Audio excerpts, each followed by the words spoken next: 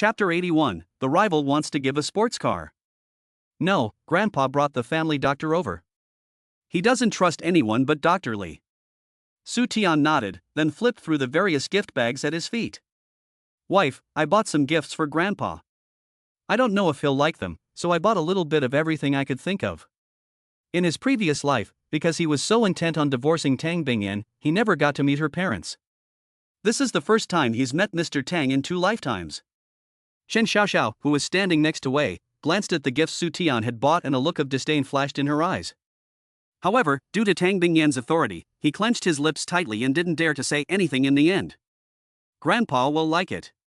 Tang Bingyan took Tian's hand and her usual cold tone softened a little. As long as I like it, Grandpa will like it too. After a while, Wei parked the car in front of a villa.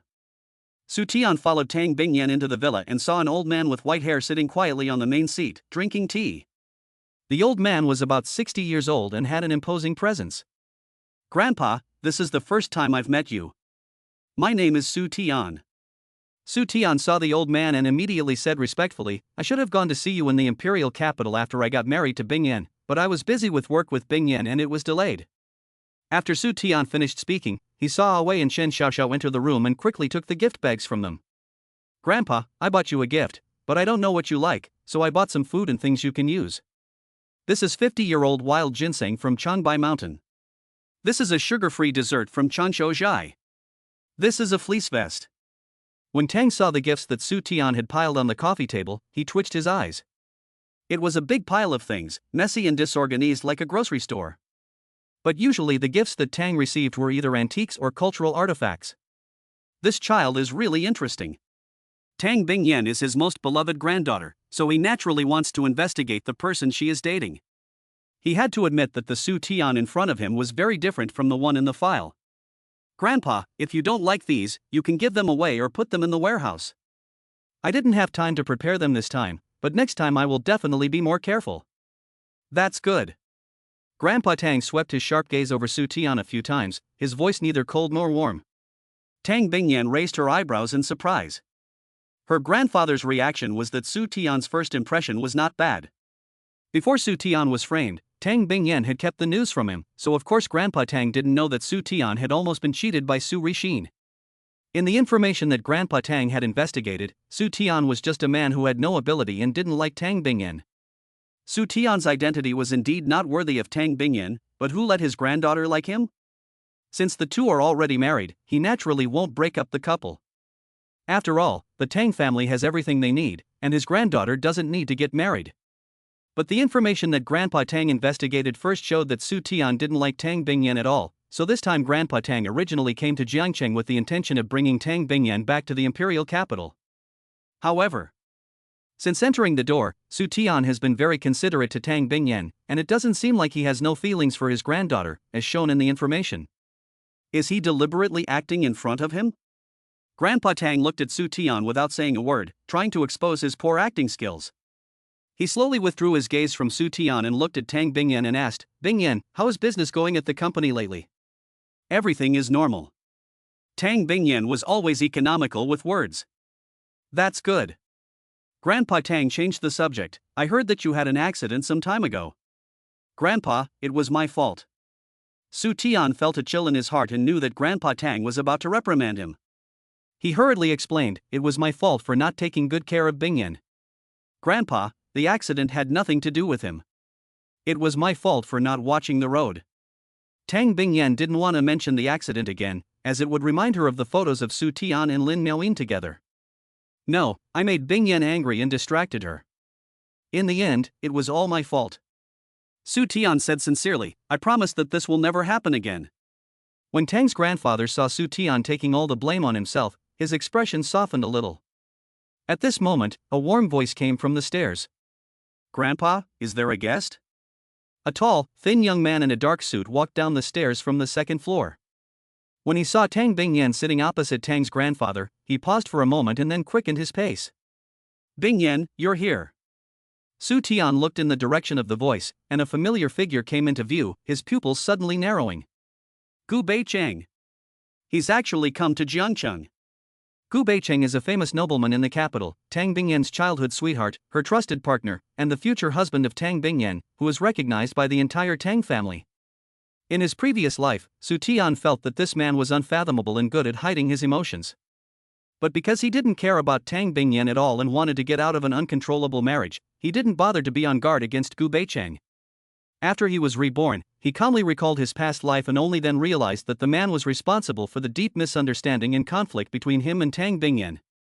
Beicheng, you've come at the right time. Let me introduce you. When Tang's grandfather saw Gu Beicheng, he smiled gently and lovingly. Su Tian, this is my friend's grandson, Gu Beicheng. Beicheng grew up with Bingyan since childhood, so he is also my half-grandson. The old man's tone was full of an unmistakable intimacy. Beicheng, this is Su Tian. Hello, Mr. Su.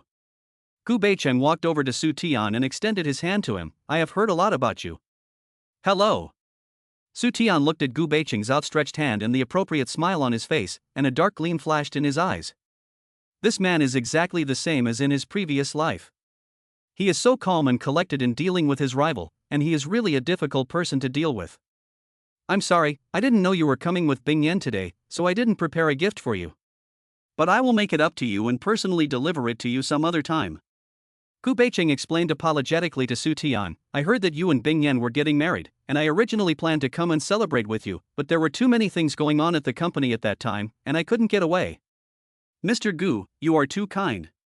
Su Tian's guard against Gu Beicheng was already at full alert, but on the surface he still greeted him without any change in his expression. Since you are an acquaintance of Bingyan, there is no need to be so formal, not to mention that Bingyan and I have everything we need, so the gift is unnecessary.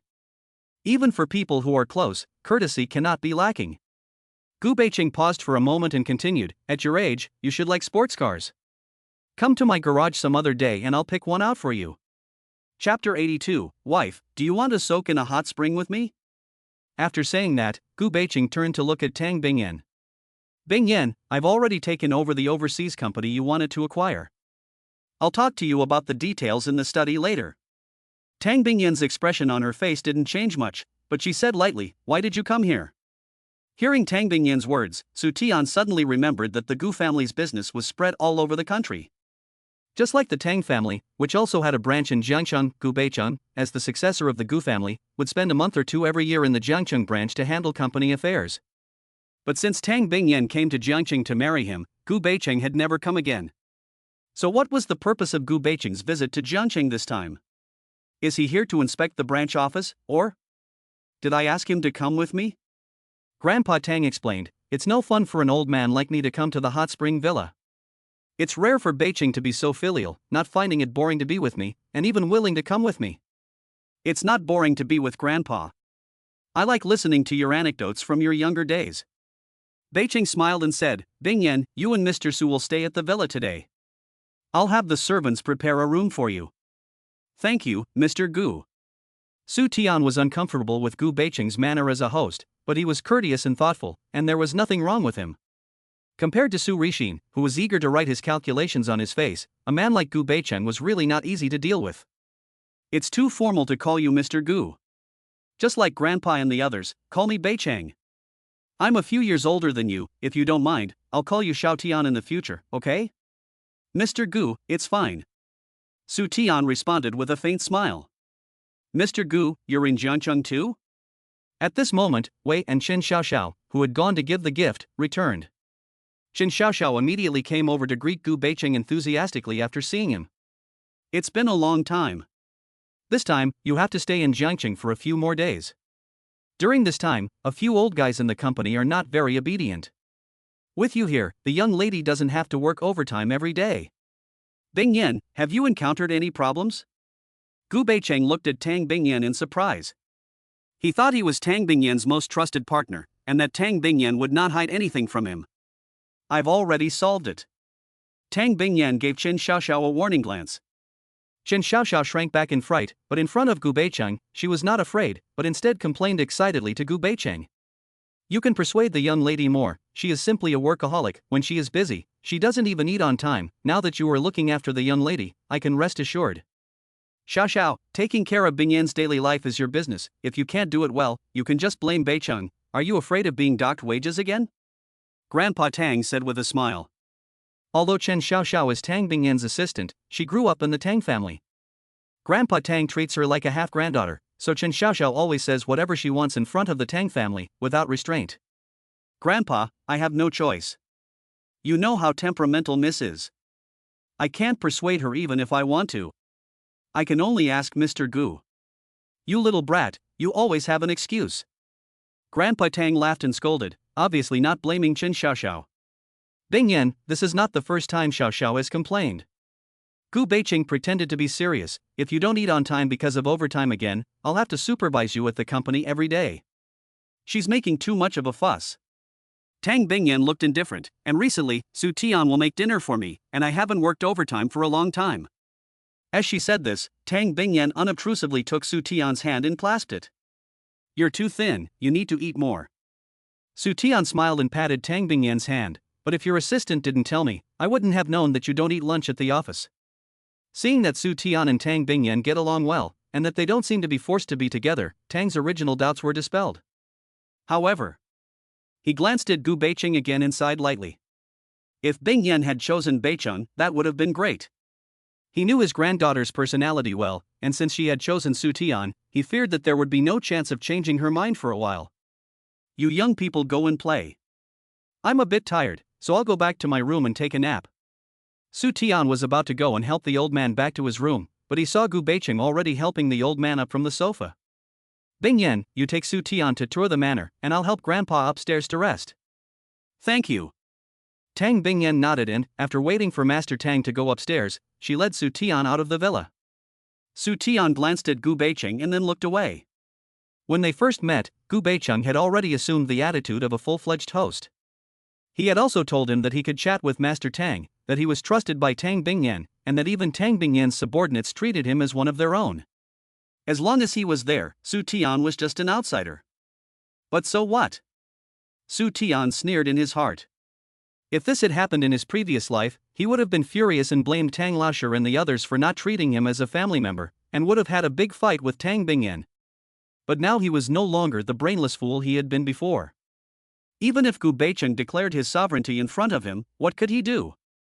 He was now Tang Bingyan's legal husband, and as long as they didn't divorce, no matter how high Gu Beiqing's sense of presence was, his identity could only be that of Tang Bingyan's partner. Do you want to go to the hot springs? Tang Bingyan saw that Su Tian was in a strange state and thought that he was unhappy because of the atmosphere in the living room just now. Su Tian came back to his senses and immediately grabbed Tang Bingyan's hand and asked with a smile. Wife, do you want to go to the hot springs with me? Who wants to go with you? Tang Bingyan's beautiful face was a bit unnatural. You go by yourself. Then I won't go. I don't want to accompany you. Tang Bingyan really isn't very convenient these 2 days. If you want to go, just go. I'm busy at work lately, so I'd like to relax. I'm not going anywhere. Su Tian turned around and put Tang Bingyan in his arms, saying with a straight face, going to the hot springs is more important than being with my wife. Chen Xiaoxiao, who had just come out of the villa, saw Su Tian reach out and hug Tang Bingyan, and was so angry that she rolled up her sleeves and wanted to rush over. Damn it, he actually dared to touch the young lady. Xiaoxiao, don't make a fuss. Gu Beiqing also saw Su Tian and Tang Bingyan, but he didn't yell like Chen Xiaoxiao. Mr. Gu, why are you stopping me? Chen Xiaoxiao flushed and looked unconvinced. Su Tian, that scumbag, was flirting with the young lady and touching her. Chapter 83, Wife, why are you throwing yourself at me? Gu Beiqing was still calm, but when he looked away, there was a flash of dark light in his eyes. Xiao, they are a legal couple, what right do you have to stop him? But he is not sincere with the young lady, he only covets the young lady's money and status. Chen Xiaoxiao retorted unconvinced. Xiao.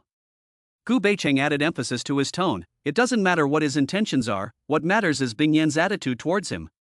What's more, if he only likes money, then it's not at all to be feared, it's just that he wants more than just money. Chen Xiaoxiao's face fell. She had originally wanted to ask Su Tian what he wanted other than money, but was it possible that he really wanted the life of the young lady? But she recalled that Tang Bingyan had almost died in a car accident for Su Tian before, and it was not impossible. This is too bad. Her young lady is the queen of the business world in the capital, the most beautiful woman in China, but she married Su Tian, who has no ability and only eats soft food. This is already a disadvantage, and if she is taken advantage of by that scumbag, it is simply unjust. Su Tian is so vicious, she wishes he would die and not be reincarnated. Chen Xiaoxiao was already so angry that her eyes were filled with smoke, and she stared at Su Tian's hand on Tang Bingyan's waist, wishing she could rush up and chop him up. Xiao, you're still too impatient. Gu Beiqing turned and walked towards the backyard. Didn't you say you wanted me to teach you archery? Let's do it now. Chen Xiaoxiao looked at Gu Beiqing's back, stamped her foot in frustration, and eventually chased after him and left. I really don't know what Mr. Gu was thinking. He shouldn't have given Su Zhanan and the young lady the chance to be alone. After dinner, Su Tian and Tang Bingyan returned to the bedroom, and soon after, there was a knock on the door. Gu Beiqing came in from the outside with a folder. Bingyan, I have something to discuss with you. Can you come to the study? We can talk here. Tang Bingyan sat on the sofa without moving. Su Tian originally planned to avoid it, but then he thought, this is their bedroom, where is there any reason for him, the real husband, to go out and let Gu Beiqing be alone with his wife in the same room? Plus, in his previous life, Tang Bingyan did not have the habit of discussing company secrets with subordinates behind his back, and no matter what he did, he would not let him avoid it, so Su Tian sat on the other side of the sofa and read a financial magazine. Gu Beiqing glanced at Su Tian, hesitated to speak, and in the end, said nothing, and walked straight to Tang Bingyan's side to report to him. Gu Beiqing has always been professional in business matters. Su Tian did not deliberately listen, and continued to read the magazine in front of him. However, I don't know if it was because I was too tired these past 2 days, or because Gu Beiqing's voice was so hypnotic. Su Tian held the magazine, his eyelids grew heavier and heavier, and in the end, he even fell asleep on the sofa. Bingyan, I think we should discuss this project with Gu Beiqing. Gu Beiqing was discussing a major project with Tang Bingyan for next spring. Shoo! Tang Bingyan suddenly raised her index finger. Gu Beiqing was surprised to close his mouth and follow Tang Bingyan's gaze to find Su Tian, who had already fallen asleep. Let's talk about the project tomorrow. Tang Bingyan got up and went to the cabinet to get a blanket, and walked quietly to Su Tian's side to help him cover it. Her behavior finally caused a crack in Gu Beiqing's perfect expression. Bingyan, this project is very important to Tang. I know what I'm doing. Tang Bingyan's words already revealed a hint of impatience. Then I'll go back first. Gu Beiqing lowered his eyes slightly, and when he looked up, his expression returned to normal. He quickly packed up the documents that were spread out on the coffee table, then turned and left with the documents. Su Tian heard the sound of the door closing in his sleep, and despite his heavy eyelids, he tried to open his eyes. Honey, are you done talking? You'll catch a cold, go to bed. Tang Bingyan reached out to Su Tian, trying to pull him up. But Su Tian hadn't woken up yet, and instinctively reached out and pulled Tang Bingyan into his arms. Although Tang Bingyan was very light, unfortunately when she fell, she pressed against Su Tian's lower body. This time, Su Tian was completely awake. Tang Bingyan didn't seem to expect Su Tian to suddenly exert himself, and she was a little overwhelmed by lying on him. Wife, isn't it inconvenient these days? Why are you throwing yourself at me? Su Tian chuckled, and as he got up, he took Tang Bingyan's waist and picked her up in his arms. Tang Bingyan's body froze for a moment. The next moment, a hint of annoyance appeared on her cold and beautiful face. Put me down. Although Su Tian had hugged and cuddled her a little during this period of time, this was the first time they had been so intimate, and it made Tang Bingyan feel a little at a loss. She had long been used to Su Tian's cold and indifferent attitude towards her, and now this considerate and passionate person made her feel like she was in a dream. No. Su Tian took Tang Bingyan to the bed and put her down. Then he lay down on the bed himself, saying to Tang Bingyan or to himself, I will never let you go in my life. Bingyan, are you asleep? Gu Beiqing's voice was not loud, just loud enough for the two people in the bedroom to hear. Su Tian and Tang Bingyan were both stunned, and soon their faces showed displeasure. Let's talk about it tomorrow. Tang Bingyan said coldly. Sorry, I shouldn't have disturbed you at this hour, but there's suddenly been an incident at Tianfeng Entertainment that involves the company's reputation and I must discuss it with you as soon as possible. Even if the company goes bankrupt, we can talk about it tomorrow. Tang Bingyan's tone became increasingly cold. But Gu Beiqing outside the door still refused to leave. Just when Tang Bingyan's air pressure was getting lower and lower, Su Tian sat up in bed. Honey, it looks like something really happened. Let Mr. Gu come in. After Su Tian was reborn, he vowed to be a considerate husband who was good at the 24 filial duties. His wife was still working hard on business at this late hour, so of course he couldn't be as unreasonable as a jealous husband. What's more, Su Tian knew very well what Gu Beicheng was thinking about Tang Bingyan. Rather than letting Gu Beicheng have an excuse to go see his wife alone tomorrow, it would be better to solve the company's problems under his nose today. Tang Bingyan didn't want to talk about work tonight, but now that Gu Beicheng had stirred things up, there was no more ambiguous atmosphere. What made her speechless was that Su Tian had actually let her work. She had originally thought that Su Tian had really changed during this time, but in the end he was still as insensitive as before. Su Tian suddenly felt a chill down his spine and couldn't help but sneeze. When he rubbed his nose and looked up again, he seemed to feel the chill hidden beneath Tang Bingyan's calm black eyes before she got out of bed. He was stunned for a moment, and then a little confusion appeared in his eyes. Am I not being considerate enough? Chapter 84 Shang Yaran. After Gu Beicheng came in, he felt that the atmosphere in the room was a bit strange. However, he quickly adjusted his expression and said apologetically, Bingyan, I'll try to keep it short and not disturb you and Mr. Su. You know Shang Yaran, right? Gu Beicheng handed a stack of documents to Tang Bingyan. He was accused of raping a minor girl. Shang Yaran? Su Tian quickly remembered the news he had heard in his previous life when he heard Gu Beicheng's words. Shang Yaran is a singer from Tianfeng Entertainment, an entertainment company under the Yen Group. He is recognized by the industry for his deep and magnetic voice and unique creative style. His handsome appearance and outstanding temperament have attracted countless fans to go crazy for him. He held a solo concert a year after his debut, and every show was sold out.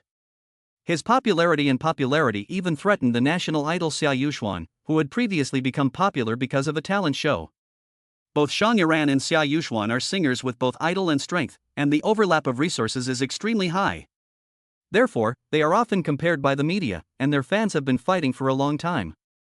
Some time ago, Shang Yaran just announced that he would sing the theme song for a tribute film, which means that he has officially been recognized by the mainstream and his future is unlimited. However, not long after the announcement, this scandal was exposed. If Shang Yaran is banned from the entertainment industry because of this, then most of the resources that belong to him will be taken away by Xia Yuxuan, and his star path will be completely cut off. There are currently testimonies from the victim and her parents, and the companies that are competing with us have also sent their own water army to the scene. Can you be sure that he was framed? Tang Bingyan had some impression of Shang Yaran. She had met him before at the annual meeting, and he didn't seem like a pervert who would molest minors. However, she would not jump to conclusions. If Shang Yaran really was a pervert who raped a minor, she would not tolerate it. I have asked Shang Yaran's agent and am 100% sure that he was framed. Gu Beicheng's people immediately investigated after the incident and are now 100% sure that Shang Yaran was framed. However, in a case like indecent assault on a minor, even if you are innocent, you cannot prove it. Even if the case goes to court, the trial will take a long time, and even if the court eventually does justice for Shang Yaran, his reputation will not be restored during that time. The company's public relations department suggested that they find the girl's parents and reach a private settlement, asking them to withdraw the lawsuit, but this would also have a great impact on Shang Yaran's reputation. Shang Yaran is currently one of the company's most profitable singers, and he has many endorsement and commercial performance contracts. Bingyan, if this matter is not handled properly, it will have a huge impact on the reputation of Tianfeng Entertainment. What do you think we should do next? Although Gu Beicheng came to Tang Bingyan for instructions, he actually knew that there was no other way to solve this matter. The company could only reach a settlement with the girl's family and at the same time, push other singers in the company to take over Shang Yaran's resources. After all, the lawsuit takes a long time, and the company is not doing charity. The decision makers of the company should consider minimizing the losses. Gu Beicheng was silent for a moment, then said again, Bingyan, Shang Yaran has made a lot of money for the company, so if we abandon him this time, isn't that a bit inhumane? Is there any other solution? Tang Bingyan asked with a blank expression. No. Gu Beicheng shook his head. The most difficult thing is that we can't produce evidence to prove that the other party is framing us, and now the media are all pushing the situation in the direction of the victim.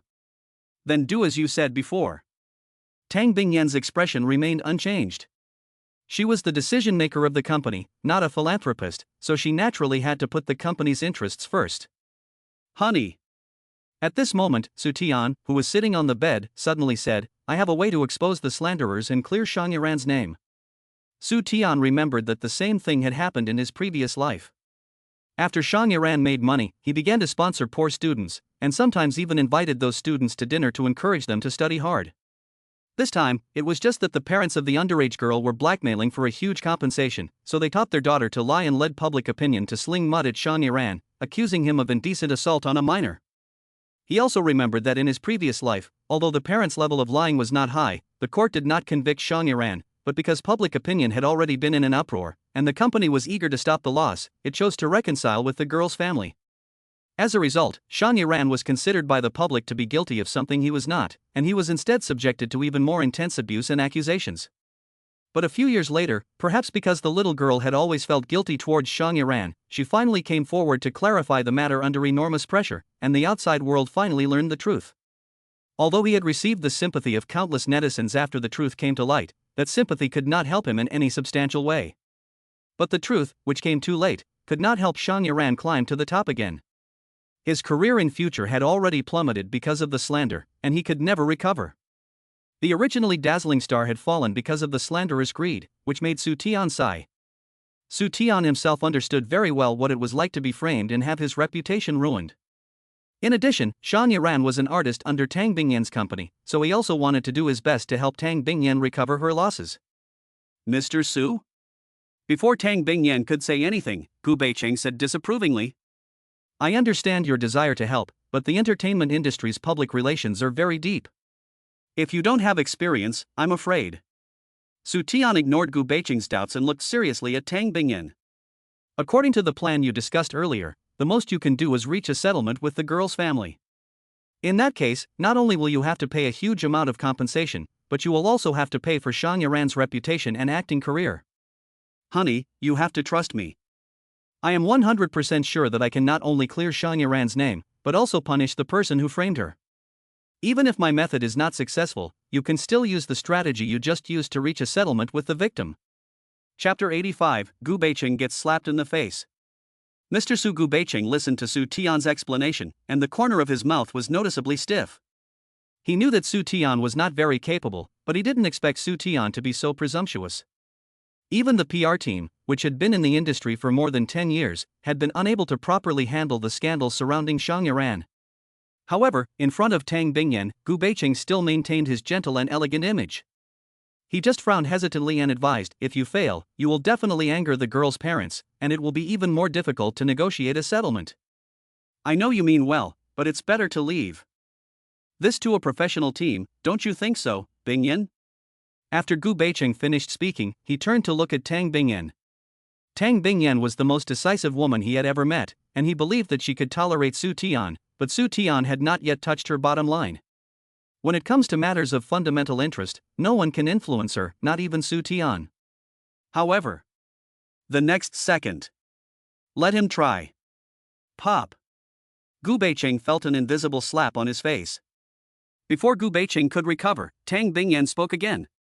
Starting tomorrow, let Su Tian be the general manager of Tianfeng Entertainment. You let the company cooperate with him to handle the dispute with Xiang Yiran. Tang Bingyan's words made Gu Beicheng's brows suddenly tighten.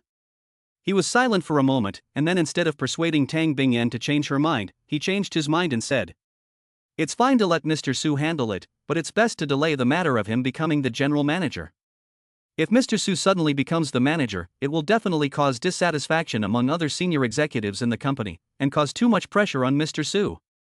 What's more, if Mr. Su's method doesn't work, then he, as the general manager, will have to take full responsibility, and because of his relationship with Bingyan, it will also affect your reputation and that of the company. It would be better to let Mr. Su try as an ordinary employee first.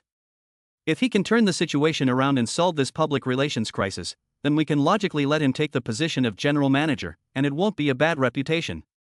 Gu Beicheng knows Tang Bingyan too well. Once the other party has made a decision, they will not change it easily. And compared to letting Su Tian work for Tang Bingyan, Gu Beicheng didn't want Su Tian's identity to be exposed.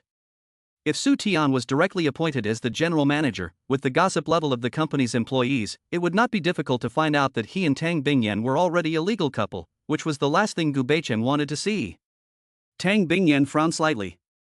She had actually wanted Su Tian to work for her company a long time ago, but Su Tian had refused and insisted on returning to Su's company. Now that Su Tian had finally volunteered to help, she naturally wanted to give him a higher position to retain him. However, just as she was about to say something, Su Tian suddenly said, I think Mr. Gu's proposal is very good. I don't really understand the operation of an entertainment company. Someone will help you understand. Tang Bingyan's tone was unmistakable, and it was clear that she wanted Su Tian to take the position of manager directly. Honey, I just want to help you solve this crisis. As for the position, it will be more convincing if you wait until I have made some achievements. However, Tang Bingyan's brow furrowed even more tightly upon hearing this. Su Tian saw that Tang Bingyan was unwilling to agree, sighed, and finally decided to use his trump card. He came to Tang Bingyan's front and squatted down slightly, looking up at her seriously and intently. I don't want to be called a soft-bred man who only relies on his wife. Tang Bingyan's ears were burning from Su Tian's repeated calls of wife. In front of Gu Beichang, she still maintained her image as a domineering female CEO, but in the end, she gave in to Su Tian's wishes. Then I'll listen to you, but if anyone dares to make things difficult for you, you just tell me. Su Tian smiled. I don't need to trouble my wife with such trivial matters. I believe Mr. Gu will definitely arrange it for me. He had achieved his goal, and looked back at Gu Beichang with a smile, and then added meaningfully, Mr. Gu, don't you think so?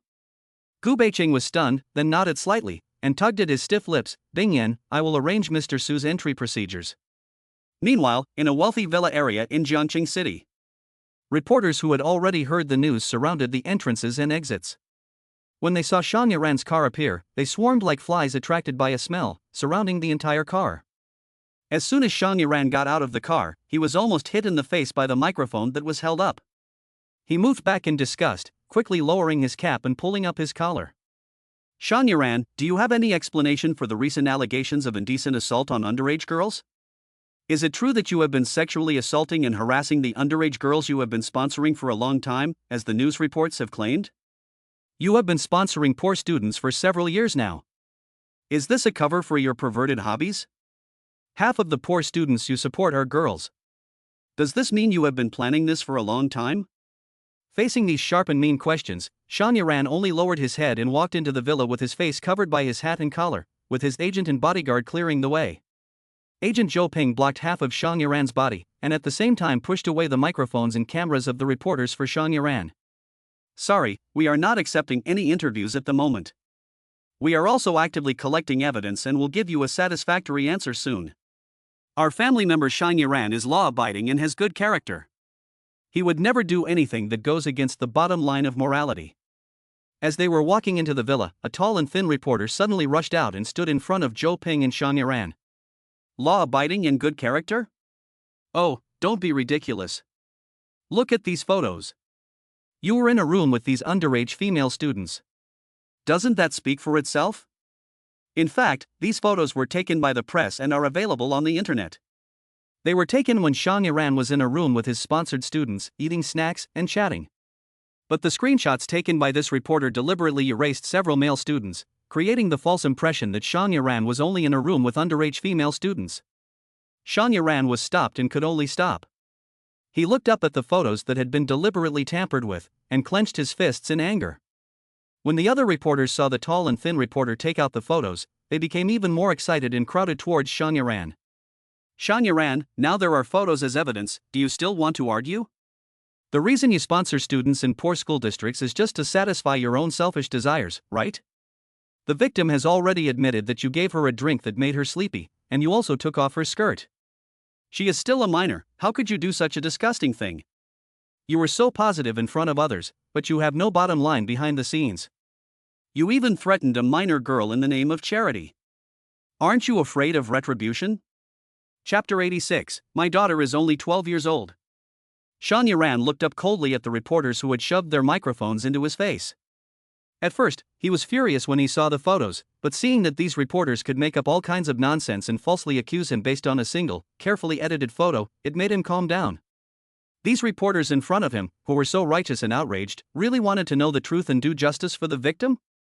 No, they just wanted to pin the charge of molesting a minor on him and then write a big news article that would attract attention. I didn't do those things. Shang Yaran raised his voice and emphasized, I believe the court and the relevant departments will do me justice. The reporters were excited when Shang Yaran spoke, like dogs that had smelled a bone, and kept pressing the camera shutter, unwilling to miss any of his subtle expressions. The skinny reporter pursed his lips and aggressively asked, the evidence is right here. You still want to argue? You're a pervert who raped a minor girl. Oh, I remember that you have a 9-year-old sister who died in an accident last year.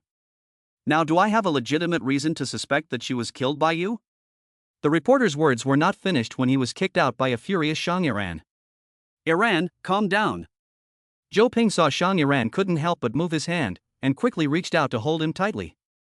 There were cameras everywhere, and he was sure that the footage of Xiang Yiran hitting someone would be made a big deal of.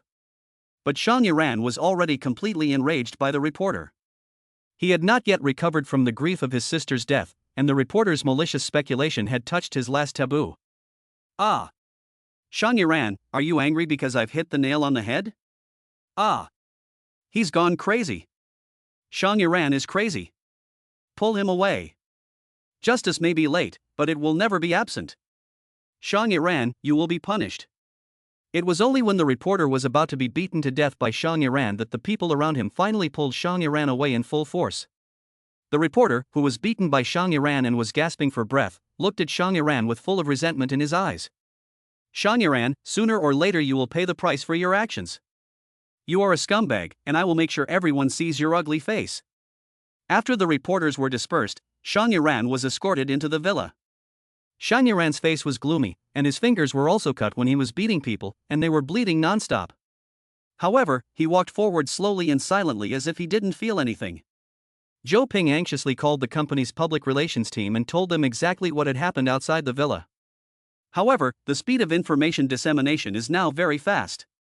As soon as they returned to the villa, videos and photos of Xiang Yiran beating up the reporter had already been circulated on the internet. Combined with the embellished descriptions of the reporters, Xiang Yiran had already been labeled as a person of low moral character. Outraged netizens left messages in droves, telling Xiang Yiran to get out of the entertainment industry and expressing sympathy for the reporter who had been injured by Xiang Yiran. No one cared what the reporter had said, and no one cared why Xiang Yiran had hit him. By now, the mud thrown at Xiang Yiran had become fuel for the netizens' carnival, and the entire entertainment industry was boiling over. After about 5 minutes, Zhou Ping received a call from a senior executive at Tianfeng Entertainment. Without giving him a chance to explain, the other party scolded him and even threatened to suspend him from work if he didn't calm down. Zhou Ping hung up the phone with a pale face and turned to look at Xiang Yiran, who was sitting on the sofa. Iran, no matter how angry you are, you can't hit people. Those paparazzi are deliberately trying to provoke you into hitting them, so that you will give them a reason to write about you. You've been in the industry for so long, why are you still so impatient? Zhou Ping was heartbroken, but he saw Xiang Yiran staring at his sister's photo frame on the coffee table. In the end, he shook his head helplessly and swallowed the blame that was about to come out. The reporter was really a bitch. Zhou Ping could understand Xiang Yiran's actions, and even thought that the reporter deserved a beating, but other netizens didn't know. Under the deliberate incitement of the reporters, netizens only thought that Xiang Yiran was beating people out of anger and lawlessness, and they would think that Xiang Yiran had done so much that everything he suffered was justified. Ding dong. Just as Zhou Ping was racking his brains to think of how to minimize the damage to his reputation, the phone on the coffee table next to Xiang Yiran rang. Zhou Ping glanced at the caller ID, which had no note, but the number was very familiar. He quickly remembered that the owner of the number was the father of the underage female student. Zhou Ping was shocked and quickly grabbed the phone before Xiang Yiran could pick it up. I'll take this call for you, don't get excited. Zhou Ping pressed the answer button and a cold, hoarse male voice came through the receiver. Have you received the court notice? Zhou Ping calmly turned on the recording function and then negotiated with the other party calmly. Hello, I am Zhou Ping, Xiang Yiran's agent. You can tell me whatever you want, as long as you are willing to do Xiang Yiran justice in front of the public, I can meet any of your conditions. The middle-aged man on the other end of the phone was furious when he heard Zhou Ping's words. What nonsense are you talking about? Am I the kind of person who would sacrifice his daughter for money? Xiang Yiran is a scumbag. He did such disgusting things to my daughter. I will definitely sue him to jail. Seeing Li Qiang refute so forcefully, if someone who doesn't know the truth really thought he was speaking out for his daughter in righteous anger. He is clearly a bastard who will stop at nothing to extort money, but he insists on occupying the moral high ground. Zhou Ping was furious at him, but he endured his anger and patiently persuaded him. Li Qiang, your daughter almost dropped out of school before. Xiang Yiran paid for her tuition and books, and he also paid to set up a canteen at the school so that students as poor as your daughter could eat nutritious lunches. Now you are turning black and white in front of the media to smear Xiang Yiran for the sake of profit. Don't you feel guilty? What does Shan Yaran paying my daughter's tuition have to do with it? Isn't he using it to sell himself as a philanthropist? Li Qiang snorted with disdain. What's more, should I give my daughter to him to spoil her just because he pays for her to go to school? My daughter is only 12 years old and doesn't know anything. Is Shan Yaran still a human being? Chapter 87, The Solution. Zhou Ping's blood pressure rose. This Li Qiang was full of lies, and he had no bottom line. Shan Yaran was a scum. In addition to my daughter, there must be other children who have been victimized. Even if it's for the sake of other children, I won't back down or compromise. Li Qiang still spoke with a lofty tone and justified his words. Shan Yaran, who was standing next to Zhou Ping, could no longer hold back and grabbed the phone directly. Li Qiang, even if you go to court without evidence, the judge will not find me guilty. If you want money, then I will make sure you don't get a penny. Shan Yaran, you really don't know what you're in for. Li Qiang's threatening voice was full of threats. Then you just wait and see if I will sue you until you are ruined and disgraced. He hung up the phone as soon as he finished speaking.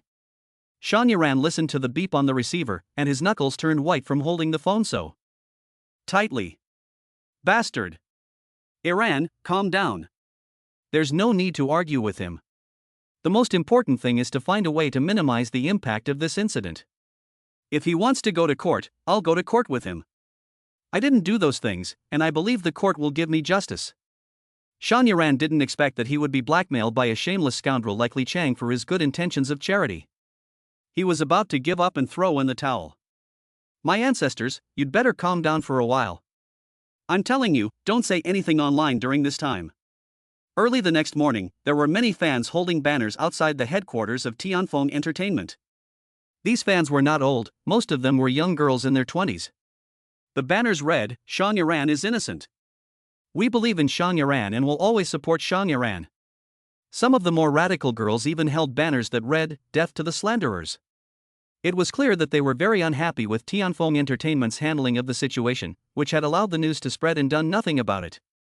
Of course, the demonstrations and shouts of these fans also attracted the attention of various media reporters. When Su Tianxia got off the bus, he saw a serious-looking female reporter reporting on the scene of the demonstration. At present, the parents of the victim have already entrusted a lawyer to formally file a lawsuit with the court. We must believe that the law will ultimately give a fair ruling and bring the perpetrators to justice. Passers-by saw the demonstrations of the fans and stopped to point at the little girls. It's really a decline in morals, and anyone can have brain-dead fans. In ancient times, entertainers were just actors, so what good can they do? Isn't that right? They can make millions a day just by talking on stage, but it's the ordinary people who suffer.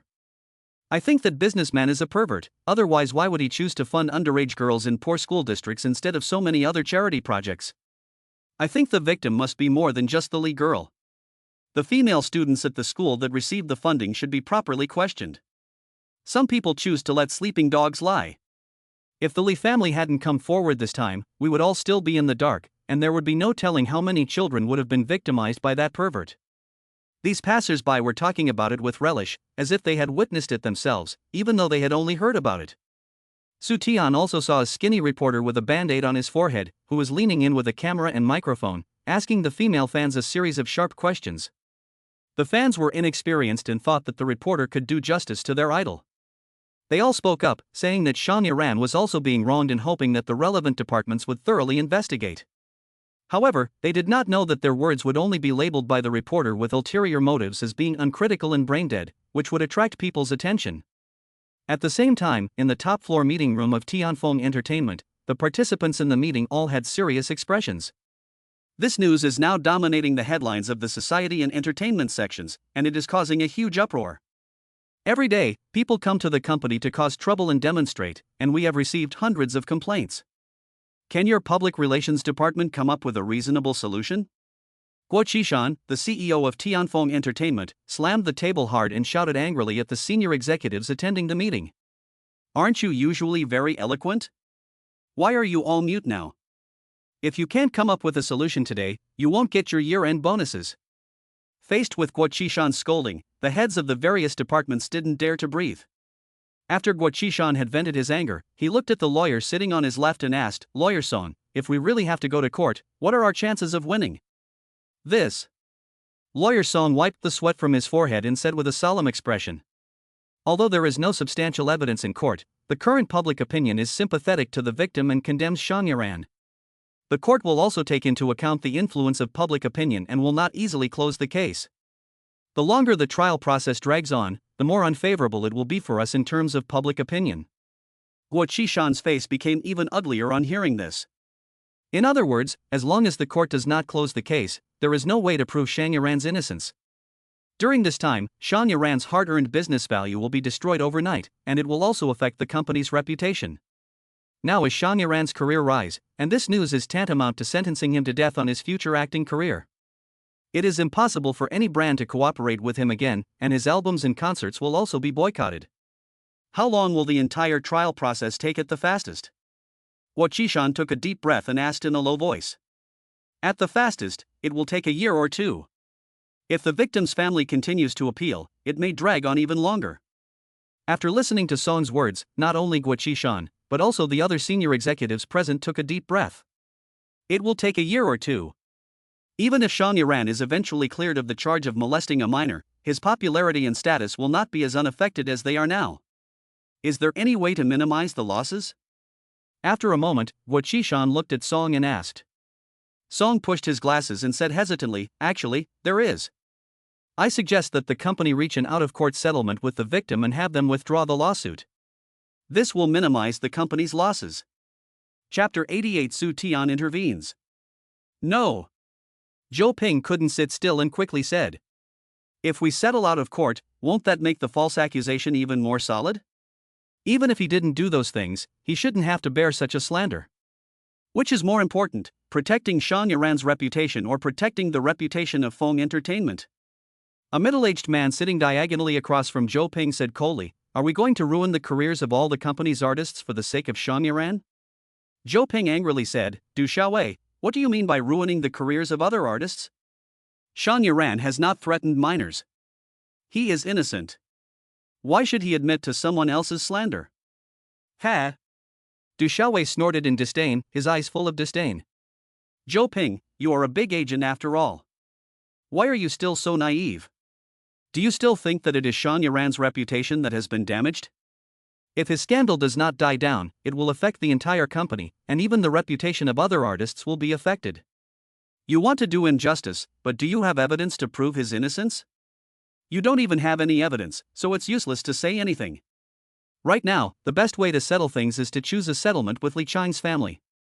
After that, we'll send some water army to whitewash it. There are so many news in the entertainment industry every day, and it won't take long before no one mentions this again. The senior managers nodded in agreement after hearing this. I think Xiaowei is right. We can't let Xiang Yaran affect the reputation of other artists in the entertainment industry just because of him. At the moment, the few popular artists under our company haven't been affected, but some of the minor actors have already been returned by the film crew, and the crew doesn't want to take the risk. If this kind of thing drags on, it's definitely not good for the company or the other artists. After one person spoke up, the other agents complained one after another, blaming Zhou Ping and Xiang Yaran for affecting the resources of their artists. Zhou Ping looked at everyone's crusade against him with a pale face, and he was so angry that he couldn't say a word. When Xiang Yaran was popular, these agents and artists wanted to hype him up, and they rushed over to flatter him. The company also used Xiang Yaran's popularity to bring many job opportunities to other unknown singers. As a result, these people not only do not know how to be grateful, but they also dislike Xiang Yaran for holding them back. Du Xiaowei saw that the other senior executives agreed with his opinion, and a faint smile appeared on his lips. Then he pretended to turn his head and looked at Guo Qishan, and asked for his opinion, saying, Mr. Guo, in the final analysis, you have to make the decision. But this is about the company's development and future, so it's not the time to think about old feelings. Guo Qishan naturally didn't want to give up Xiang Yaran's commercial value. The company had worked hard to cultivate the artist, and in the past 2 years, he had finally been able to make money, but now he was facing the fate of being banned and hidden.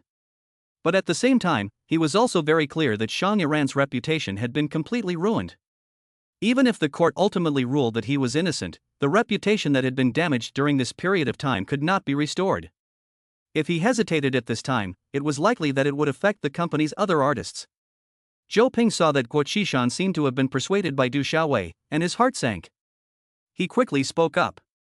Mr. Guo, you have to believe Iran. He could not possibly have done such a thing as an animal. It was Li Qiang and his family who instigated the little girl to lie, and they were obviously trying to extort money. Even if these scoundrels choose to pay and settle the matter privately, they will be greedy and make trouble again later. Du Xiaowei shook his head and smiled. Zhou Ping, why don't you get it? The fundamental problem now is not whether Shang Yaran did those things. What we need to do now is to minimize the company's losses. Public opinion is biased towards the weak, and Shang Yaran has already been convicted. If our company sides with Shang Yaran, it will only make netizens vent their anger on the entire company. Du Xiaowei. You. Zhou Ping was about to argue with Du Xiaowei, but he saw Guo Qishan coughing heavily. He raised his hand to stop Zhou Ping from saying anything else. Zhou Ping, this is really not the time to act on impulse. As Du Xiaowei said, it is no longer our concern whether Shang Yaran is innocent or not.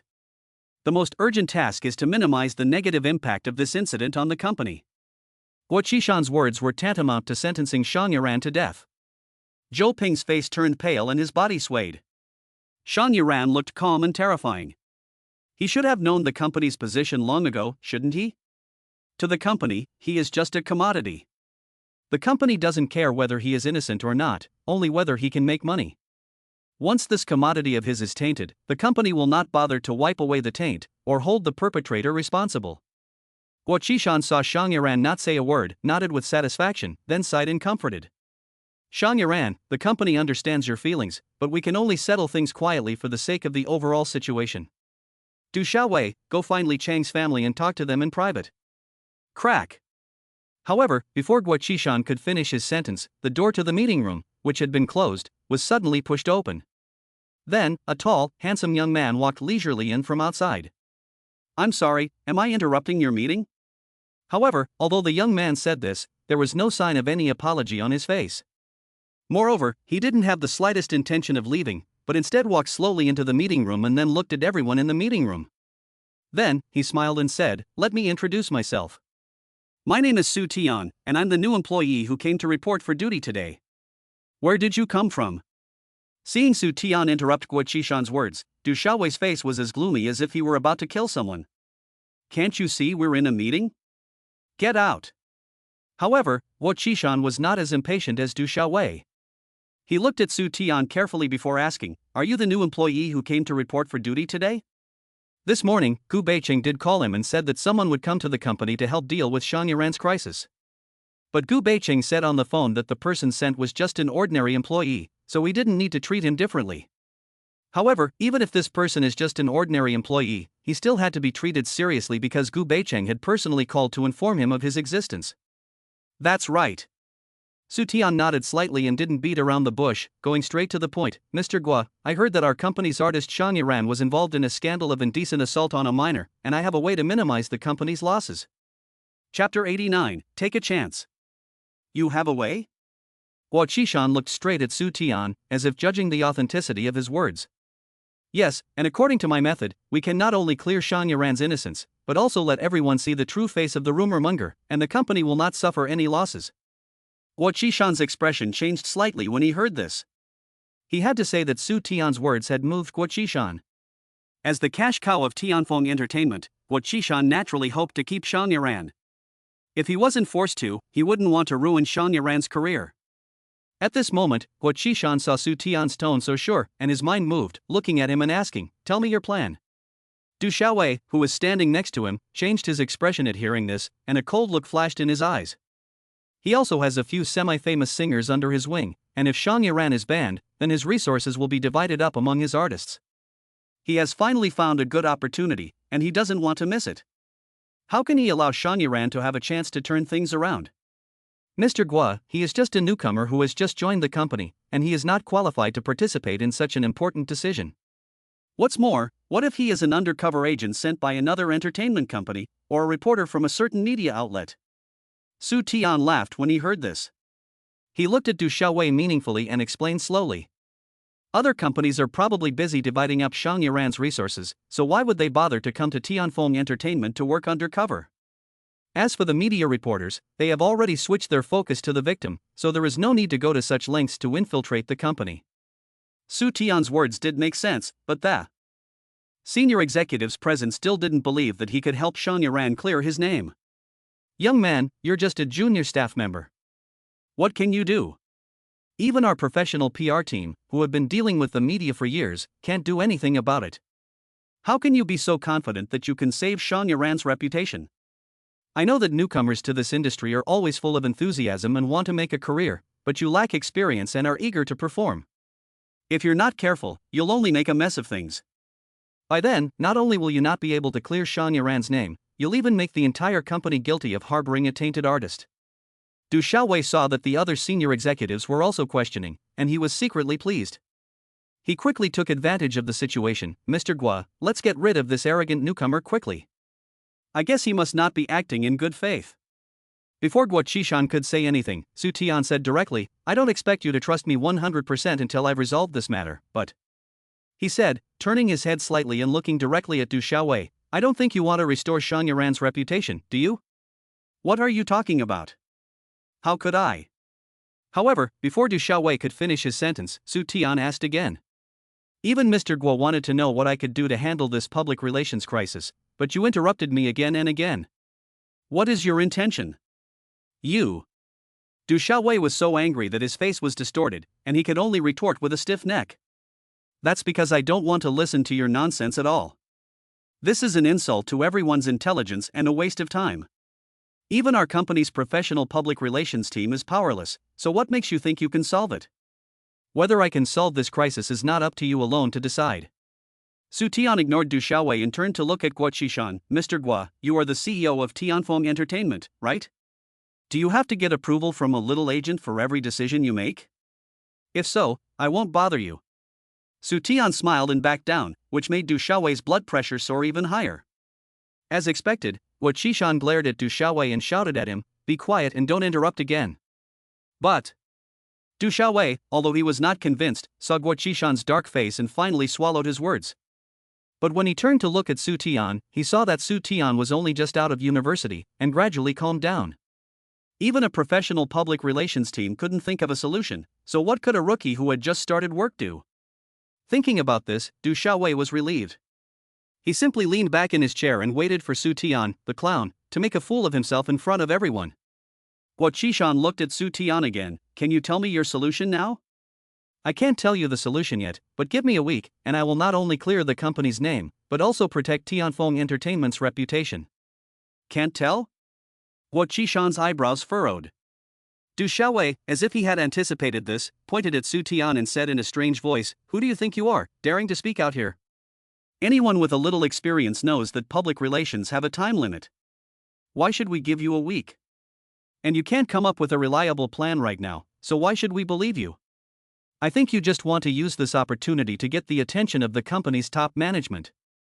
I tell you, the means of attracting attention is not useful at all here. Then, Du Xiaowei hurriedly looked at Guo Qishan. Mr. Gua, this newcomer's performance is really strange. At this critical moment, it is better to kill 100 wrong people than to let one go. If he is a spy sent by a rival company, our business will be in big trouble. He is just a newcomer, and he has not contributed much to the company. It is better to kill him than to let him go. Let's fire him now. Guo Qishan ignored Du Xiaowei's yelling this time, and stared at Su Tian with a sharp gaze. Are you sure you can clear Xiang Yaran's name within a week? Of course. Su Tian nodded. If I can properly handle this matter within a week, then I need you to promise me a condition that does not violate the principles, and provide me with a position that corresponds to my abilities. Su Tian was originally not interested in the business of the Su Group. He wanted to do his own media industry in the future, so he might as well gain some experience at Tianfeng Entertainment. The reason Su Tian proposed to help Xiang Yaran was to give Xiang Yaran a chance, but also to give himself a chance to start over. He wanted to completely escape the fate of his previous life. What if you can't clear Xiang Yaran's name after a week? Su Tian smiled confidently. If I don't do it, I'll compensate the company for the losses. Why should we believe you? Du Xiaowei still looked down on Su Tian's words. If you mess up and leave, we won't be able to find you. You don't really think that we are stupid enough to believe your nonsense, do you? The other senior executives were also incited by Du Xiaowei's emotions and showed disapproval. However, since Guo Qishan had not spoken, they were reluctant to speak up. I believe him. At this moment, Shang Yaran, who had been silent until now, suddenly raised his head.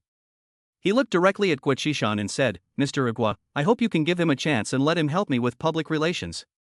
The company's senior management had already regarded him as a lost cause, and now someone had come forward to say that he could clear his name. Since he had no way out, he might as well give it a try. Chapter 90: Picking up his wife from work. If you are not confident, I can also sign a contract with the company. Su Tian spoke again. I can even pay a deposit first. Su Tian had already thought about it before coming to Tianfeng Entertainment.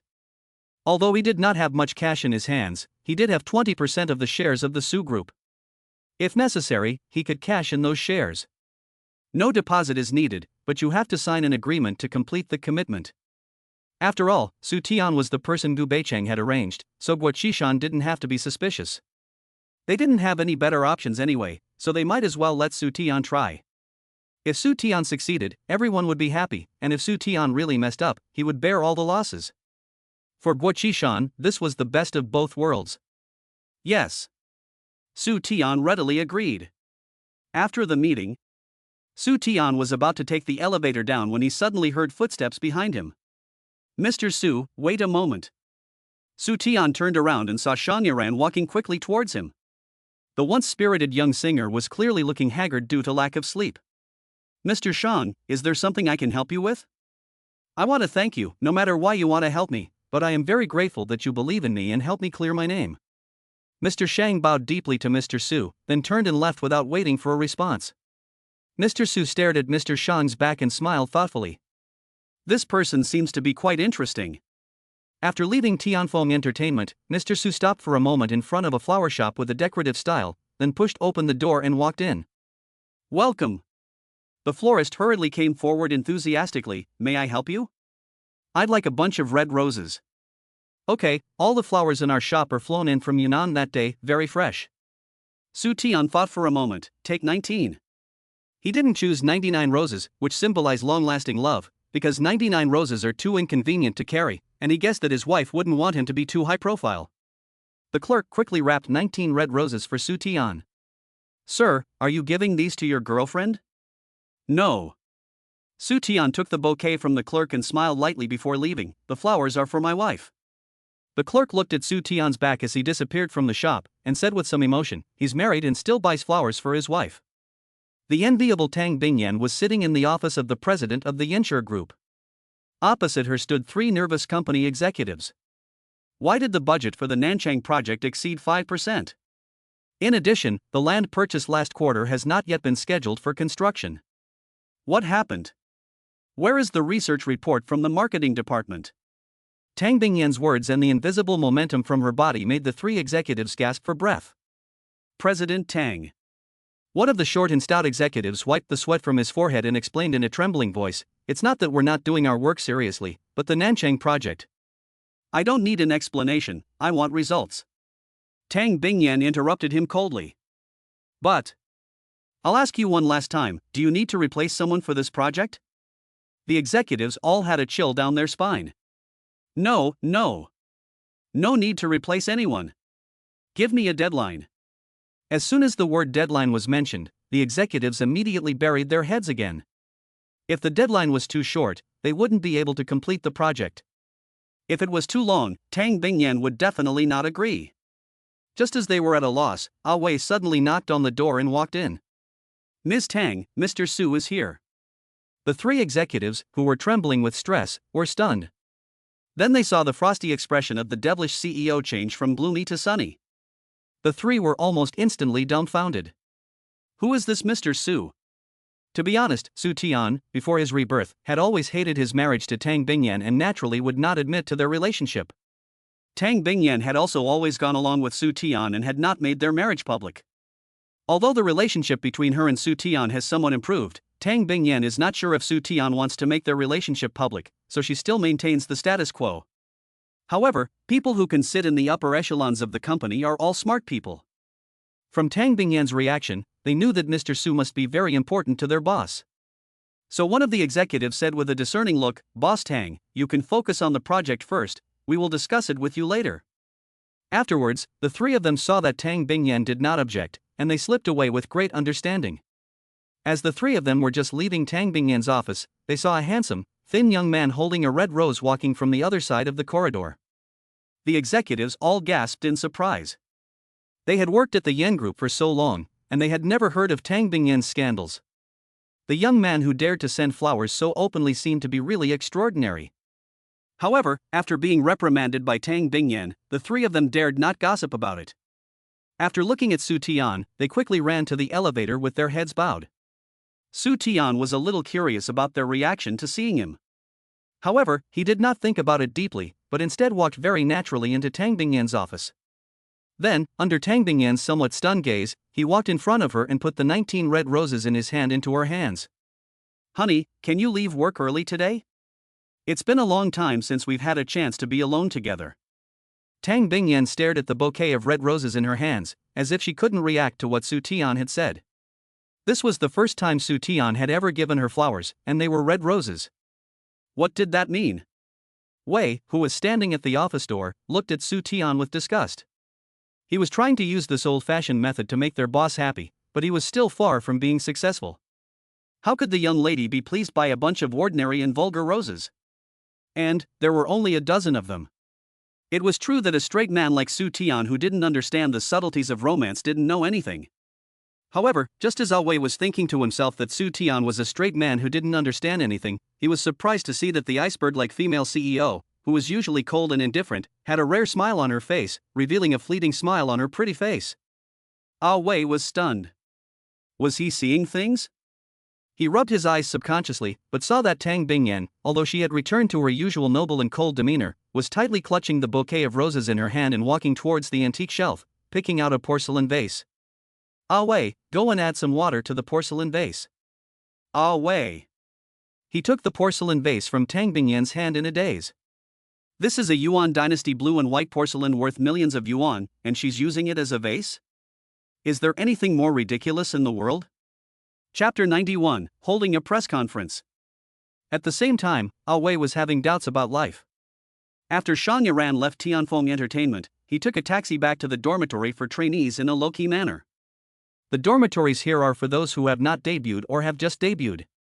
However, because the apartments and villas under his name have recently been guarded by paparazzi overnight, he can only temporarily go to the company's staff dormitory to avoid the storm.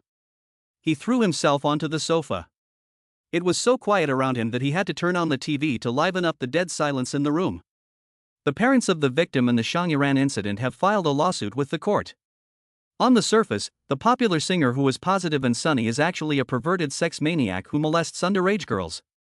This station will continue to follow the progress of the case and hope that the perpetrator will be brought to justice. A news report from a local TV station came on the TV. A female reporter in a business suit was standing in front of the camera with a microphone in her hand, talking enthusiastically. "We have contacted the victim's father, Mr. Li. We learned from an interview with Mr. Li that Shang Yaran and his agent had tried to settle the case privately, using money to get the victim's family to withdraw the charges and give a false statement to clear Shang Yaran's name. It is hard to imagine that the popular idol who was followed by millions of young girls is actually a hypocritical hypocrite. After committing a mistake, he not only refused to admit it, but also used despicable means to force the victim to compromise." Mr. Li said that he would hold a press conference soon to disclose relevant information about the case to the media. Let's wait and see. Zhou Ping saw Shang Yaran staring blankly at the TV screen and sighed with a headache. "Iran, turn off the TV." Zhou Ping could understand Shang Yaran's despair. The little girl he had helped had become the sharp blade that had harmed him, and the company that should have been his stable backing had also wanted to abandon him. If it weren't for the young man named Su Tian who had suddenly come forward and said that he would give Shang Yaran a week to clear his name, I'm afraid that after the meeting, Shang Yaran's door of hope would have been closed forever. Iran, didn't the company promise to give Su Tian a week to handle it? If Su Tian really clears your name, everything will be revealed.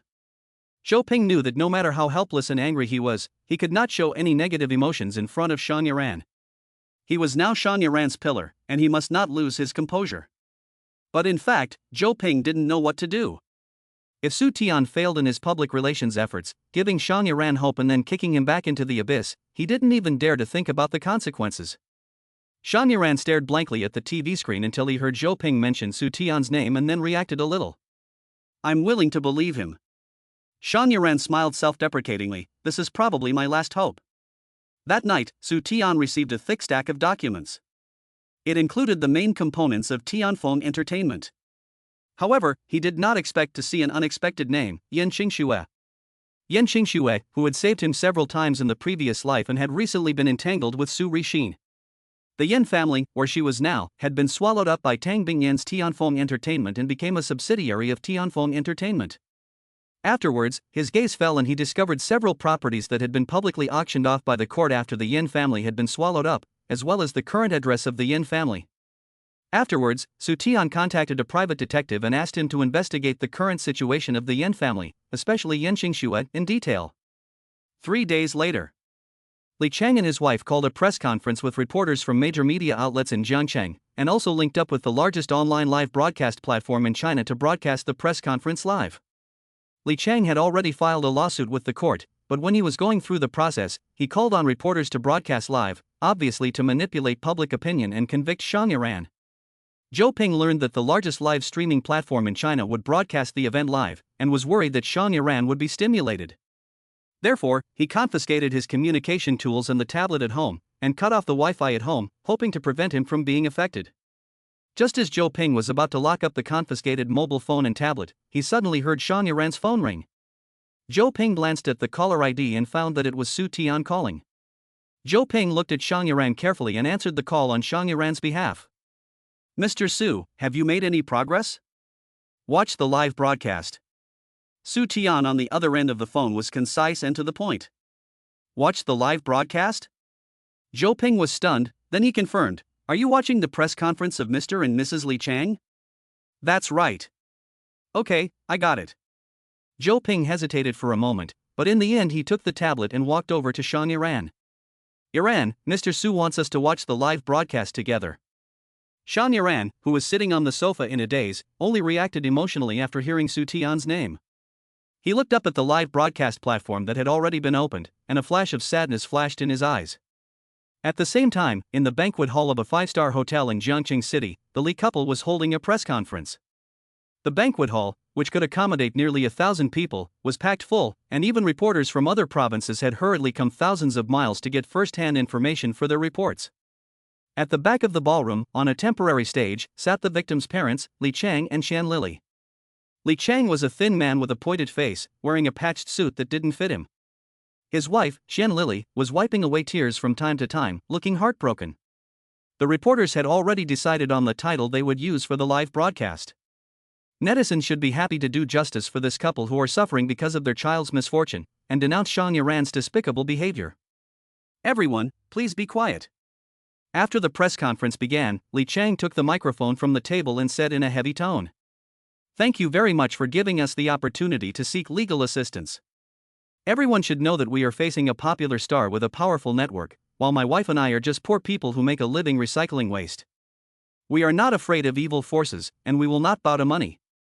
I believe that justice may be late, but it will never be absent. The scum who hurt my daughter will definitely be severely punished by the law." Li Qiang's righteous speech moved all the media present, while Qian Lili, who was standing next to him, cried more and more violently, even sobbing softly in front of the media cameras.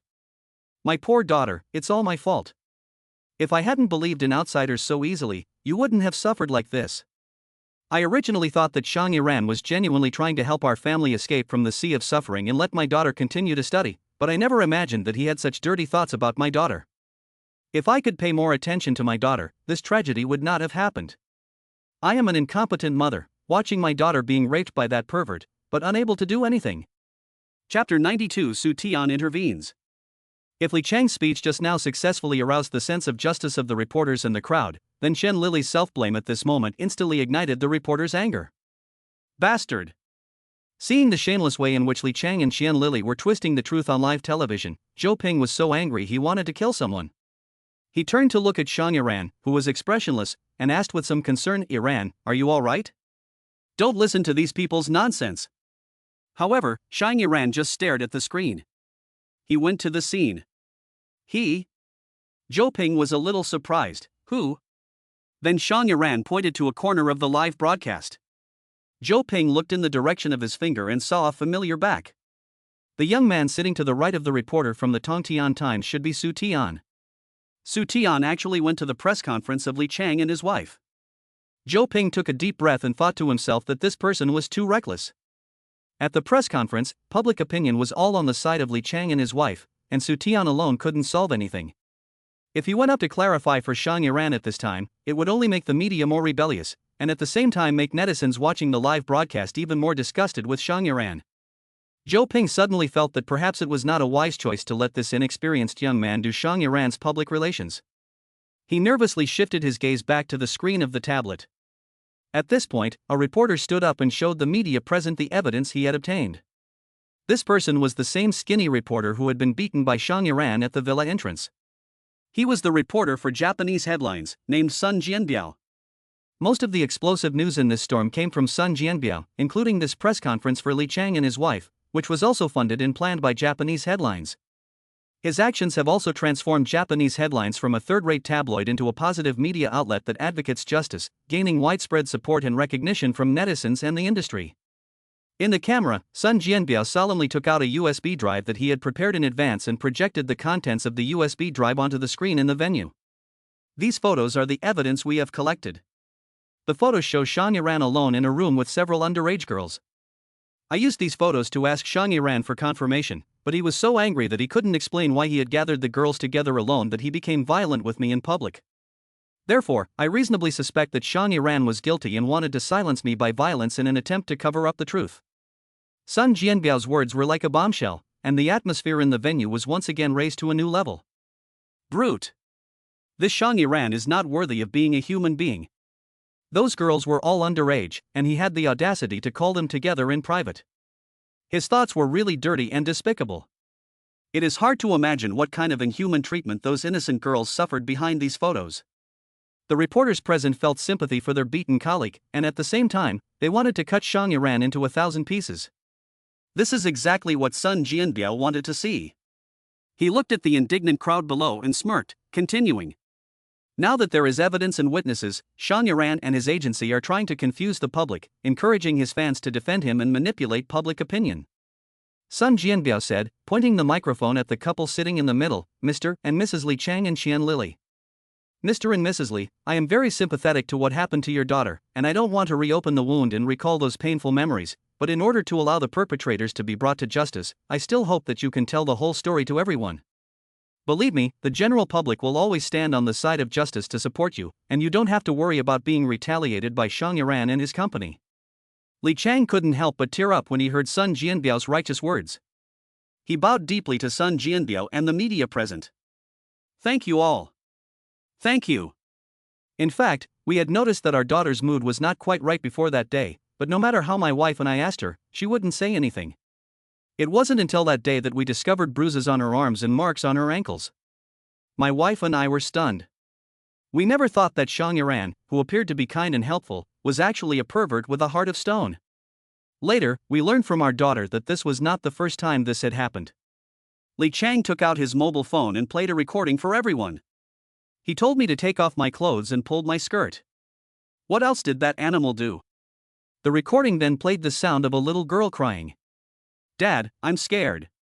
Halfway through the recording, Qian Lili burst into tears and said, It's all my fault and Li's fault for not taking good care of our daughter. If we had known that Xiang Yiran was such a person, we would have rather had our daughter drop out of school than send her to the tiger's mouth. No. It's all my fault. Li Qiang said angrily and reproachfully, I'm the head of the family, and I'm useless. If I could have earned more money to send my daughter to school, she wouldn't have been bullied by that pervert Xiang Yiran. Because of my incompetence, I didn't protect my daughter, so this time I will do everything I can to make Xiang Yiran pay for his crimes and get justice for my daughter. This pervert Xiang Yiran has repeatedly preyed on minors. I believe that in addition to my daughter, there must be other victims. I implore the families of those victims to bravely come forward and expose the evil deeds of this criminal. Li Qiang's angry and regretful expression, Qian Lili's sad moan, and the recording of the victim's little girl made the reporters present reach the peak of anger and hatred towards Xiang Yiran. The barrage in the live broadcast room was even more of a barrage of insults and vicious curses. I never thought Xiang Yiran was such a person. The little girl was still a minor, how could he do it? I saw him on TV before, he was a good young man and a quality idol, but he doesn't deserve it. How many people in the entertainment industry are clean? But I didn't expect Xiang Yuran to be so ruthless. Is he a psychopath who would do that to a little girl? He must be a psychopath. I heard that he got so many good resources because of the unspoken rules. People like him who will do anything to become famous have no moral bottom line. Zhou Ping looked at the barrage of insults in the live broadcast room like a tide, and said to Xiang Yuran helplessly, "Let's not watch it." As he said this, Zhou Ping took the initiative to turn off the barrage. However, just as he was about to close the live broadcast room, he suddenly saw the young man sitting in the corner turn his head and whisper a few words to the reporter from the Tongtian Times next to him. The reporter didn't think much of it at first, but when the young man showed him something, his eyes suddenly lit up and his expression became a bit excited. Chapter 93, The Fish is Hooked. Soon, the reporter Chang Hua from the Tongtian Times nodded to Su Tian. Suddenly, he stood up abruptly and said angrily, "The evidence is conclusive, and there is no room for Xiang Yuran and his agency to continue denying it. We absolutely cannot tolerate such evil people, otherwise there will be more victims." Li Qiang and his wife saw the logo of the Tongtian Times on Chang Hua's body, and they felt even more certain. After all, Tongtian Times is an old newspaper with a reputation for authority. Although it has gradually declined with the development of new media, it is undeniable that it still has a certain degree of credibility. Li Qiang lowered his head slightly to hide his smugness in his eyes. A few seconds later, he looked up again at Chang Hua's face full of gratitude and emotion. "My friend, you can ask me any questions you have. In order to do my daughter justice, I will tell you everything." "Okay, I will start my questions now, but before that I would like to show Mr. Li, Ms. Jian and the other reporters here a few photos." After saying this, Zhang Hua walked to the front of the projector with a USB drive and asked the staff at the press conference to project the content of the USB drive onto the big screen. Seeing this, everyone in the venue looked at the big screen. Soon, a few photos were displayed on the big screen. The photos showed a 7 or 8-year-old girl wearing a pink princess dress and a magnificent crown. The background behind the girl was a stage, and if you looked at the dozen or so photos in a row, you would see that they were taken when the girl was performing a dance. Chang Hua waited for a full minute, making sure that everyone had seen and understood the photos, and then turned to Li Qiang. "Mr. Li, can you tell us what you think of the little girl in these photos? Opinion?" Li Qiang was slightly taken aback and obviously didn't know why Chang Hua suddenly asked this question, but he still answered, "This little girl is very pretty and cute, and she is very talented. What do the other people here think?" Chang Hua once again asked this question to the other reporters present. "Of course it's cute. At such a young age, she didn't seem at all stage frightened, and she will definitely be a professional dancer when she grows up. The little girl is very pretty. If I had a daughter like her, I would be so happy that I would wake up smiling. I know that this little girl is a member of an art troupe in the capital, and she is the youngest official member of the troupe. She has won numerous awards since she was a child, and now that she is an adult, she is studying at an art academy in France." The reporters all spoke up to express their opinions about the little girl in the photo. Most of them praised and envied the little girl's parents. However, the reporters soon realized what Chang Hua was asking them and looked at him in confusion, as if they couldn't understand why he was asking them a question that had nothing to do with the theme of the press conference. "Everyone thinks that the little girl in this video is very cute and talented, right?" Chang Hua nodded and then played another set of photos on the big screen. "So, let's take a look at these." This time, there was no cute little girl in the photos, but a series of screenshots of micro-blog posts.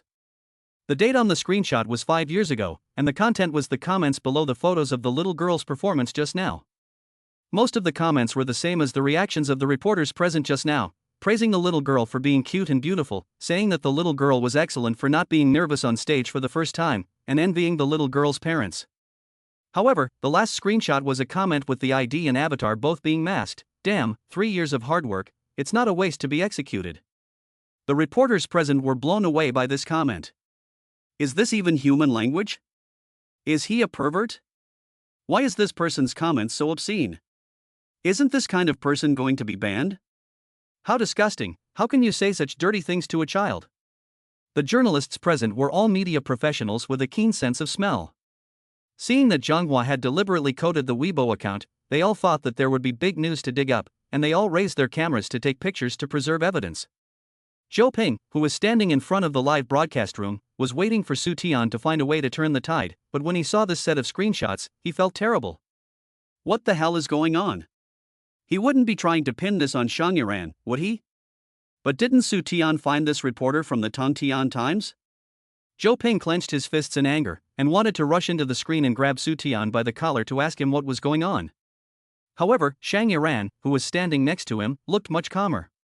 There was no expression on his pale face, only indifference and despair. At the same time, the rows of bullet screens in the live broadcast room flashed by quickly. Netizens had already been brought into the rhythm, and the identity of the anonymous screenshot owner was added to Shang Yiran, and a new round of insults were directed at him. Oh my god! The comments are so perverted, it must be Shang Yiran's Weibo account. How could he be so despicable? The girl in the photo is still a minor. I think he's a psychopath. People like him should die. Should he be allowed to waste the country's food? Chan Hua looked at the indignant reporters in the audience and explained sullenly. Normal people who see this photo of the little girl will think that the little girl is talented. Only psychopaths would have the kind of dirty thoughts that the screenshot comments just now had. Li Qiang saw that Chang Hua had once again produced evidence to convict Shang Yiran, and his eyes showed a look of urgency. He nodded quickly. This reporter is very reasonable. The time on the screenshot is already 5 years ago. I never thought Shang Yiran was so good at disguising herself. She has been deceiving netizens with her healthy and kind image. Even my wife and I were deceived. I have every reason to suspect that my daughter is not the first victim. If Shang Yiran is not severely punished, many innocent children will be harmed. Su Tian, sitting in the audience, saw Li Qiang's indignant expression, looked down at the barrage on the live streaming software, and slightly raised the corner of his lips, revealing a smile that was indeed not unexpected. The fish is hooked. Chang Hua, standing next to the projector, glanced at Su Tian in the audience, then looked away, staring straight at Li Qiang, who was still performing energetically. Mr. Li, you were so angry when you read this comment, is it because you also think that people who make such remarks are perverts and potential criminals? Need I ask? Li Qiang replied with conviction, how could someone who could say such vulgar remarks be a good person? Mr. Li is right. At the same time, a reporter in the audience spoke up in support of Li Qiang. Online comments are often a microcosm of human nature in reality. Can someone who says such things be anything but a pervert? Quickly announce it. This trumpet must be Shang Yiran. Those unscrupulous media and his agency should not try to whitewash him again. Zhanghua got the answer he wanted, and nodded in satisfaction. However, he did not refute the insults of Shang Yiran by the reporters present, but instead brought up another set of pictures. Now let's take a look at who this person is who left such a filthy comment online. After hearing Chang Hua's words, the reporters all perked up, and their cameras were pointed at the large screen in front of them, taking pictures non-stop, afraid of missing this important moment of witnessing Shang Yiran's dirty deeds. This is Shang Yiran's trumpet, and maybe there will be even more explosive gossip besides this. However, when a clear screenshot without any mosaic appeared in front of everyone's eyes, everyone was shocked and their mouths were wide open. The name of this Weibo account is Changren, and the personal certification on it shows that it is none other than Li Qiang, the father of the victim of the incident in which a minor female student was molested by a celebrity. Chapter 94, Produce Evidence. Swish. The reporters present all had a change of expression when they saw this familiar ID. Suddenly, the entire press conference fell into a deathly silence. Not only the reporters, but Li Qiang was also dumbfounded at this moment. He had already prepared to take advantage of the opportunity when Zhanghua revealed that the real owner of the account was Shang Yiran, and once again incite the emotions of the reporters present, but he never expected that the screenshot was of his own Weibo account. Suddenly, he seemed to have thought of something, and his face instantly turned pale. The silence at the press conference lasted for more than 10 seconds before the reporters present gradually reacted. This is fake, right? This Weibo account should be Shang Yiran's, the pervert, how could it be Li Qiang? It must be a fake picture, Li Qiang could never say such things. What is the intention of the person who made the fake picture? How could they frame the victim's family like this? Sun Jianbiao, who had been so smug, immediately stood up after seeing the screenshot of Li Qiang's Weibo and pointed his finger at Zhanghua, yelling at him. Zhanghua, I never thought you were a heartless person. For the sake of traffic and profit, you're willing to distort the truth and turn black into white? You're a well-established newspaper, but now you're willing to tamper with photos to make false accusations just to get people's attention. You're even willing to lose your face for the sake of profit. Chang Hua didn't get angry at Sun Jianbiao's accusations, but calmly replied. Sun Jianbiao, I really doubt your professionalism as a journalist. This is a public press conference broadcast live to the whole country. There are so many reporters in the audience, staring at me with their eyes. How could I frame Li Qiang with a screenshot that has been photoshopped? If you don't believe me, you can go to the bottom of this 5-year-old Weibo and see if he left a comment. Chang Hua's words immediately reminded the reporters present, and they quickly took out their phones and opened Weibo, looking for comments under the relevant content. Immediately afterwards, a reporter with fast hands found the comment. It's true. It really was posted by Li Qiang. Hurry up and look. One person found Li Qiang's comment, and the other reporters present also took action, including other netizens who were watching the live broadcast. Tens of millions of people confirmed at the same time that Chang Hua had not faked it, and had not lied. The nasty comment was actually left by Li Qiang himself 5 years ago. At that moment, Chang Hua projected his phone screen onto the screen and then showed the conversation between Li Qiang and other netizens. Some netizens who couldn't bear to watch the conversation accused Li Qiang of asking him to delete the comment. In addition, Chang Hua also found out that Li Qiang had liked several years ago. Most of the videos that were liked were borderline pornographic videos, and some of the videos had already been removed. After Chang Hua showed everyone these likes, he turned to Li Qiang, who was pale. "Mr. Li, do you have anything to explain?" Chang Hua's words woke Li Qiang up from his dream. He hurriedly took out his mobile phone from his jacket pocket and tried to unlock it with his index finger. Chang Hua saw Li Qiang's panic and couldn't help but sneer. "Mr. Li, it's too late for you to think of deleting the comments and likes now." Li Qiang's movements suddenly stopped.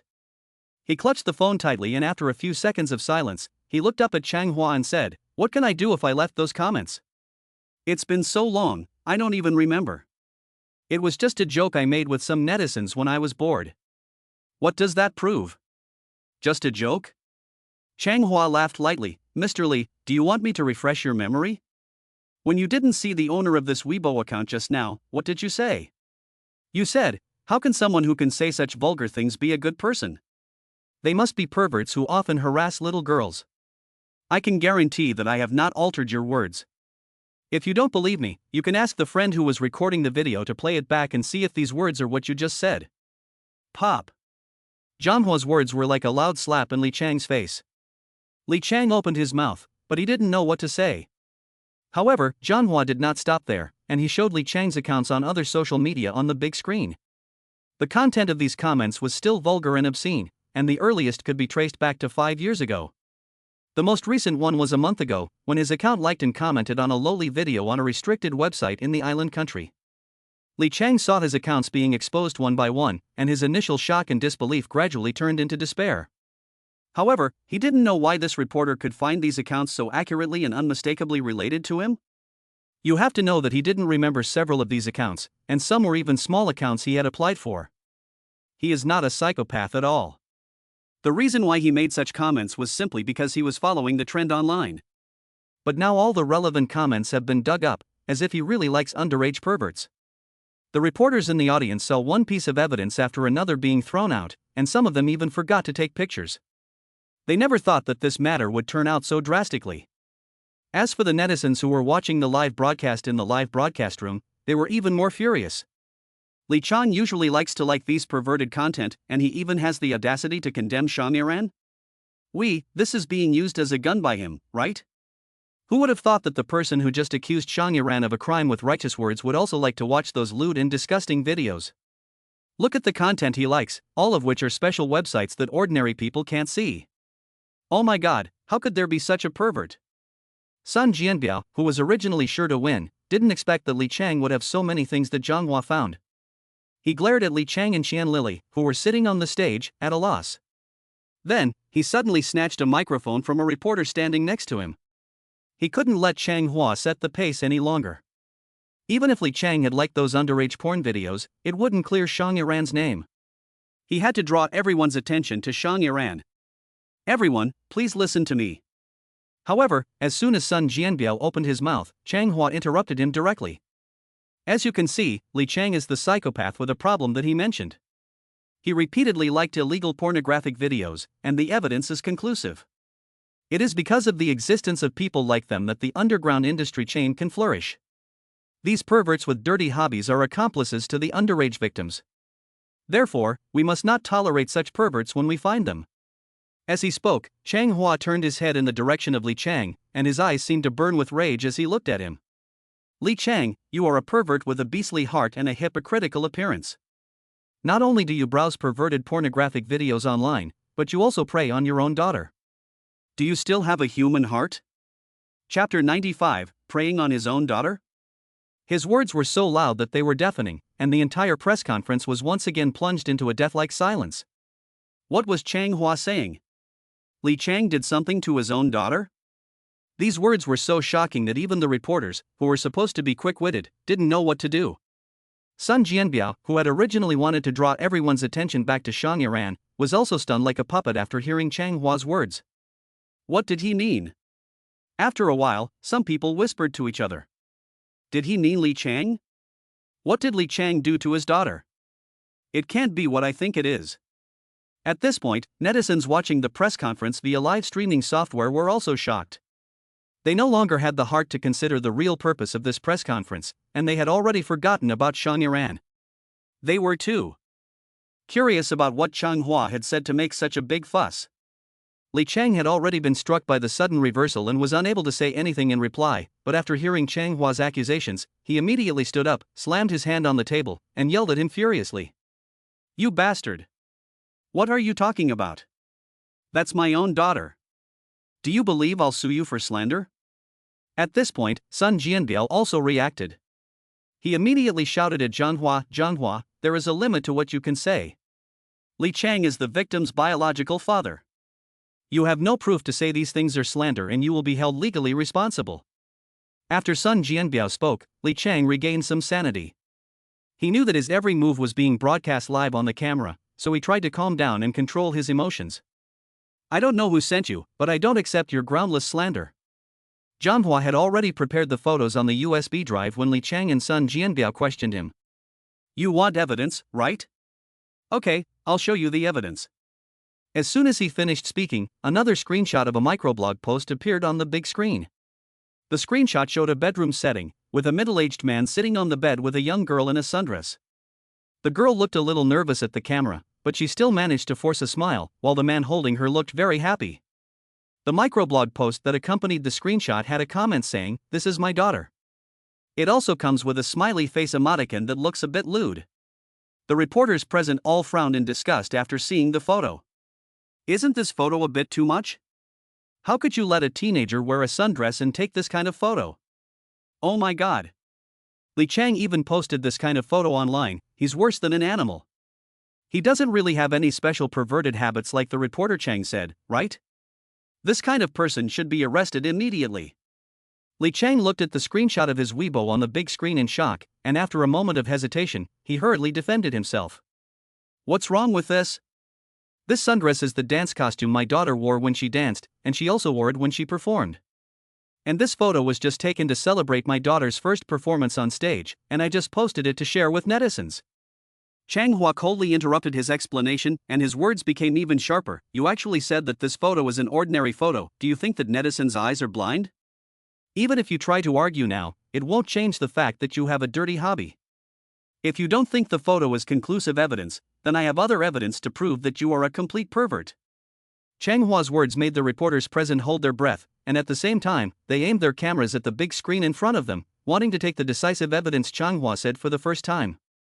At this point, the reporters had forgotten the original purpose of their visit to the press conference, completely captivated by the evidence thrown out by Zhang Hua, and subconsciously expecting him to throw out more evidence. After finding out about Li Qiang's dirty remarks, I went to interview his neighbors. To be honest, even without Su Tian, Zhang Hua would have been more inclined to believe Xiangyaran. So, after this incident, he went to interview Li Qiang's neighbors. Soon, a middle-aged woman appeared on the screen, but in order to protect the woman's privacy, Zhang Hua deliberately put a mosaic on the woman's face. Li Qiang turned his head and looked at the big screen in a despondent manner. At this time, Zhang Hua on the screen had already begun the interview. Are you the neighbor of Li Qiang and Qian Lily? Yes. Can you describe to us how Li Qiang is in general? Character? The middle-aged woman's tone was clearly dismissive. He's a rogue, a scoundrel. What character? He never does anything useful. He's good at everything, from drinking and gambling to whoring. You mean he has the vices of whoring and gambling? Yes, of course. And they were even chased by loan sharks, who painted the walls with graffiti, causing a lot of trouble for the whole building. The middle-aged woman's tone was full of disgust. His wife had some savings, but Li Qiang cheated her out of them and gambled them away. He also lost the money his wife had saved for his daughter's school fees, which almost made her drop out of school. In fact, her daughter is quite lucky. Of all the schools in our city, the one she goes to was chosen by that celebrity to receive help. Otherwise, she would have had to drop out of school at a young age and work to pay off Li Qiang's debts. Have you heard the news that Li Qiang accused the star of molesting his daughter? Yes, I have. I have to say that Li Qiang is really trying to turn the tables on me. Maybe he thinks no one knows about the dirty things he did? Can you tell me in detail what he did? Zhanghua continued to press her. Do I need to spell it out? His daughter is pretty, and sometimes the mother doesn't come home from her night shift, so there are only two of them at home. Madam, although Li Qiang is a good-for-nothing, he wouldn't do anything to his own daughter. Do you have any evidence for what you're saying? What evidence do you need? Our old house doesn't have good sound insulation, so if something happens in one household, the other households can hear it clearly. If you don't believe what I'm saying, ask around to the other neighbors, they'll definitely say the same thing. So Qian Lily never found out once? Chapter 96, A Complete Reversal. What good would it do if she found out? Do you think his wife is a good person? The middle-aged woman sneered, Li Qiang is a scumbag. The fact that Qian Lily could stay with him for so long shows that the two of them are like-minded and are not good people. After that, the testimony of other neighbors was shown on the big screen. Although the neighbors were not as explicit as the first middle-aged woman, they all said that they could hear the sound of fighting and quarreling coming from Li Qiang's house at night, as well as the sound of a girl crying. This was enough to prove that Li Qiang had at least committed domestic violence against his daughter. The reporters were surprised to hear these accusations against Li Qiang.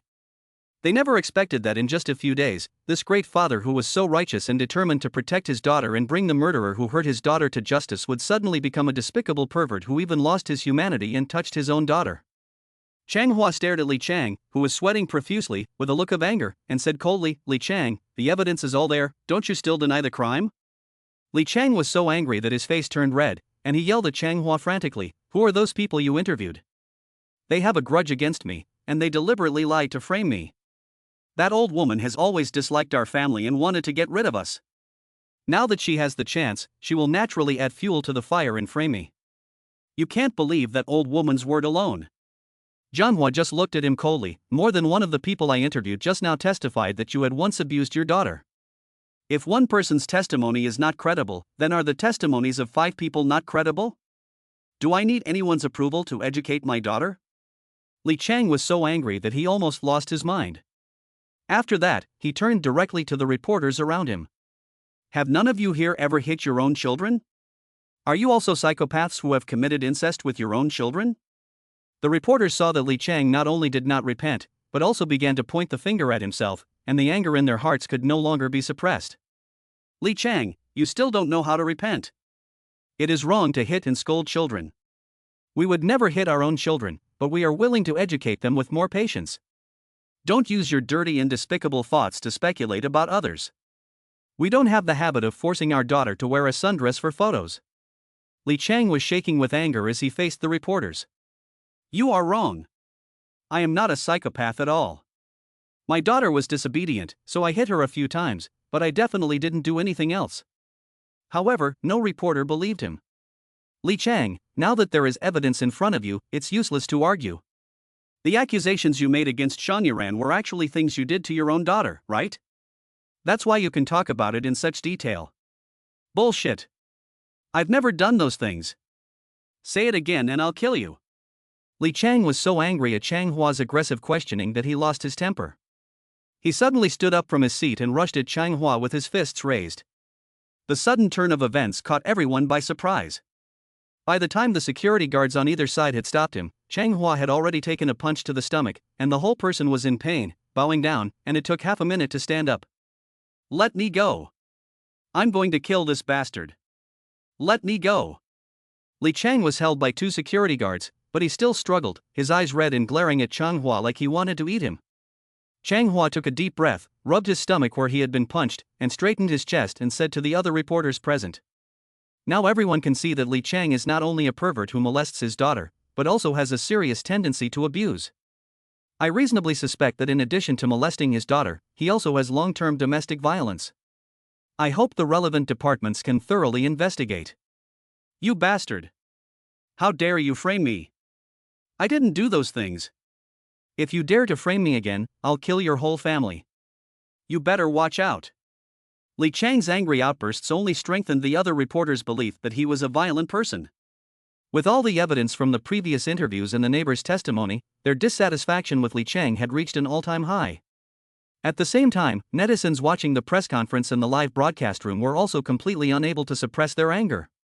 Damn it! These two people are turning black and white upside down and using us as a gun. I never thought that Li Qiang was a pervert who coveted his own daughter, and Shen Lily didn't care about it. How could there be such disgusting parents in the world? How could he have the face to accuse Shan Yaran with such righteous indignation? His own behavior was worse than Shan Yaran's. Wait a minute, you guys. You don't think that Li Qiang's accusations against Shan Yaran are false, do you? Suddenly, a stone stirred up 1,000 ripples. Countless netizens instantly reacted. The accusations of this kind of scum are completely unbelievable. Shan Yaran was obviously framed after the black-hearted couple failed to extort money from him. We have all been deceived by this couple of scumbags. This heartless couple even turned the tables and framed Shan Yaran. If it weren't for Shan Yaran, their daughter wouldn't even have finished high school. This is the modern version of the farmer and the snake. At this point, the farce was completely reversed. Shan Yaran, who had previously been discredited by Li Qiang's false accusations, was also cleared of suspicion and became the victim. Zhou Ping, who was watching the live broadcast on his tablet, saw the situation reverse step by step. The netizens who had cursed Shan Yaran had turned to sympathy and even support, which made him feel like he was in a dream. Tian actually did it. After a moment of daze, he suddenly turned and excitedly patted Shan Yaran on the shoulder. Iran, you did it! You did it! Tian proved your innocence, and those false charges will never be pinned on you again. Zhou Ping never thought that Tian, a layman, would actually find a way to clear the dirty water thrown at Shan Yaran in such a short time. But how did Tian do it? He was able to find so much evidence. Or did he stumble upon a dead mouse and accidentally discover Li Qiang's special hobby? At this time, Shan Yaran, who had not spoken up, still looked carefully at the screen in the live broadcast room. The entire live broadcast room was now covered with rows of rapidly sweeping barrage. There was no longer any abuse of him, but rather sympathy and encouragement all over the screen. After a moment, Shan Yaran, who had been watching the barrage, moved his finger slightly, as if he had thought of something, and a dark light flashed in his eyes. Chapter 97, Nailed to the Pillory. Zhou Ping, who was standing next to him, was completely unaware of it. He stared at the barrage on the screen and couldn't help but curse Li Qiang, this animal. He even slept with his own daughter. I originally thought that he and Qian Lily were just greedy, trying to extort millions of dollars from you, but I didn't expect him to accuse you of being a pervert himself. Shan Yaran narrowed his eyes slightly. Brother Zhou, do you also think that Li Qiang is a psychopath who would molest his own daughter? Zhou Ping was stunned by Shan Yaran's words, and then asked, why not? There were so many witnesses and evidence at the press conference, how could it be fake? Shan Yaran shook his head. Indeed, the reporter cited a lot of evidence, including photos and interviews, which together were very impactful, but if we look at the evidence separately, can it really constitute evidence to accuse Li Qiang of molesting his own daughter? Zhou Ping was also stunned by this, and he carefully recalled the evidence that Zhanghua had made public. From the initial microblogging comments to the photo of the father and daughter taken in the bedroom, and the testimony of the neighbors, if you take all of these apart, it doesn't really seem to say anything. For example, those microblogging comments, perhaps Li Qiang was just following the trend, or perhaps he really had some special habits, which can only be said to be a problem with his character, but it doesn't mean that he would really do something to his own daughter. And the photo of him and his daughter on the microblog is also very normal. Without the background of the previous lewd remarks, it can be taken as an ordinary photo, more like an interaction between a father and daughter. As for the testimony of the neighbors, at most, it can only prove that Li Qiang has a tendency to commit domestic violence, or that there have been conflicts between Li Qiang and them, and these people have deliberately exaggerated. But when these pieces of evidence are added together, it directly makes Li Qiang look like a psychopath who would do something to his own daughter. After Zhou Ping had figured it out, he looked up in disbelief at Shan Yaran. Could it be that this Li Qiang is not, or not necessarily? Shan Yaran took over Zhou Ping's words and continued, but now it doesn't matter. For the media, the truth no longer needs to be uncovered.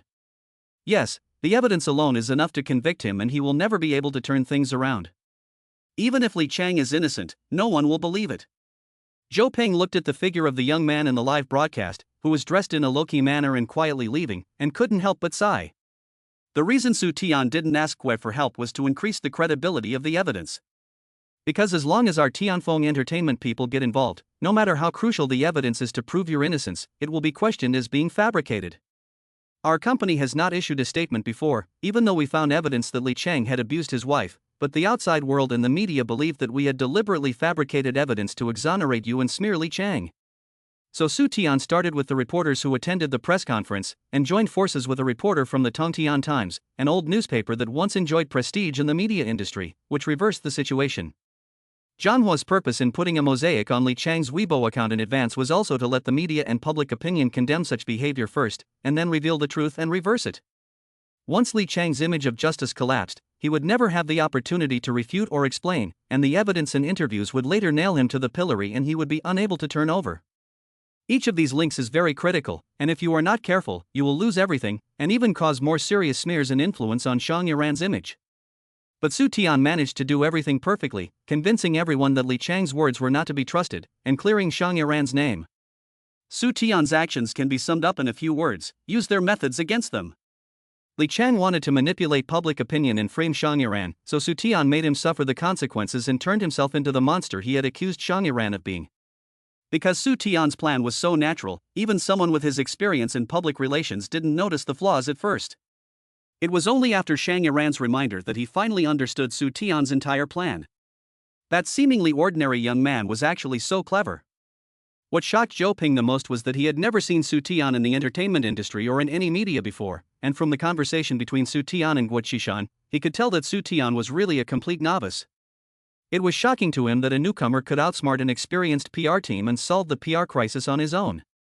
Because Li Qiang had lost his mind and started to hit people, the press conference ended in a hurry.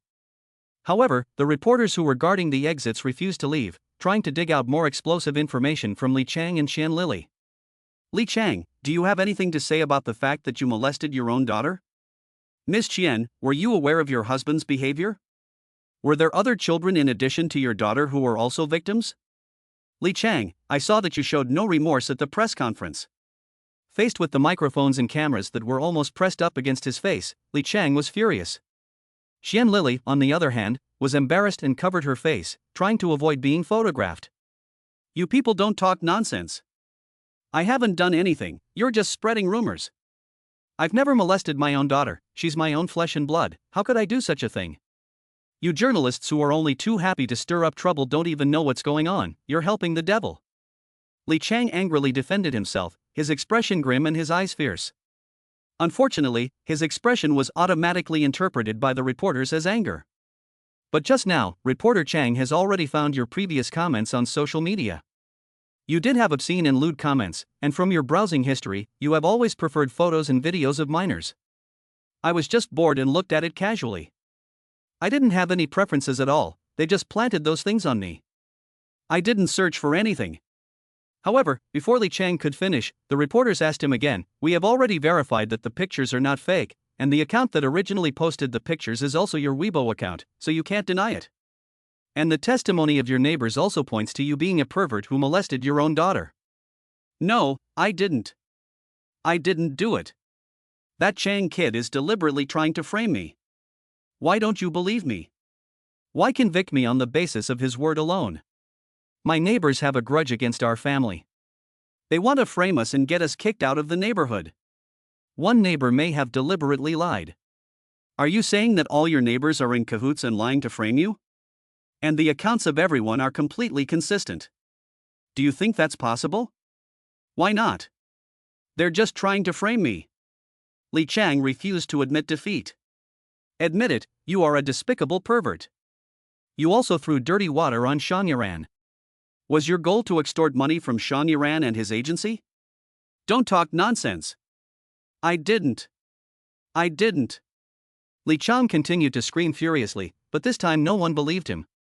Just as the reporters were chasing Li Qiang and Qian Lili, Changhua walked out of the hotel entrance. Chapter 98, Retribution. The reporters saw that they couldn't get any information from Li Qiang, so they hurriedly ran over to Changhua. "Reporter Chang, can you tell us how you found this key evidence? Did you suspect from the beginning that Li Qiang and his wife were perjuring themselves to frame Xiang Yiran?" Changhua shook his head. "I didn't think at first that Li Qiang and his wife were perjuring themselves to frame Xiang Yiran. I just thought that the existing evidence could not completely convict Xiang Yiran, so I wanted to investigate more deeply to give him no room to whitewash." Changhua's words completely cleared up his relationship with Xiang Yiran, making it clear to the reporters present that he had not initially investigated Li Qiang in order to clear Xiang Yiran's name, and the credibility of the evidence he had found had been raised to a new level. "But it was also fortunate that I had done a lot of research, otherwise we would have wronged an innocent and kind person." Changhua spoke confidently in front of the cameras of other media outlets. In this era of rapid social development, the truth will never be buried, and the malicious intent hidden beneath the truth will eventually be detected by the media and the public. Changhua's words elicited a round of applause. Sun Jianbiao, who was standing not far away, however, had a long face, as if he had eaten shit. He should have been the protagonist of this press conference, and he should have been elatedly denouncing Xiang Yiran's crimes with Li Qiang, receiving praise from the media and enthusiastic netizens. However, Changhua simply threw out a few photos and recordings, and he was completely turned into a clown. Now the case of Xiang Yiran molesting minors has been completely forgotten, and everyone is currently discussing the fact that Li Qiang, a father with the heart of a beast, actually went after his own daughter. After all, this involves ethical news that satisfies the curiosity of the public, and with two reversals, it is even more eye-catching. Those journalists who have been dealing with news materials and hot topics for many years will not be unaware of what the audience wants to see. Of course, they will not work on Xiang Yiran anymore, but will try their best to dig up more gossip from Li Qiang and Qian Lili. Now if he goes to protect Li Qiang, he will only become the target of everyone, attracting countless accusations and insults. Sun Jianbiao couldn't believe that the game he had carefully planned had ended in a complete loss. He could only watch as the reporters surrounded Changhua, asking him questions like a group of stars surrounding the moon. "Bastard!" He angrily punched the car next to him, causing the alarm to go off, but even then no one tried to give him a concerned look. Meanwhile, Zhou Ping, who was watching the live broadcast in the apartment, was happy to clap his thighs when he saw the live broadcast. Li Qiang, that bastard, should have been punished long ago. He used to like to use online public opinion to sling mud at you, and now he should also be allowed to enjoy being reviled and spurned. However, Zhou Ping was a professional agent after all, and he quickly calmed down. Then, he looked at Xiang Yiran hesitantly. "However, although it has now been proven that Li Qiang is also a psychopath, it does not completely clear your suspicion. If Li Qiang is determined to break with you and refuses to change his words, what should we do?" Although Xiang Yiran will no longer face public pressure, and the court will eventually rule against Li Qiang due to insufficient evidence, continuing the lawsuit will still affect Xiang Yiran's future. Nowadays, producers and brands are very smart and won't use artists with potential problems. Even though public opinion has already clearly reversed to prove Xiang Yiran's innocence, they won't cooperate with Xiang Yiran until the court has made a final decision. In this way, Xiang Yiran's future is still in a precarious state. And the resources that should have belonged to Xiang Yiran will definitely be completely taken over by other competitors in the same period. "Don't worry, I believe he can solve it." This time, Xiang Yiran's eyes were even more determined. He felt that this press conference was just the beginning, and Su Tian would definitely make other moves afterwards. Just as Zhou Ping had thought, after this press conference, the incident on the internet about Xiang Yiran molesting underage girls was completely reversed. Those who had insulted Xiang Yiran all turned their attention to Li Qiang and Qian Lili, forming a new round of online violence. In order to get first-hand information, the reporters waited outside Li Qiang's home and the couple's workplace after the press conference. Li Qiang's job, which he had originally obtained through public sympathy, was also terminated by his boss due to the exposure of the truth. He was forced by the reporters to find a place to stay for a while to avoid the storm, but his relatives and friends all avoided him, and some even went to the reporters to spread the news and add insult to injury. Li Qiang's reputation was already bad, so the statements and testimony provided by those who reported to the reporters naturally became more and more unfavorable to him. As for Qian Lili, she was also pushed to the forefront of public opinion. As a mother, she not only failed to protect her daughter, but also colluded with Li Qiang to deliberately frame Xiang Yiran. During this time, she was also scolded by righteous netizens like Li Qiang. The living room of Li Qiang's old house was in a mess, and Qian Lili was carrying a large suitcase and holding her daughter's arm, planning to drag her out of the house. Li Qiang rushed to the door to stop them and asked coldly, "Where are you going? How dare you ask where we are going?" Shen Lili shouted at Li Qiang in a state of collapse, "It's none of your business where we go. I want a divorce from you, and you will never see me or my daughter again." Li Qiang was already exhausted from being constantly harassed by the reporters, and now he didn't have the energy to argue with Shen Lili. "Don't be so stubborn. There are reporters downstairs and at the entrance to the community. It's embarrassing for you to go out now. In a few days, those reporters will go after other big news. Who will remember us? After we get the money, we can move to another city and start a new life. Li Qiang, do you have any brains at all?" Shen Lili shouted at Li Qiang with bloodshot eyes, "If it weren't for the money, we wouldn't have ended up like this. The internet is so advanced now, do you think that if we move to another city, no one will know about us? Look at the life we've been living these past few days, we're scared all the time. I'm afraid to turn on my phone, I'm afraid to go to work, and whenever I go out, people point at me and curse me, wishing that I get hit by a car and that they'd pour gasoline on our house. You were so loud and proud before, and now everyone knows our real information. Our relatives and friends have cut off all contact with us. We don't even have a place to live. What's the point of having that money?" Chapter 99, Hold another press conference. Shen Lili now regrets what she did. If she hadn't listened to Li Qiang's nonsense, she wouldn't have ended up like this. "If I had known, I would have stopped you. Now you've brought this on yourself and even dragged my daughter into it. Everyone knows that it was our family that slandered Xiang Yaran. How will you let your daughter live in the future?" Shen Lili regretted more and more as she spoke, and in the end she covered her face and cried out in pain. "I was really blind when I married you. Apart from playing mahjong and asking me for money, have you ever contributed anything to this family? The last thing I regret in my life is marrying you. If I could choose again, I would rather live alone for the rest of my life than be with you, and I would never let my daughter suffer like this." The little girl stood beside Shen Lili, at a loss, and could only pat her shoulder to comfort her. "Mom, don't cry." Hearing her daughter's comfort, Shen Lili's tears fell like rain. As she cried, she suddenly seemed to realize something and stared at Li Qiang with wide eyes, her voice rising an octave. "Li Qiang, tell me the truth. What are you talking about?" Li Qiang was almost out of breath when he heard Shen Lili's doubts. "It's fine for the others to sling mud at me, but you don't believe me either? Mo is our own daughter. Although I sometimes scold her for her hot temper, I only hit her a few times and scolded her a few times. How could she do something worse than an animal? Those are all frame-ups." However, Shen Lili's suspicion in her eyes did not dissipate a little. "Humph. How can I be sure that you are not lying to me? You can even do such a shameless thing as framing the benefactor who helped our daughter go to school. I should have known that you have no bottom line at all. You bitch. When you heard that you could get the money, didn't you agree with my plan? Now that something has gone wrong, you're putting all the blame on me. Do you have a conscience? How dare you ask me if I have a conscience? If I really didn't have a conscience, I would have run away with my daughter long ago. Who would still suffer with you here?" However, Shen Lili didn't seem to hear him. She just beat her chest and wailed, her shrill voice making Li Qiang dizzy. Ding dong dong. Just as Li Qiang was about to go out onto the balcony to have a cigarette and get some fresh air, his mobile phone on the sofa suddenly started ringing. He had been ignoring his phone for the past few days, but now he was so angry that he couldn't help but grab the phone off the sofa and hit the answer button, and then he started to yell at the top of his voice. "I was framed by those animals. Don't bother me anymore. I'm warning you, if you call again, I'll kill you." While Li Qiang was cursing the other person with all kinds of nasty words, a calm voice suddenly came out of the phone.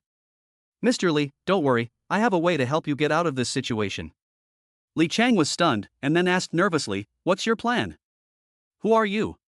Why are you helping me?" If someone had come to him a few days ago and offered to help him, he would have accepted it gladly, but now that the reporters and media were determined to dig up dirt and make a fuss, how could they possibly be willing to help him? "You don't need to know who I am, just know that I can help you get out of this situation and that the reporters will never bother you and your family again." "Really?" Li Qiang sounded doubtful. "You are of use to them now, so of course they will keep a close eye on you, trying to dig up more sensational news from you." The young man on the other end of the phone smiled lightly and then continued, "As long as you withdraw your complaint to the court immediately and tell everyone the truth, admitting that you framed Xiang Yaran for your own benefit, once the truth is revealed, the heat will subside in a few days." Li Qiang immediately shouted angrily, "What kind of bullshit solution is this? If I admit to framing Xiang Yaran, isn't that pushing me to the edge? You're Xiang Yaran's agent, right? If he admits to framing Xiang Yiran now, he won't get any benefits, but will instead be punished even more. Unless he is out of his mind, he would not voluntarily give up the evidence. Li Qiang, you still think that after the press conference that day, you can still get a hush money from Xiang Yiran? Before that, Tianfeng Entertainment did want to use money to settle the matter with you privately, but they didn't want to damage the company's reputation, so they didn't want to go through the formal procedures and drag it out with you for a long time. But things are different now. Public opinion no longer believes your words, and they are convinced that you are framing Xiang Yiran and slinging mud at him. Tianfeng Entertainment naturally doesn't need to spend money to avoid trouble, and you don't have any strong evidence to accuse Xiang Yiran. Even if you really go to court, you will lose. Before, you could rely on the advantage of public opinion to pressure Xiang Yiran and Tianfeng Entertainment, but now that advantage is gone.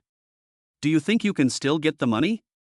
Since you won't get any money no matter what you do, it's better to confess now and apologize to the media and the public at large so as to end the matter as quickly as possible.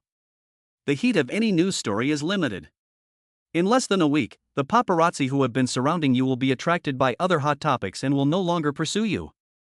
However, if you are stubborn and refuse to withdraw the lawsuit, the reporters will try to dig up more gossip about you, and your whole family will not be able to live in peace. Li Qiang was silent after hearing this. After a moment, he hung up the phone with a gloomy face. The young man's words had put him in a dilemma. If he withdrew the lawsuit now, he would be wasting his time. But as the young man had said, neither Xiang Yiran nor Tianfeng Entertainment could possibly pay him a hush money now. If he didn't withdraw the lawsuit, the reporters would keep pestering him, and wherever he went, people would point at him. The harassment by the reporters in the past few days had exhausted Li Qiang. If it continued for much longer, he would go crazy. Although Li Qiang did not know the identity of the young man or his intentions, he was sure that the young man was right. The reason he was so sure he would get the money a few days ago was because the public had taken him as the victim, and netizens who did not know the truth had also spontaneously spoken out for him. However, since the press conference, his reputation had plummeted, and no one believed him anymore. Shit! Li Qiang angrily kicked the trash can beside him, grabbed his hair and sat on the sofa. Why are you all forcing me? Li Qiang couldn't understand why his flawless plan had turned out like this. The media had slandered him as a pervert who threatened his own daughter, and even his wife had left home with their daughter. But the reason he had framed Xiang Yiran was for the sake of his family. Li Qiang, who was isolated and helpless, gradually broke down. Now he finally understood the situation and mood of Xiang Yiran a few days ago. But Xiang Yiran still had a manager who supported and believed in him, while Li Qiang had now become a pariah, and everyone was calling for his head. 3 days later. The online criticism of Li Qiang did not stop, but instead, more and more netizens were denouncing him. Some netizens even found out Li Qiang's home address and sent him express deliveries of razor blades and dead rats. Eventually, Li Qiang could not withstand the pressure and posted a statement on his microblog, saying that he was willing to hold a press conference again. Chapter 100, Tang Bingyan answered the phone. The press conference was even more lively than the last one, and even reporters from surrounding cities came to the scene by high-speed rail.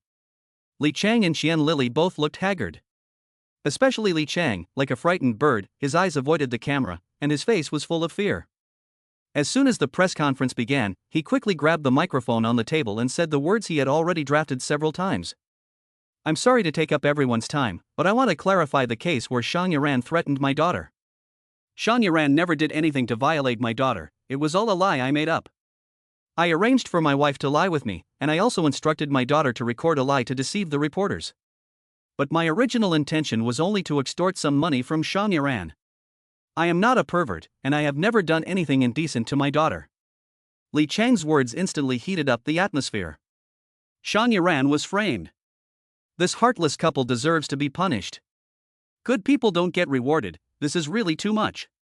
Li Qiang and Qian Lili listened to the curses from the audience and couldn't hold their heads up any longer. But in order to appease the crowd, they still tried to apologize. We are sorry, we were blinded by greed and took advantage of public sympathy for the weak to frame Xiang Yiran.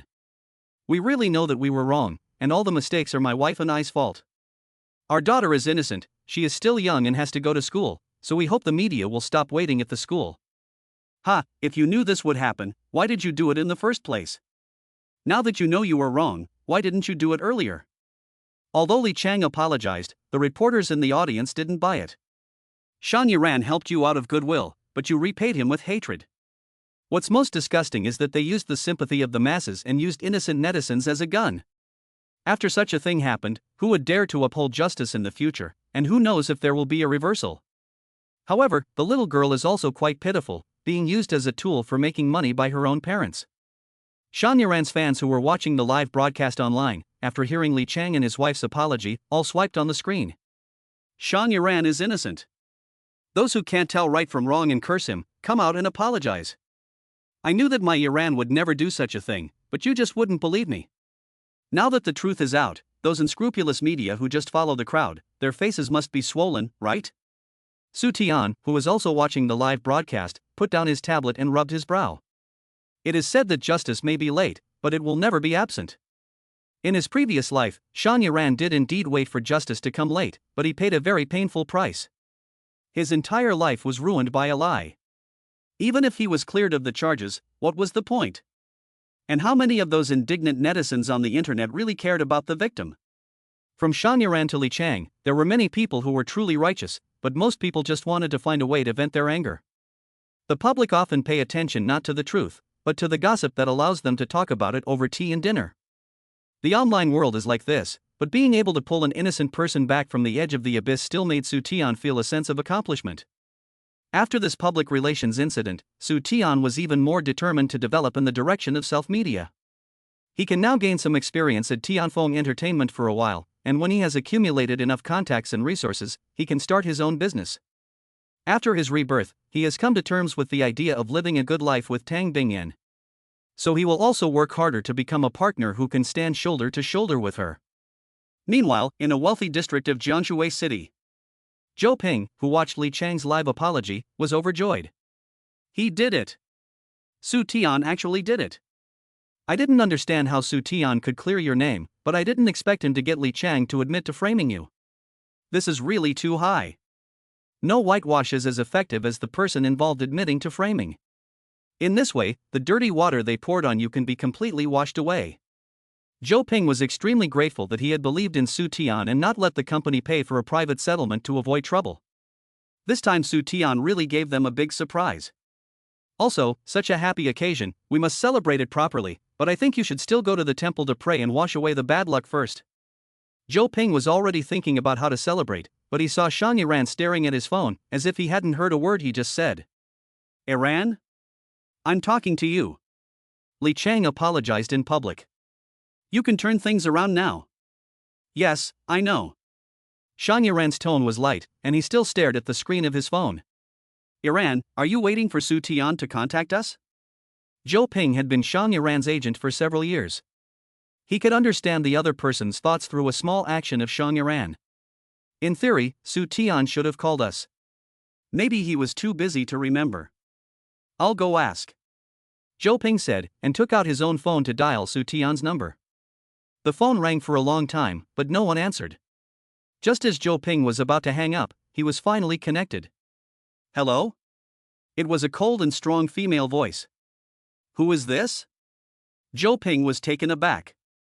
Perhaps the voice was too strong, and his tone became a bit nervous. Excuse me, is this?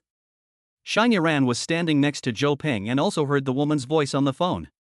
She asked in surprise, It's not Tian, did you dial the wrong number? Zhou Ping confirmed again, that's right. At the same time, Tang Bingyan, who was holding the phone, also frowned slightly. Tian was taking a shower, she heard the phone ring, and there was no caller ID, so she answered it for him. Because the voice on the phone was not a woman's, she was a little more patient. But this little patience was also exhausted when Zhou Ping was busy confirming the number. Just as she was about to hang up, Tian, wrapped in a towel, came out of the bathroom and asked casually, Whose phone is this? It's for you. Tang Bingyan handed the phone over expressionlessly. Hello? Tian took the call, wiping his hair with one hand while saying, Who is this? Mr. Su, it's me. Zhou Ping quickly spoke up. Tian then remembered that he had not saved Zhou Ping's phone number. Agent Zhou, what can I do for you? Who answered the phone just now? I thought I dialed the wrong number. Zhou Ping let out a long sigh of relief. Chapter 101, I want a villa. My friend. Tian explained concisely. He didn't say that Tang Bingyan was his wife. After all, he understood that with Zhou Ping's ability, it would be easy to find out who his wife was if he knew he had a wife. At that time, not to mention that he would be seen as a freeloader, just in the company, he would also be treated differently because of his identity as Tang Bingyan's husband. After all, Zhou Ping is in the entertainment industry, and his mind is always more active than the average person. They were still together at this late hour, and she was even answering Su Tian's phone. Even if they were just friends, their relationship must be more than just ordinary friends. Even if she wasn't his girlfriend, she was in an ambiguous relationship with him, and it was even possible that she was a one-night stand. However, he didn't pursue the matter, and just smiled and said, "Mr. Su, don't be so formal. You can call me Zhou Ping or Zhou Go. I called you to thank you for clearing my family's Shang Yuran of suspicion. This time, I and Yuran owe you a favor. In the future, if you need our help, just ask. Brother Zhou, you are too kind. I will ask Gui to pay you. You don't have to worry about it. In that case, I won't force you. But this favor will always be valid." Zhou Ping exchanged a few words with Su Tian, then handed the phone to Shang Yuran. "Yuran is also by my side. He wants to say a few words to you." "Thank you, Mr. Su." Shang Yuran rehearsed what he was going to say in his head several times, but after he took the call, he only said a few simple words. "It was nothing, Mr. Shang, you don't have to be so polite." Su Tian half-jokingly said, "If you really want to repay me, give me an autographed album. I have a friend who was a fan of yours." Rong Yan liked Shang Yuran, and Su Tian even saw a repost in her circle of friends about clarifying for Shang Yuran. But at that time, Shang Yuran was still at the center of attention, and her retweets were naturally counterproductive. Now that Shang Yuran's dirty water has been washed clean, he can ask for an autograph and have Yin Shura give it to Rong Yan, which is also a benefit for his brother. "No problem, you can have as many as you want." Shang Yuran agreed without hesitation. After hanging up the phone, Su Tian felt Tang Bingyan's gaze staring straight at him. "Wife, do you know about Shang Yuran's scandalous reversal?" Su Tian was still wiping the water droplets from his hair with a towel that was half dry. Compared to external recognition, Su Tian wanted to prove to Tang Bingyan that he was a man who could stand on his own and even share the burden for her. "Yes, you are very capable." Tang Bingyan's expression did not show any surprise. She had always known how outstanding Su Tian was. So when Su Tian volunteered to go to Tianfeng Entertainment to solve Shang Yuran's public relations crisis, she agreed without hesitation. "Wife, you don't seem very happy."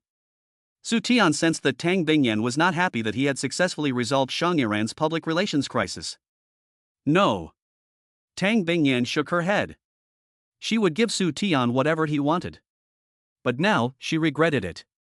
She didn't want such a good man as Su Tian to be seen by others. "Don't worry, my dear. I will prove to Grandpa and the Tang family that you made the right choice." "Su Tian, you don't need any proof." This time, Tang Bingyan solemnly turned to look at Su Tian. "You are the best." "The best?"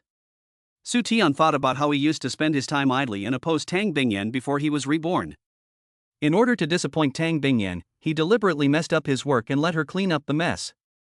Su Tian didn't want to be self-deprecating, but if he asked himself if that was the best, then there would be no bad people in the world. "Honey, I think your filter is a bit thick."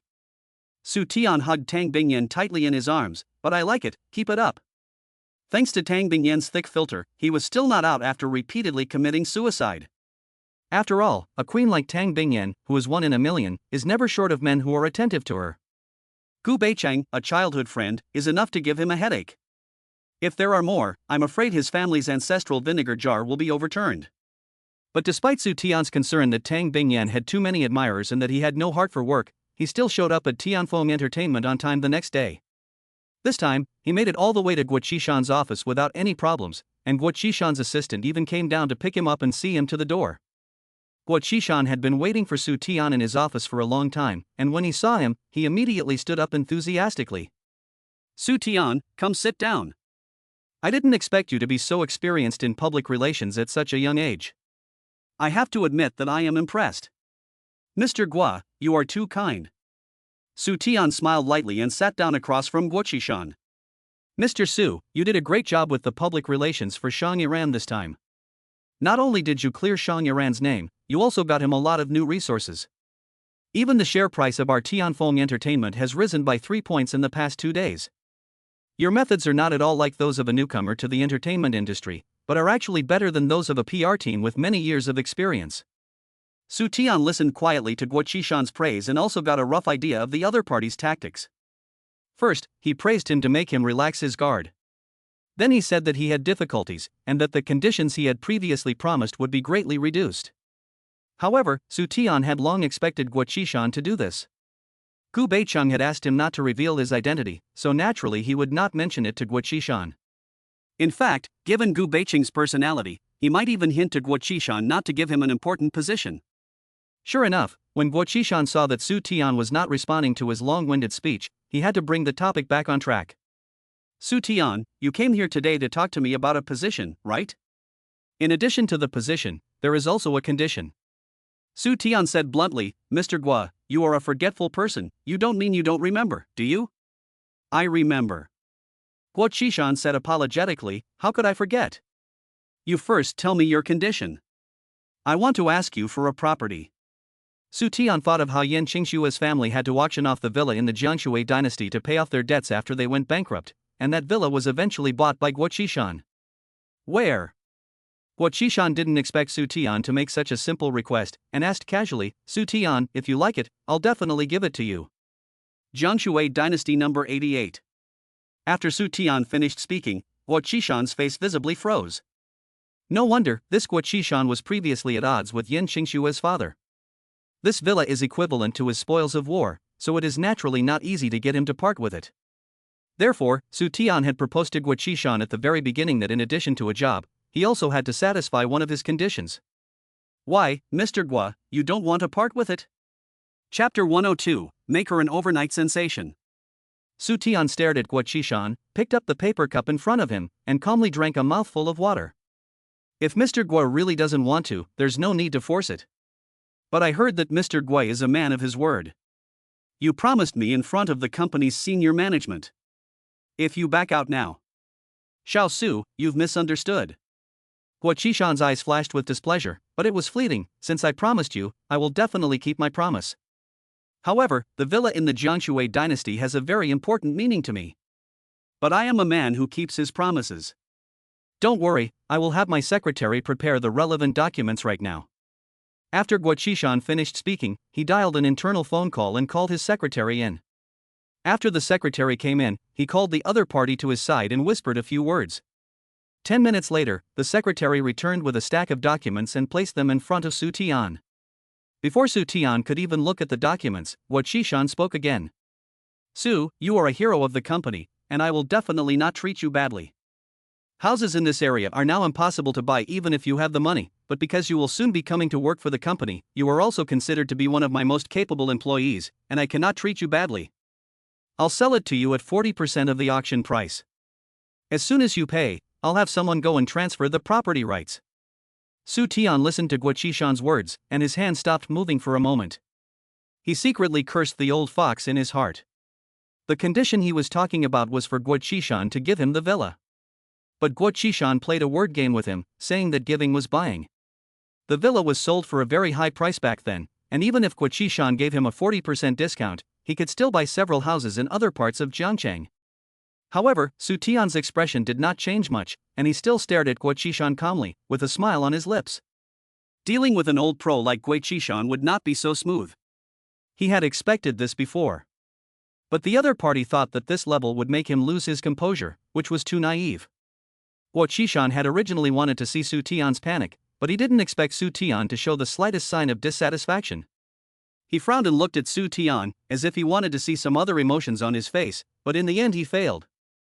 At this point, he could only continue with the charade and try to maintain the appearance of a boss who keeps his promises. Su, don't worry, I've already had someone prepare the transfer agreement. It doesn't matter if you don't have enough money for now, as long as you have the money on your side, the villa is yours anytime. Su Tian raised his eyebrows slightly, looked at Guo Qishan with a smile, and then said, Thank you, Mr. Guo, for your generosity. Guo Qishan couldn't figure out Su Tian's thoughts, and although he was unhappy, he still followed the original process and produced another contract. This contract is also for you. Please take a look and see if there is anything you are not satisfied with. I will have the personnel department revise it immediately. Su Tian picked up the contract on hearing this. As soon as he opened it and saw the contents, a cold light flashed in his lowered eyes. Party A of this contract is not Tianfeng Entertainment at all, but Tsinghua Music, a small company under Tianfeng Entertainment. As one of the top companies in the entertainment industry, Tianfeng Entertainment has many subsidiaries, including film and television, variety shows, live broadcasts, music and many other projects. However, as everyone knows, Tsinghua Music is the weakest of these companies. Apart from Li Qiang, a singer who debuted with a group under Du Xiaowei and then went solo, the other artists in the company are all small-time celebrities who are not even listed in Baidu Encyclopedia. Moreover, this company is basically under the control of Tianfeng Entertainment, with Du Xiaowei being the most powerful person in the company.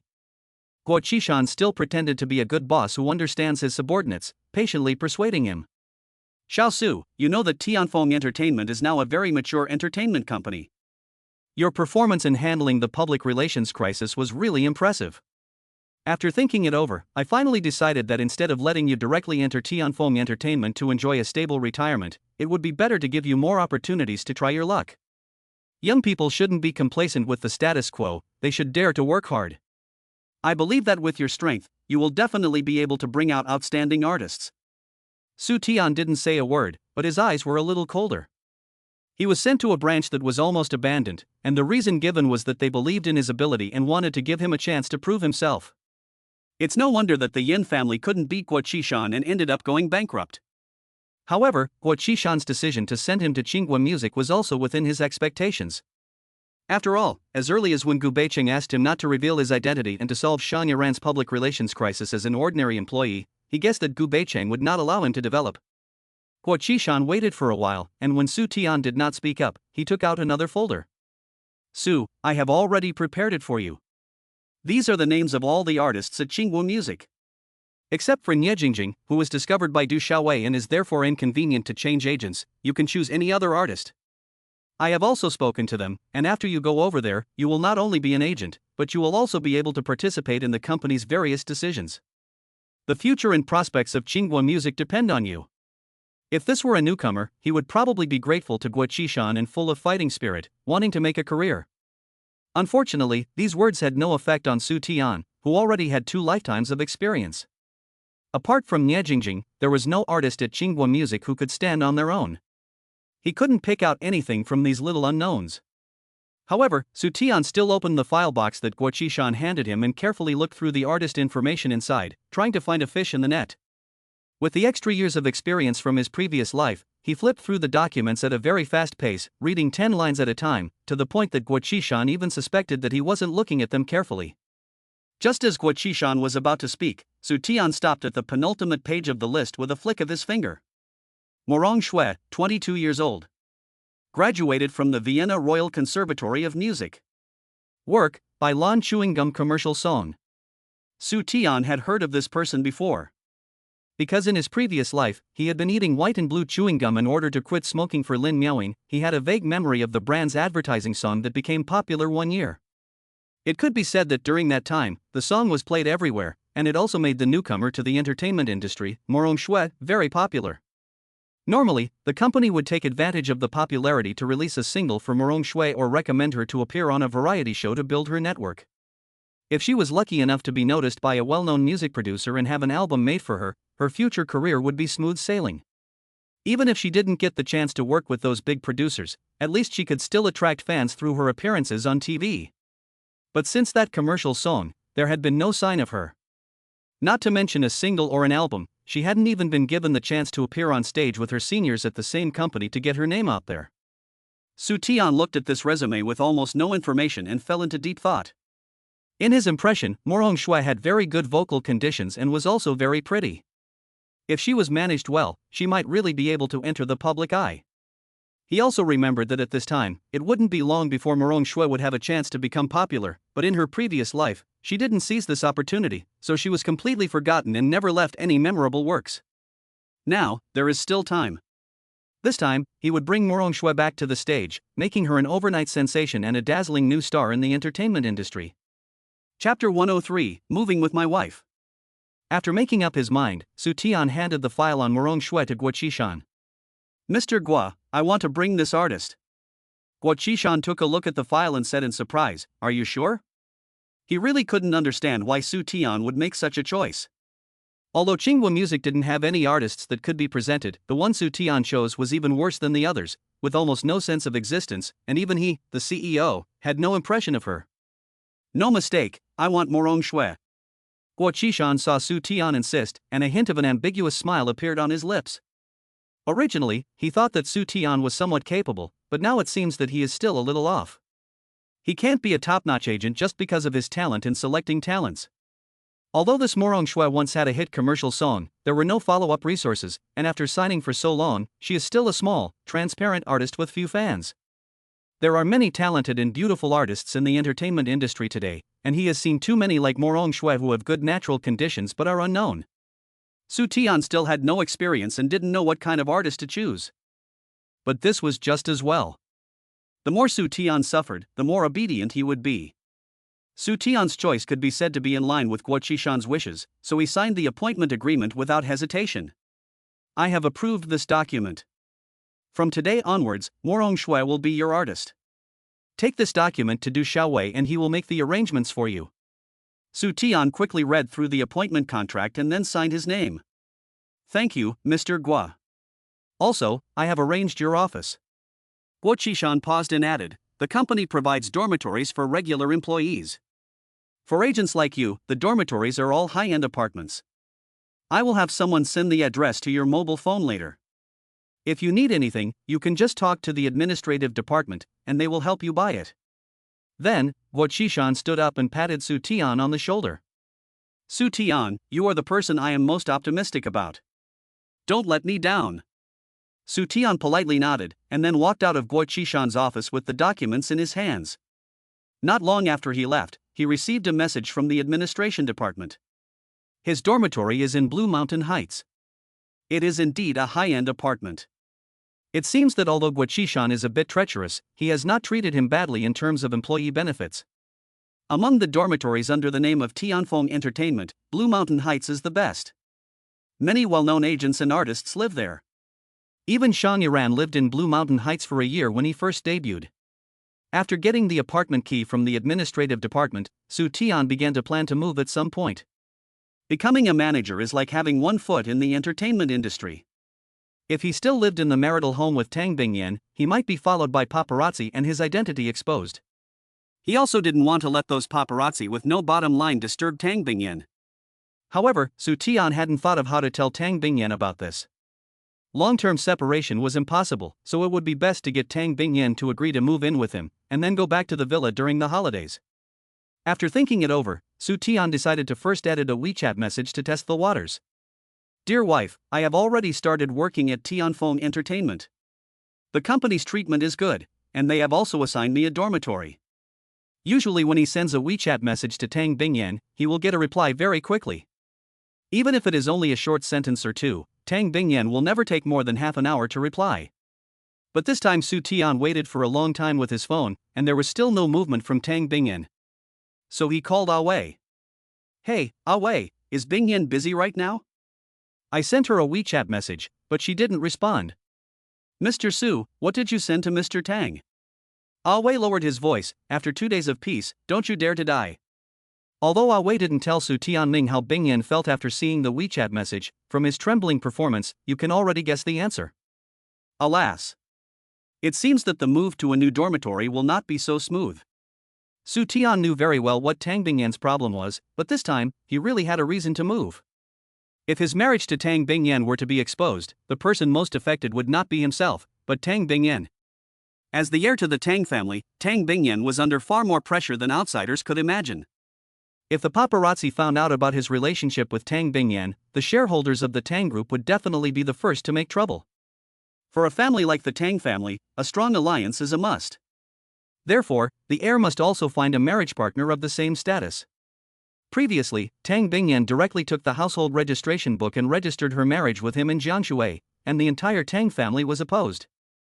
However, this also concerns the reputation of the Tang family, so in addition to the old man Tang and a few elders knowing about it, even the nephews of the Tang family's branch were kept in the dark and had no idea. Although Tang Bingyan didn't want to hide it at that time, because Su Tian also hated this marriage very much, the two were in a state of secret marriage. If it was exposed without any preparation, it would definitely be a problem for Tang Bingyan. He couldn't help Tang Bingyan worry, at least he couldn't become a burden to her at this time. Moreover, after becoming an agent, he had to take artists to their appointments, and it was common for him to work day and night. The villa where the two lived was far from the company, so it was most convenient for him to live in the artist dormitory. However, how could he convince Tang Bingyan to let him move into the company dormitory? Su Tian frowned in thought, and suddenly his eyes lit up. He immediately took a taxi back to the villa where he and Tang Bingyan lived, the Huangyu Villa. After the meeting with the senior management, Tang Bingyan took out her mobile phone and looked at it again. There was no new message. After Su Tian sent her that WeChat message, there was no more movement. "Miss Tang, it's time to go home after work. Are you going back now?" Wei asked carefully while observing Tang Bingyan's expression. "No, I'm not going back." Tang Bingyan walked towards the president's office in her 7-centimeter high heels, like a gust of wind. "I'm going to work overtime at the company tonight." But Wei frowned and quickly said, "Mr. Su." Tang Bingyan paused. "What about him?" "He said to wait for you to come home for dinner." "You tell him not to wait for me." Tang Bingyan finished and walked into the office. With a bang, the office door slammed shut. Wei looked at the closed door in front of him and sighed helplessly. His daughter is really angry this time. Wei had long known that Su Tian was unreliable. He had thought that after the accident, he would change his ways, but he had not expected that after a few days of peace, he would revert to his old ways. This person is hopeless. Just as Wei was about to call Su Tian to ask what was going on, the office door suddenly opened. Tang Bingyan's cold and frosty face suddenly appeared in front of Wei, and even though he was used to it, he involuntarily shivered. "Tang, General Tang. Book a ticket for me to Australia tonight." Wei did not dare to be rude. "Okay, I'll book it right now." However, before he could leave, he heard the elevator door stop. Su Tian came out of the elevator with a suitcase. "Ancestor!" Wei cried out in grief and immediately rushed towards Su Tian. "Are you running away from home?" He stamped his feet in a hurry, which was directly poking at Tang Bingyan's sore spot. "Who said I was leaving home?" Su Tian looked at Wei in bewilderment. "Then what are you?" "I'm moving with my wife." Su Tian had already decided that he could ask Tang Bingyan to move into the company dormitory with him. Tang Bingyan often worked overtime and returned home late, and there were many celebrities living in the Blue Mountain Heights, so as long as he and Tang Bingyan did not go in and out together, even if they were caught by the paparazzi, they would not be suspicious. Plus, Tang Bingyan is usually low-key, never giving interviews to magazines, and she never attends shareholders' meetings of the subsidiaries of Yan's Group.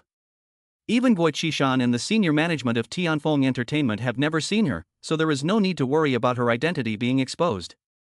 And even if her identity is exposed, it is normal for the boss of Tianfeng Entertainment to have a property in the staff dormitory, right? At this moment, the office door opened again, and Tang Bingyan looked down at the contract and said to Wei, "Have you booked the plane ticket? Get the car ready." Tang Bingyan saw a pair of familiar shoes in the corner of her eye. She stopped and looked up, just in time to see Su Tian holding a suitcase and smiling at her. "Why are you here?" Tang Bingyan was still cold on the surface, but a corner of the ice in her eyes melted quietly. "I'm here to pick you up from work." Su Tian looked around and then said, "I thought the company had given me a dorm room. I'll go home and pack up our daily necessities. If I finish work late, can we live in the dorm room together?" Tang Bingyan. She thought Su Tian was going to avoid her and move into the company dormitory alone, but she didn't expect him to pack up his things as well. "You want me to move in with you?" Tang Bingyan tried to restrain herself and make her tone calm and indifferent. "What else?" Su Tian said with a straight face, "Do you want to live apart just after getting married?" Wei. He was really shocked by Su Tian's invitation to his daughter to live in the staff dormitory. But from his many years of knowing Tang Bingyan, she didn't seem to object. Love really makes people's brains go haywire. Wei silently complained in his heart, unaware that disaster was about to befall him. "Oh, right, what did you say about booking a flight ticket? Are you going on a business trip?" "It's not me, it's Wei." Chapter 104, Dear, have your relatives left? Wei, who was inexplicably called out by name. He's going on a business trip? When did this happen? How come he didn't know? It turns out that it was Wei who was going on a business trip. Su Tian let out a sigh of relief. That's great, I bought Kobe beef tonight and was going to make you a steak, but the beef won't be fresh for long. Okay, let's go. Tang Bingyan nodded, as if she had completely forgotten how firmly she had refused to have dinner with Su Tian. Su Tian looked at Tang Bingyan, who was ready to leave with him immediately. Can you go off work now? Yes. Tang Bingyan took Su Tian's hand and was ready to leave. Mr. Tang, the flight ticket to Australia. Ah Wei stood there at a loss. You'll get a week's holiday after the project is finished. Tang Bingyan walked to the elevator without looking back, holding Su Tian's arm, leaving Wei alone in the wind. Although a week's vacation was indeed good, he had clearly asked Tang for leave to go back to his hometown. How could his principled boss be so fickle? As Wei was hurrying to the airport with his suitcase, Su Tian and Tang Bingyan returned to the Blue Mountain Heights apartment. Wife, come in quickly. Su Tian was here for the first time, too. He first showed Tang Bingyan around, then put the suitcase in the bedroom. This apartment is a bit small, and we won't be living here very often, so let's make do with it, okay? Tang Bingyan seemed to be pleased by Su Tian's words, and instead of releasing cold air, she opened the suitcase and started packing. Then I'll go cook, and you go take a shower first? Su Tian said, and then he carried the ingredients into the kitchen. Tang Bingyan took out a new set of pajamas from her suitcase and went into the bathroom. Just as Su Tian had finished frying the steak to medium rare, the doorbell rang. Who is it? Su Tian was a little surprised. He had only moved in the day before, and normally no one would know he lived here except for a few senior executives from the company. Could it be the property management company, coming to say hello to the new owner? Su Tian went to the entrance hall with a spatula in his hand to open the door, and froze when he saw the young man standing at the door. Shan Yaran, how could it be you? Shan Yaran, who was standing outside the door, was holding a bottle of champagne. When he saw Su Tian wearing an apron and holding a spatula, he was also shocked. Mr. Su, are you cooking? Ah, yes. Su Tian was momentarily panicked. He didn't know if Shan Yaran had seen Tang Bingyan. Tang Bingyan was still in the bathroom, and if he saw her, it would be a bit of a problem for Tang Bingyan if the secret marriage was exposed. But soon Su Tian calmed down and asked Shan Yaran, how did you know I lived here? I heard Joga say that you moved in across the street from me, so I thought I'd come over and take a look. Ah, you live across the street from me? Su Tian was even more surprised to glance in the direction behind Shan Yaran. Don't you live in the Wandao Villa area? He didn't expect Shan Yaran to live so close to him. I used to live over there, but because of the incident with Li Qiang, many paparazzi went to that place to block me, so I moved to the company dormitory. I see. Su Tian laughed twice, not knowing what to do. What, is it inconvenient? Shan Yaran saw Su Tian's embarrassed face and did not invite him in, so he took the initiative to ask. No, actually my girlfriend is taking a shower. Su Tian deliberately raised his voice to remind Tang Bingyan in the bathroom, honey, my colleague from work is here. Shan Yaran was taken aback. He didn't expect Su Tian to have a girlfriend, and now his girlfriend was right there. Come on in. After Su Tian reminded Tang Bingyan, he invited Shan Yaran to come in. Shan Yaran bowed slightly and happened to see a pair of women's high heels at the entrance, which made him feel even more uncomfortable. I'd better not disturb you in your girlfriend's world. I just came to say hello. This bottle of champagne is for you. I'll invite you to dinner sometime. After saying that, Shan Yaran turned around and went back to his own home without further ado. Su Tian looked at the champagne that Shan Yaran had forced him to accept and shook his head helplessly. It seems that he still has to prepare a gift in return. Who's here? On the other side, Tang Bingyan had finished her bath and came out of the bathroom dressed in her clothes. Shan Yaran. Su Tian took the champagne in his hand and showed it to Tang Bingyan. He heard that I had moved in, so he came over to say hello, and now he is gone. Tang Bingyan nodded, and her expression did not show her emotions. Su Tian was shocked and hurriedly explained, honey, it's not that I don't want to make our relationship public, but I want to do it after I have made a career for myself. I know you don't mind my background, but I don't want to be called a gigolo by outsiders, and I don't want them to point their fingers and say that I don't deserve you. The main reason he didn't say was that he was worried that the exposure of their marriage would have a bad impact on Tang Bingyan. After all, he understood that Tang Bingyan cared more about his feelings than she did. However, when Tang Bingyan heard Su Tian say this, her face still turned cold. Who would dare? Of course they wouldn't dare say it to my face, but can I control what they think behind my back? Su Tian smiled helplessly. Honey, I know I've done a lot of stupid things in the past, and I've overdrawn my credit with you. Now, can you trust me again? When I become the top agent in the entertainment industry and have my own professional team, we'll go public then. Even if I don't care what others think of me, I don't want you to be seen as having bad taste by those people outside. After Su Tian finished speaking, the living room suddenly fell into a strange silence. After a while, Tang Bingyan finally said, 1 year. What he meant was that after a year, they would make it public, regardless of whether Su Tian had achieved anything. 1 year later, I will definitely hold your hand in public and give you a grand wedding. With that, Su Tian knelt down in front of Tang Bingyan.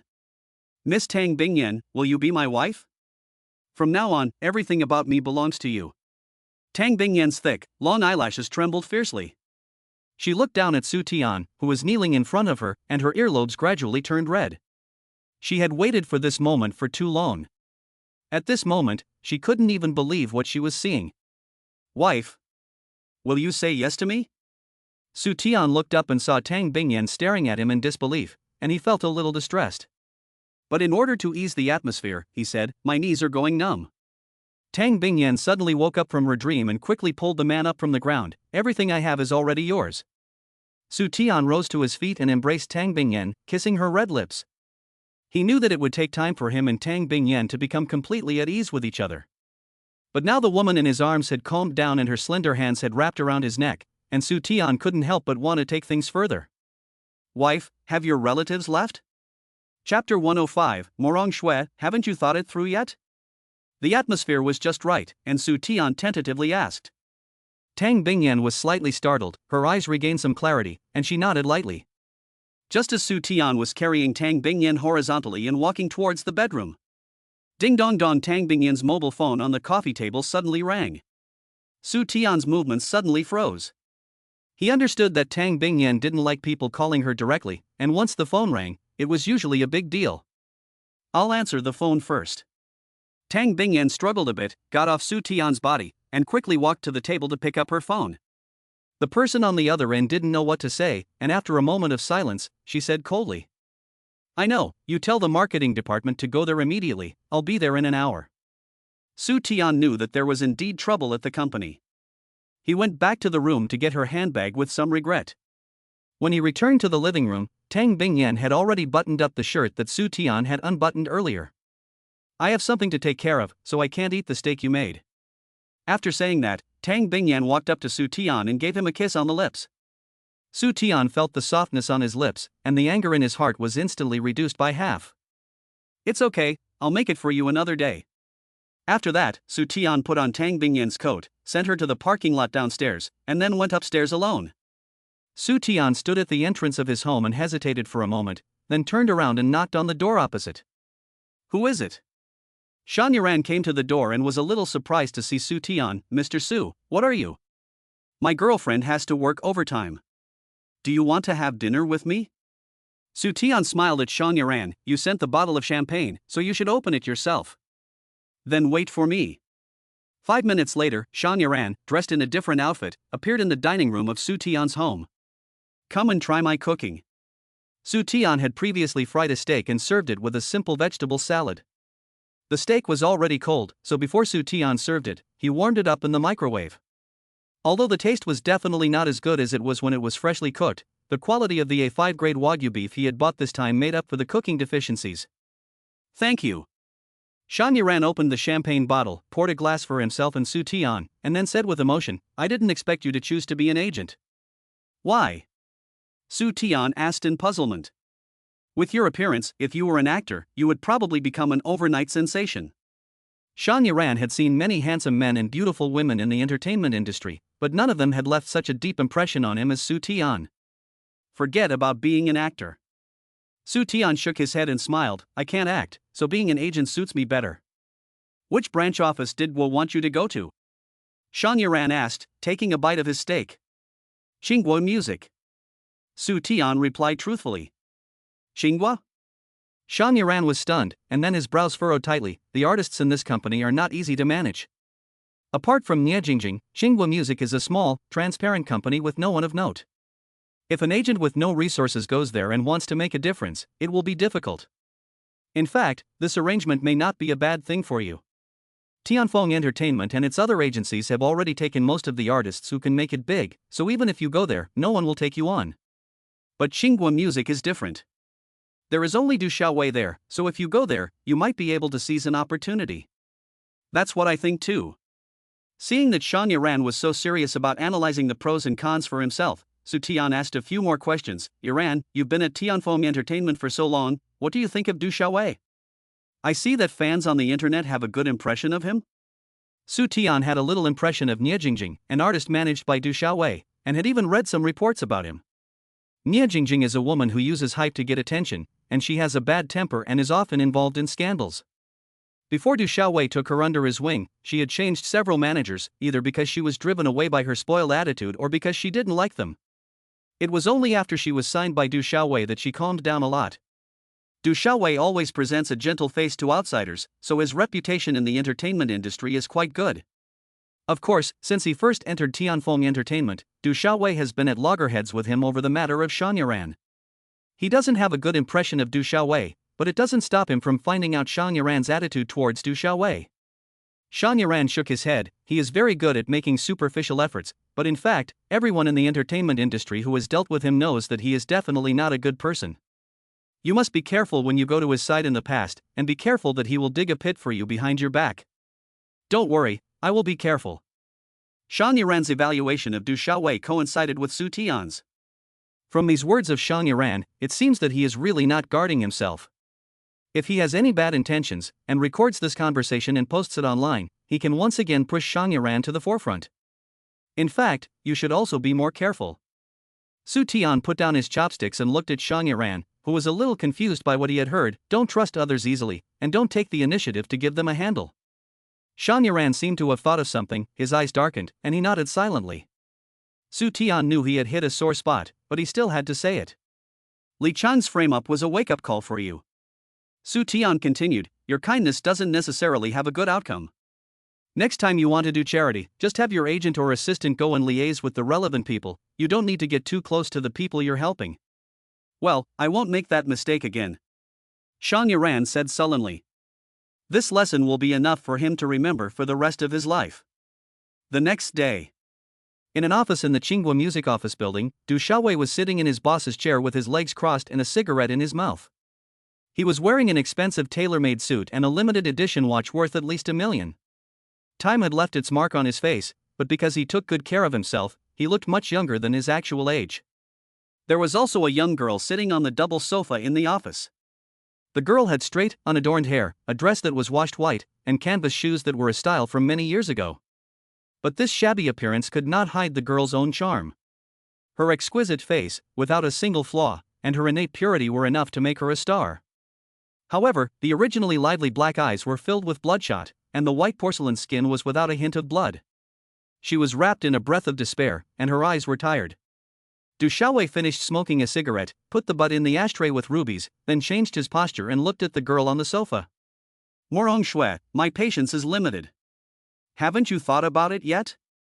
Morong Shui's body trembled violently. If you look closely, you will see that her clenched fists are shaking, but her face is stubborn and unyielding. Du Xiaowei frowned tightly and tapped the table impatiently. Just as he was about to speak, there was a sudden knock on the door. Come in. Du Xiaowei, who had been interrupted, was a little annoyed and his tone was rather irritable. Immediately afterwards, a tall, thin middle-aged man ran in panting, and before Du Xiaowei could speak, he shouted first. Manager Du, it's bad. The headquarters sent a new person over, saying that he is the company's agent, and that all of our departments must actively cooperate with him. Does General Gua have any thoughts on this? Chapter 106, Why should I support you? Although Tsinghua Music is a small company under Tianfeng Entertainment, it is an inconspicuous company that ranks last in performance every year. But after all, it is a subsidiary of Tianfeng Entertainment, which is better than the rest, and is much better than those small entertainment companies with a grass stage. The assessment of Tsinghua Music artists and staff is as strict as that of the headquarters. Those who can enter the company have all gone through several re-examinations to get this opportunity. Because Du Xiaowei is the person in charge of Tsinghua Music, both artists and staff must first obtain his consent before entering the company. But now that the company has not received any news, the headquarters suddenly sent a broker to parachute in, so the company is very dissatisfied with this newcomer who has not yet appeared. Especially Du Xiaowei's close friends, who had already put Su Tian in a hostile position. Du Xiaowei's eyes grew cold upon hearing this, and he exuded a sense of anger, snickering disdainfully. Newcomer? Is that Su Tian? Yes, it's Su Tian. Manager Du, do you know him? Du Xiaowei seemed to have thought of the day Su Tian confronted him at the headquarters meeting, and his face grew even uglier. He's just a greenhorn who knows nothing, and he got a chance by being clever. I don't need to worry about such a small character. But the middle-aged man was a bit embarrassed, and he was about to speak, but was interrupted by Du Xiaowei. I'm the boss here at Qinghua Music. Can a newcomer really turn the world upside down? Du Xiaowei rolled his eyes. Su Tian, that layman, actually found the right way to do public relations and cleared Shang Yiran's name. He ruined my plans, and I haven't even gotten to him yet. Now he's come to me on his own, looking for trouble. He's got no idea what he's in for. This is the perfect time to settle our old and new scores together. Once Shang Yiran was banned, the resources that originally belonged to him would have been given to Niejingjing. But now Shang Yiran has not only not been banned, but has gained even more sympathy and support, and even his endorsement fees have gone up. As a result, the artists under his management are still being suppressed by Zhou Ping's artists, and he doesn't know when they will have a chance to shine. The tall and thin man heard that Du Xiaowei wanted to settle the score with Su Tian, and he felt more confident. He hurriedly flattered him. Our company still needs manager Du to personally take action to subdue those young and ignorant brats. The tall and thin young man had just been anxious to report to Du Xiaowei and had not noticed Morong Shui sitting on the sofa. Now that he saw her, he immediately understood Du Xiaowei's plan and involuntarily revealed a lewd smile on his face. Morong Shui's body stiffened, and her clenched fist tightened a little more. Is there anything else? Du Xiaowei glared at the man impatiently and scolded, if there's nothing else, get out of here quickly and don't delay me from doing my business. Yes, I'm leaving now. The tall and thin man understood, and quickly left the office, deliberately closing the office door tightly before leaving. The office was quiet again. Du Xiaowei looked in the direction of Morong Shui, and the impatient tone in his voice was already very obvious. Morong Shui, don't pretend to be high and pure anymore. How many of the female stars in this circle are clean? You should have some awareness when you enter this circle. Not everyone is as patient as I am. Don't keep asking for trouble. Upon hearing this, Morong Shui pursed her pale lips and said nothing. Shui, why don't you get it? Du Xiaowei saw that Morong Shui was still unmoved, and his attitude softened again. If you follow me, I promise to give you all the resources I have. Du Xiaowei said this while standing up from his boss chair and approaching Morong Shui, continuing to persuade her. This kind of thing is second nature. If you just do it with me, I can not only make you famous, but also transfer your father to a better hospital and pay for his surgery. Because Du Xiaowei was getting closer, Morong Shui's body became more and more stiff, and she quickly moved to the edge of the sofa, making a pose as if she was ready to run at any time. But Du Xiaowei was confident that Morong Shui would not run, and he dared not run, so he stretched his claws to her waist. Shui, you've been working at the company for 2 years. A female celebrity's prime is only a few years. You've wasted 2 years already. Do you have to wait until you're old and wrinkled before you realize your potential? With your qualifications, if you had followed me when you first joined the company, you would have become a popular actress like Niejingjing, and maybe even more famous than her. It's a pity that you are too stubborn and have wasted a lot of time. Look at those artists who debuted at the same time as you. Even if they are not very successful, at least they can drive luxury cars and live in big villas with no worries about food and clothing. Du Xiaowei tried to persuade her with both soft and hard tactics, but Morong Shui was still unmoved by his words. Gradually, his patience was running out. Morong Shui, don't make me punish you. You think you can waste time with me, and when your contract with the company expires, you can regain your freedom and sign with another company. Don't be naive. Du Xiaowei snorted, his tone mocking. When you are under my control, I could push away your resources. You think that after you terminate your contract, other companies will want you? Tianfeng Entertainment is not the only big company, but it is also a presence that occupies half of the entertainment industry. As long as I let some news out, you will never be able to sing on stage again in your life. When she heard Du Xiaowei's shameless remarks, her fingernails sank into her flesh. She suddenly looked up and stared into Du Xiaowei's eyes. Just as you said, there are so many people in the entertainment industry, why me? I'm not the kind of woman who can sell her body for profit. What's selling your body? Don't put it so bluntly. Du Xiaowei's lecherous gaze lingered on Morong Shue's exquisite body. This is called making reasonable use of your own advantages.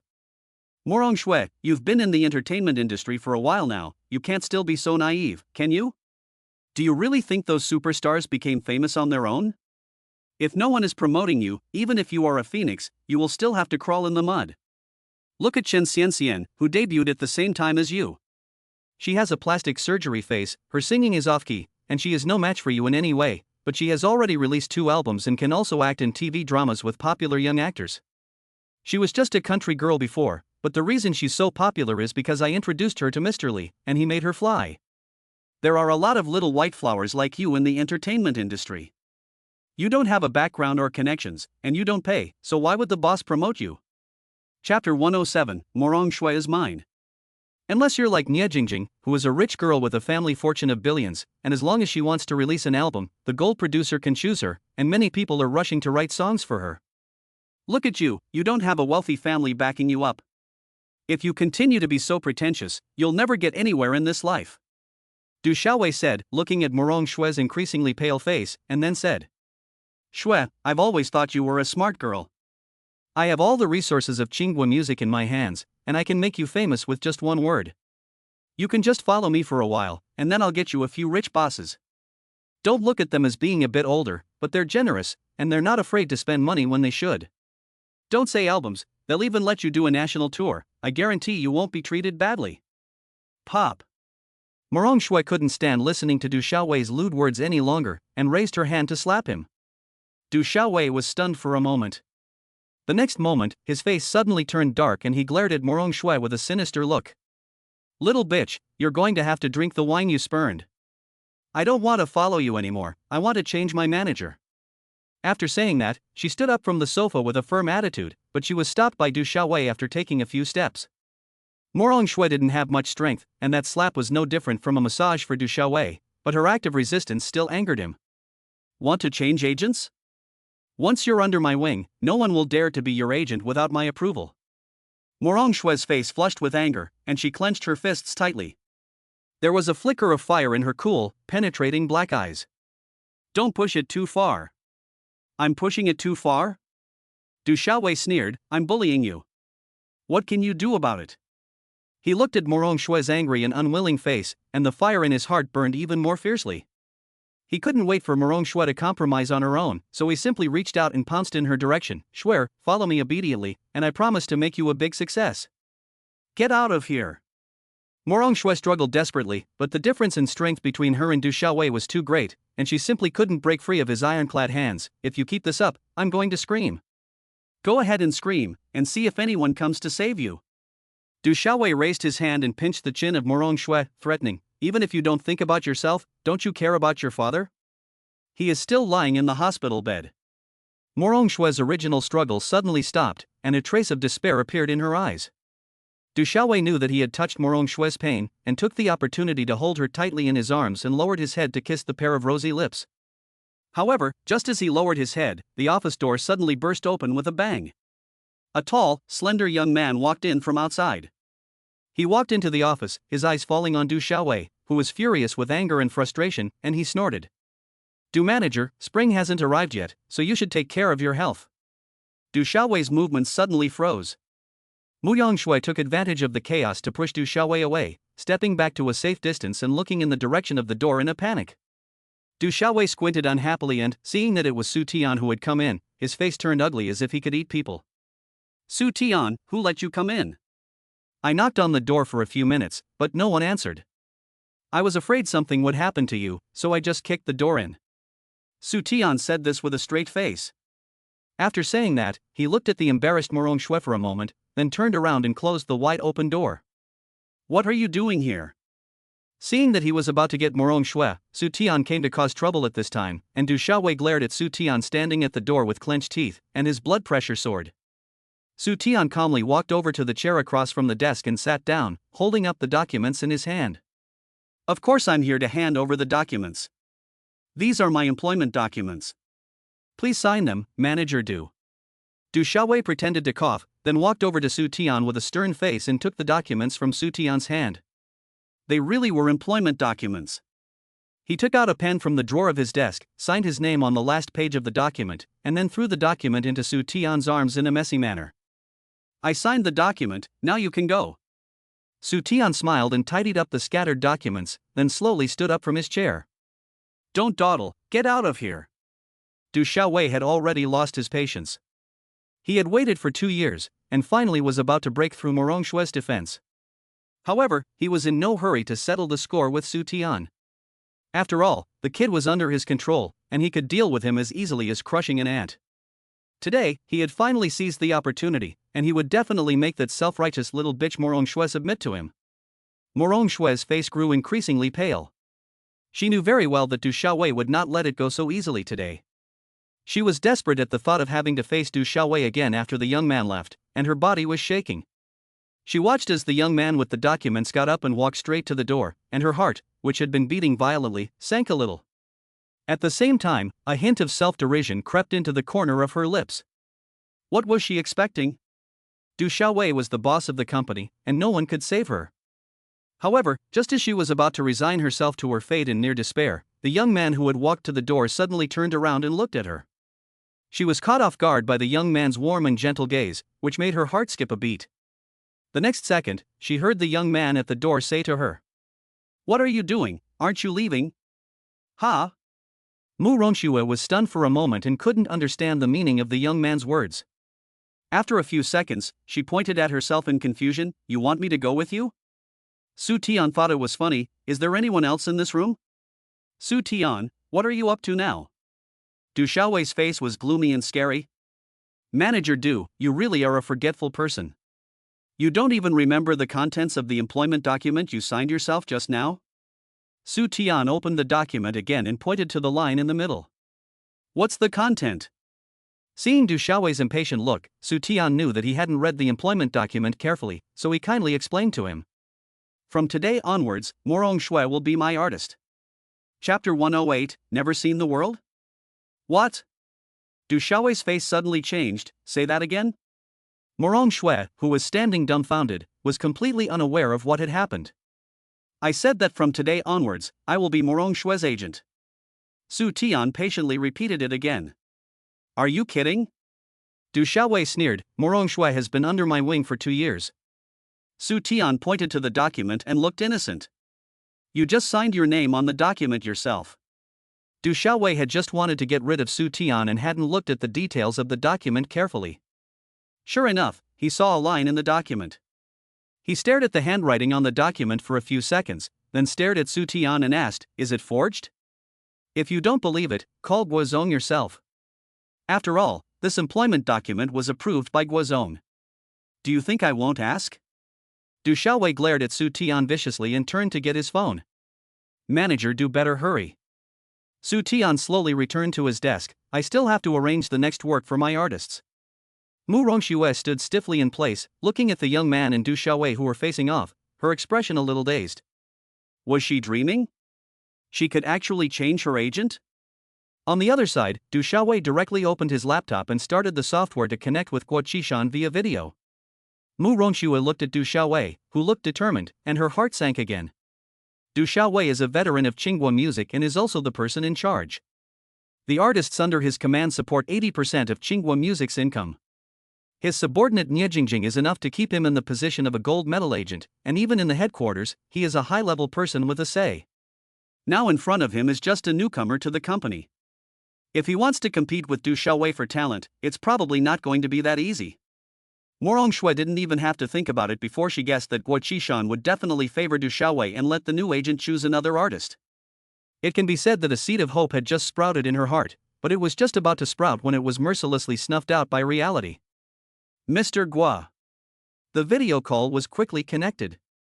Du Xiaowei sat upright, adjusted the camera position, and greeted Guo Qishan. Has Su Tian gone?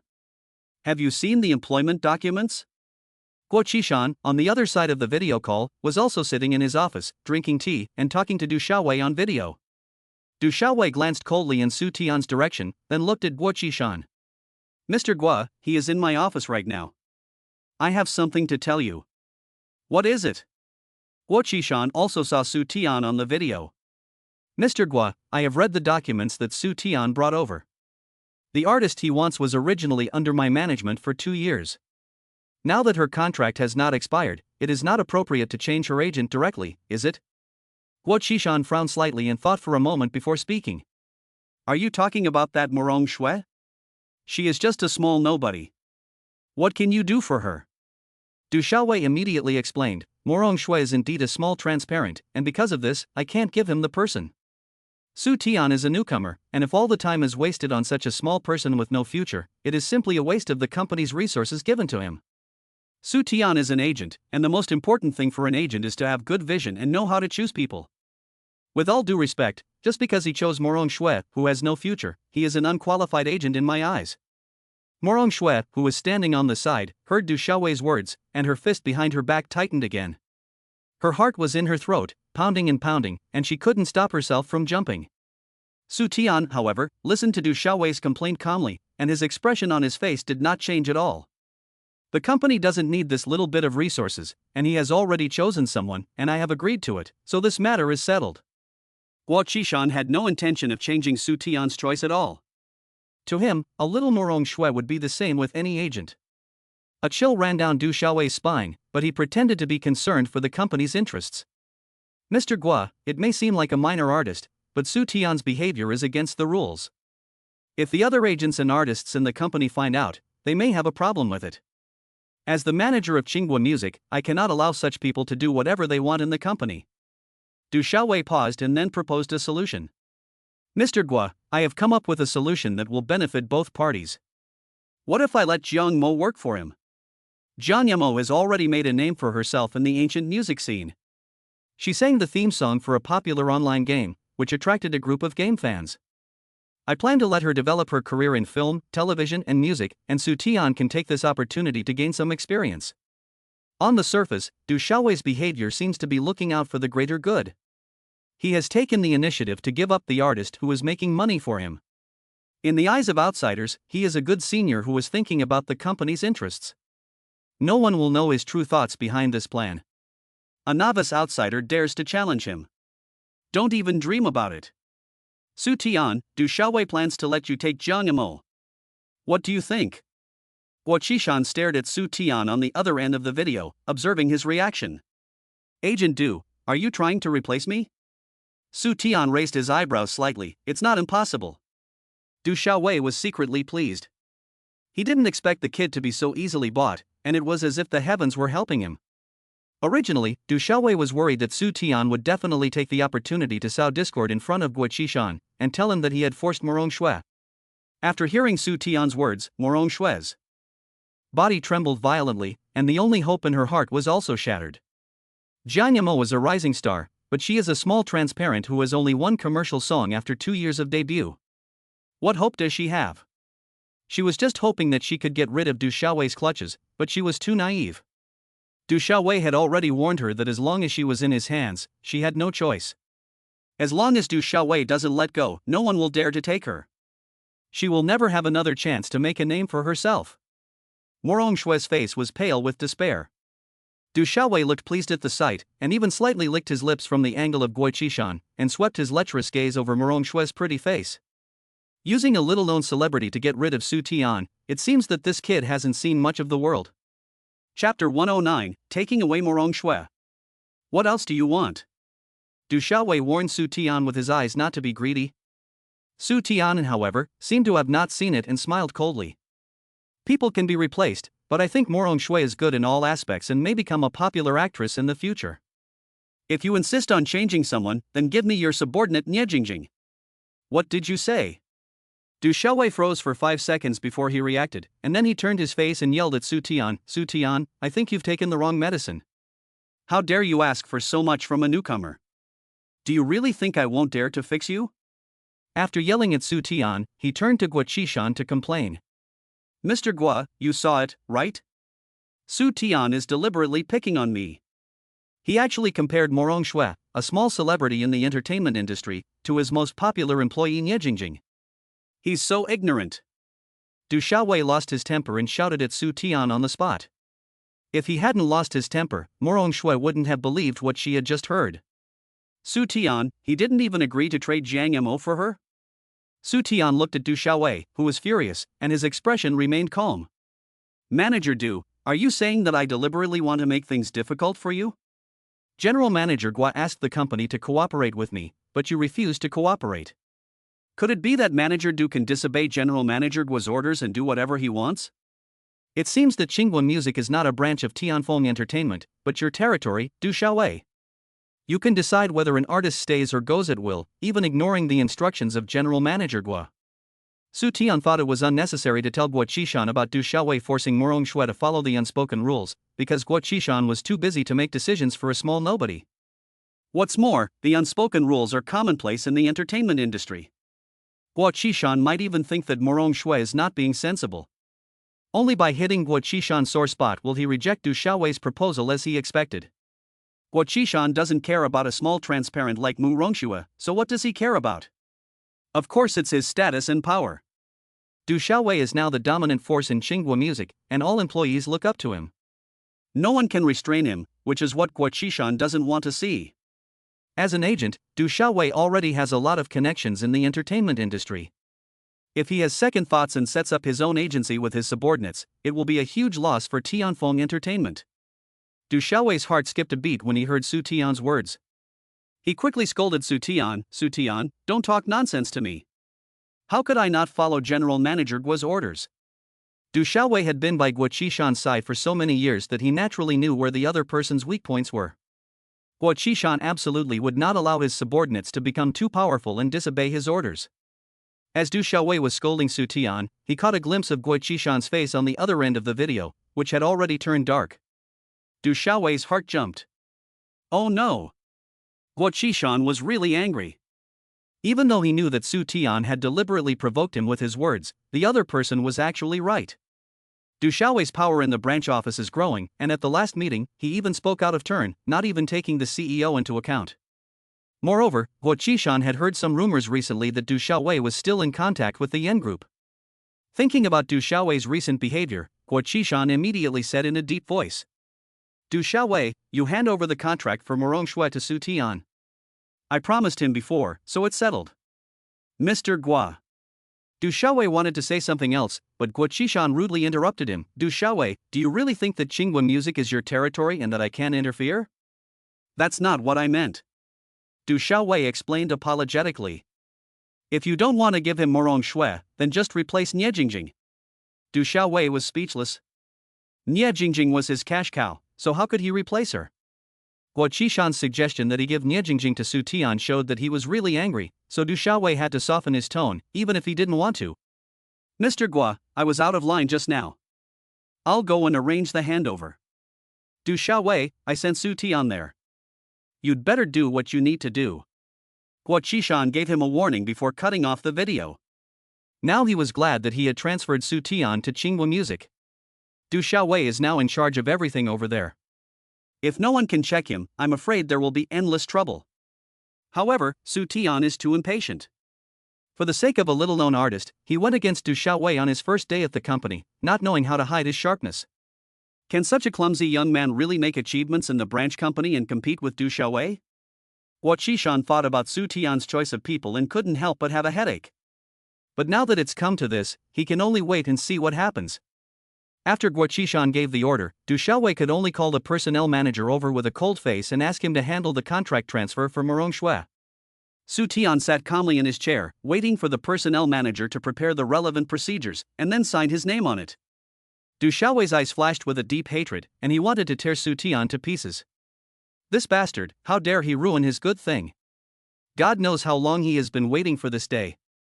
Finally, he has the opportunity to get Morong Shui, but Su Tian ruined it at the last minute. While Du Xiaowei was glaring at Su Tian had already finished the handover of Morong Shui with the HR manager. He stood up with the contract in his hand and made a gesture of respect to Du Xiaowei. Manager Du, thank you for your help. After saying that, he turned and walked out the door. When he passed by Morong Shui, he saw that she was still in a daze, so he stopped and said, Go, don't bother Manager Du with your work. Ah, okay. Morong Shui had not yet recovered from the shock. Everything that had just happened to her was like a dream, and it even made her afraid to move, for fear that she would wake up from her dream. Hearing Su Tian's reminder, she subconsciously followed him.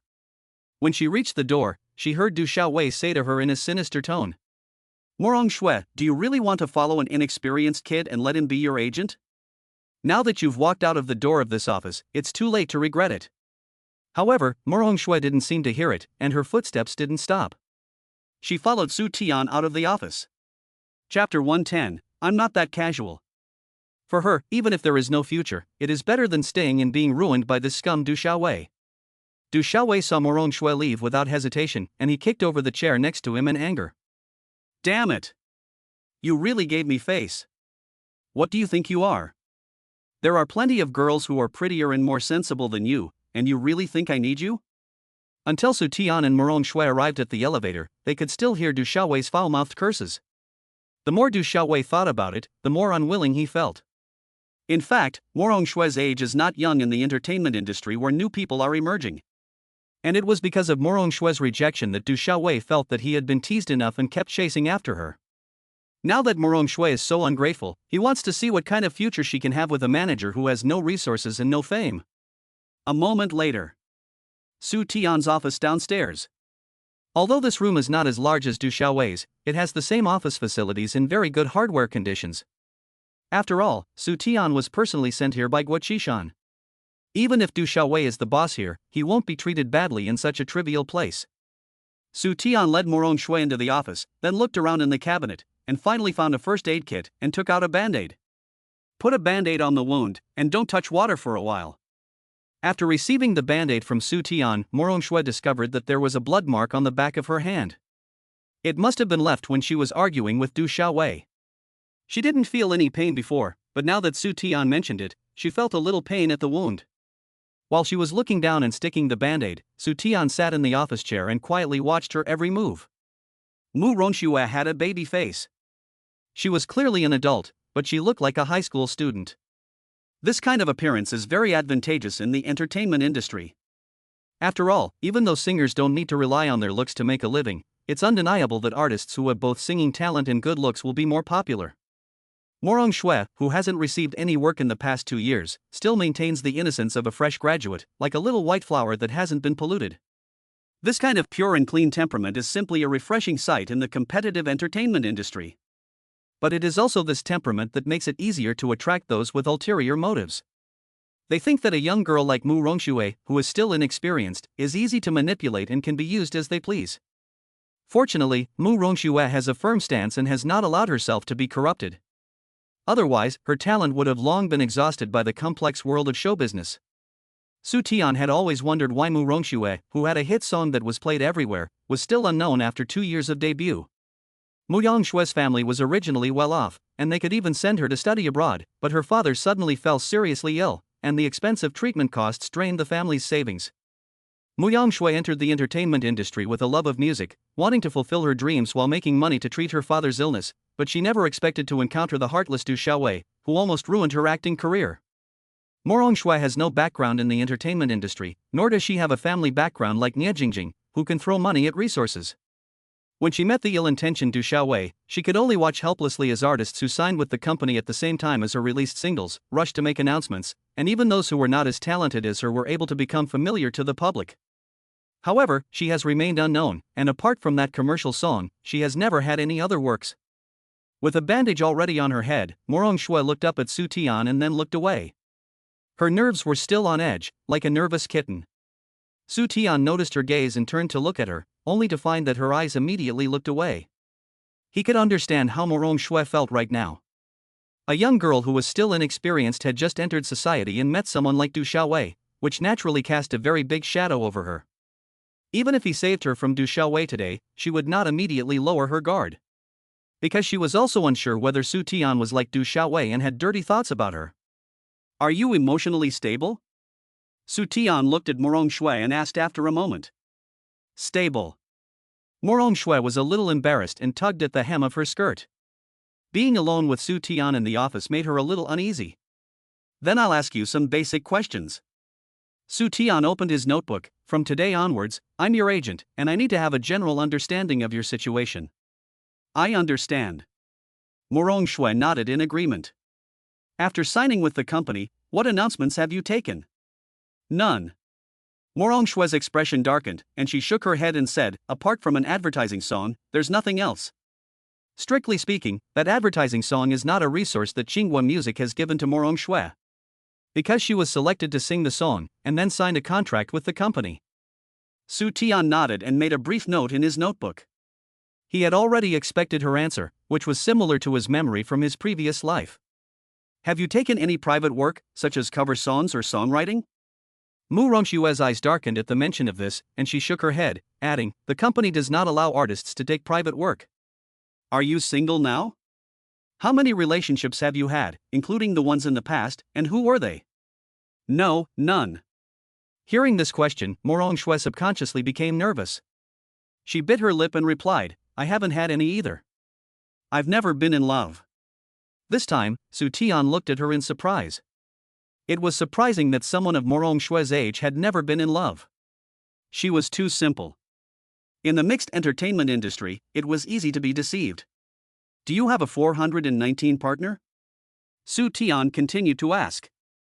Although Mo Rongshui has never been in love, it doesn't mean that she hasn't had a one-night stand. If the other party reveals the news, it will have a huge impact on Mo Rongshui. No. Mo Rongshui's face stiffened, and she said with righteous words, I'm not that kind of person. Good. Su Tian gave Mo Rongshui a thumbs up, I like people with a bottom line. Although this kind of thing is consensual, even if it's not in the entertainment industry, it's normal, but Su Tian still feels that the risk is too great. Not only is it easy to be blackmailed by paparazzi, but it's also not safe. Mo Rongshui has no messy love affairs, which is good news for his manager. Thank you. Mo Rongshui pursed her lips and lowered her head again, not knowing what to think. Who is managing your social media accounts now? Chapter 111, Accepting or Not Accepting the Unspoken Rules. It's in Viagra's hands. Mo Rongshui replied. No wonder Mo Rongshui's Weibo updates are only 7 or 8 a year, they're already overgrown. Afterwards, I will take back your social media accounts, and then carefully check the content of all your social media accounts to filter and delete. If there is content that does not conform to your development path, I will delete it. In the entertainment industry, the most important thing is your image. However, Su Tian felt that with a simple personality like Mo Rongshui's, there was no need to add too complicated an image to her, and it would be best to let her maintain her current situation. Although the queen's sister is popular, the stubborn little white flower that sways in the wind and refuses to admit defeat is very easy to attract die-hard fans. Sorry. Mo Rongshui smiled gratefully at Su Tian. You're welcome. I'm your agent. It's what I'm supposed to do. Su Tian thought for a moment and then asked, also, does the company pay you a monthly salary? It hasn't for a year. Mo Rongshui sighed. In other words, you haven't received a salary for a year? Su Tian was shocked. This Du Xiaowei is simply not human. What was your income for the past year? Su Tian asked. She went out to work. Mo Rongshui was a little embarrassed. She couldn't accept any work, and she couldn't write songs privately and sell them to other record companies. She could only do some tutoring and etiquette work. Su Tian's face fell. Every artist signed by an agency has a base salary, which can ensure that the artist can also have income during the period when they are just starting out. But Du Xiaowei has hidden Mo Rongshui, not given her any work, and not allowed her to take any outside work. He even refuses to pay her the few thousand yuan in basic salary. This is clearly an attempt to corner Mo Rongshui and make her compromise with him. This kind of tactic is really despicable.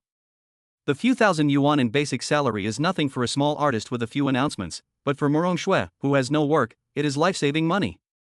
Su Tian didn't need to ask to guess how difficult it had been for Mo Rongshui to live in the past 2 years.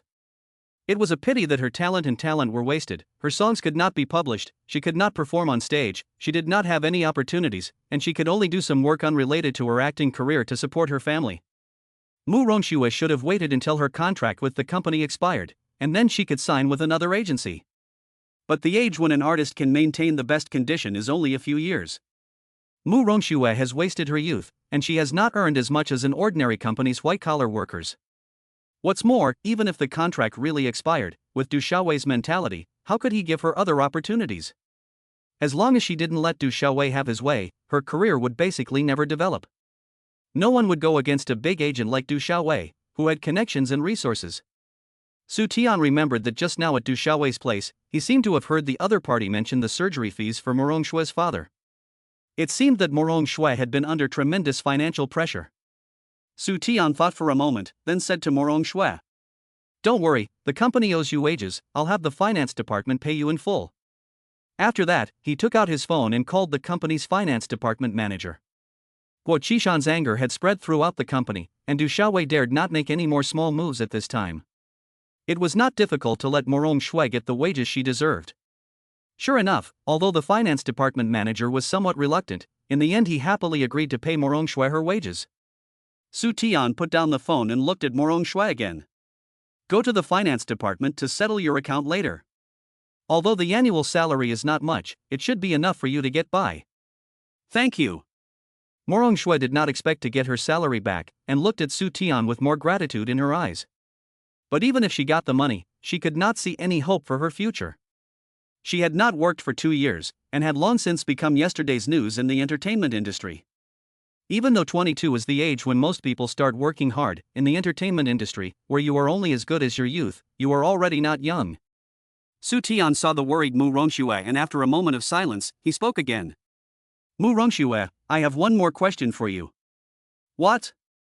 Mu Rongxue became nervous again. "In order to get resources, are you willing to accept the unspoken rules?" Mu Rongxue's face turned pale at the mention of this. Seeing this reaction, Su Tian could probably understand her principles, but for the sake of future work, he still wanted to hear it from Morong Shue herself. After all, in the entertainment industry, the unspoken rules are commonplace. He had to find out Morong Shue's bottom line so that the two of them would not have conflicts in the future. "I'm not forcing you to do anything. In principle, if an artist wants to climb up, there's nothing a manager can do to stop it.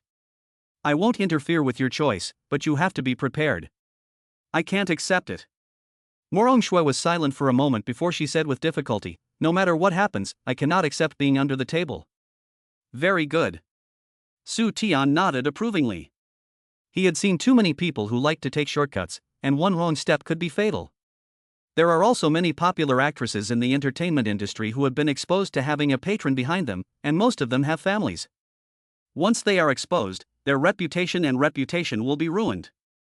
Some questions may be sharp, but as your agent, I must ask you these questions with a responsible attitude. From now on, I will be fully responsible for your work in life. You must report to me who you associate with in your private time, and you must not act on your own.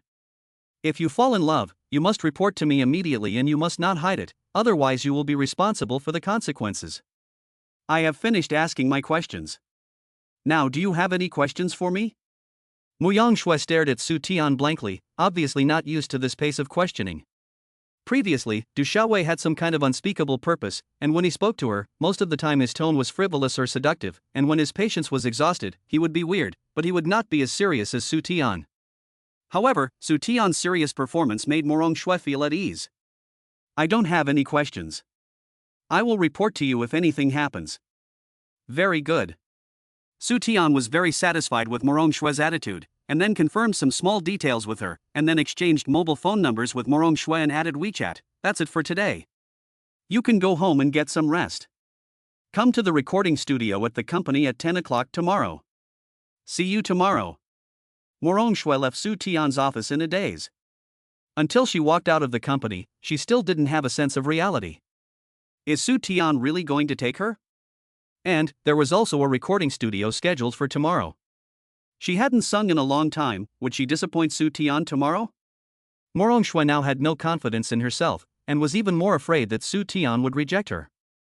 She had finally escaped from Du Xiaowei's clutches and had a little hope. If Su Tian gives up on her, she can't imagine what will happen to her. Su Tian read through all the relevant information about Tsinghua music in his office. By the time he finished work, it was past dinner time. He didn't drive to the company today.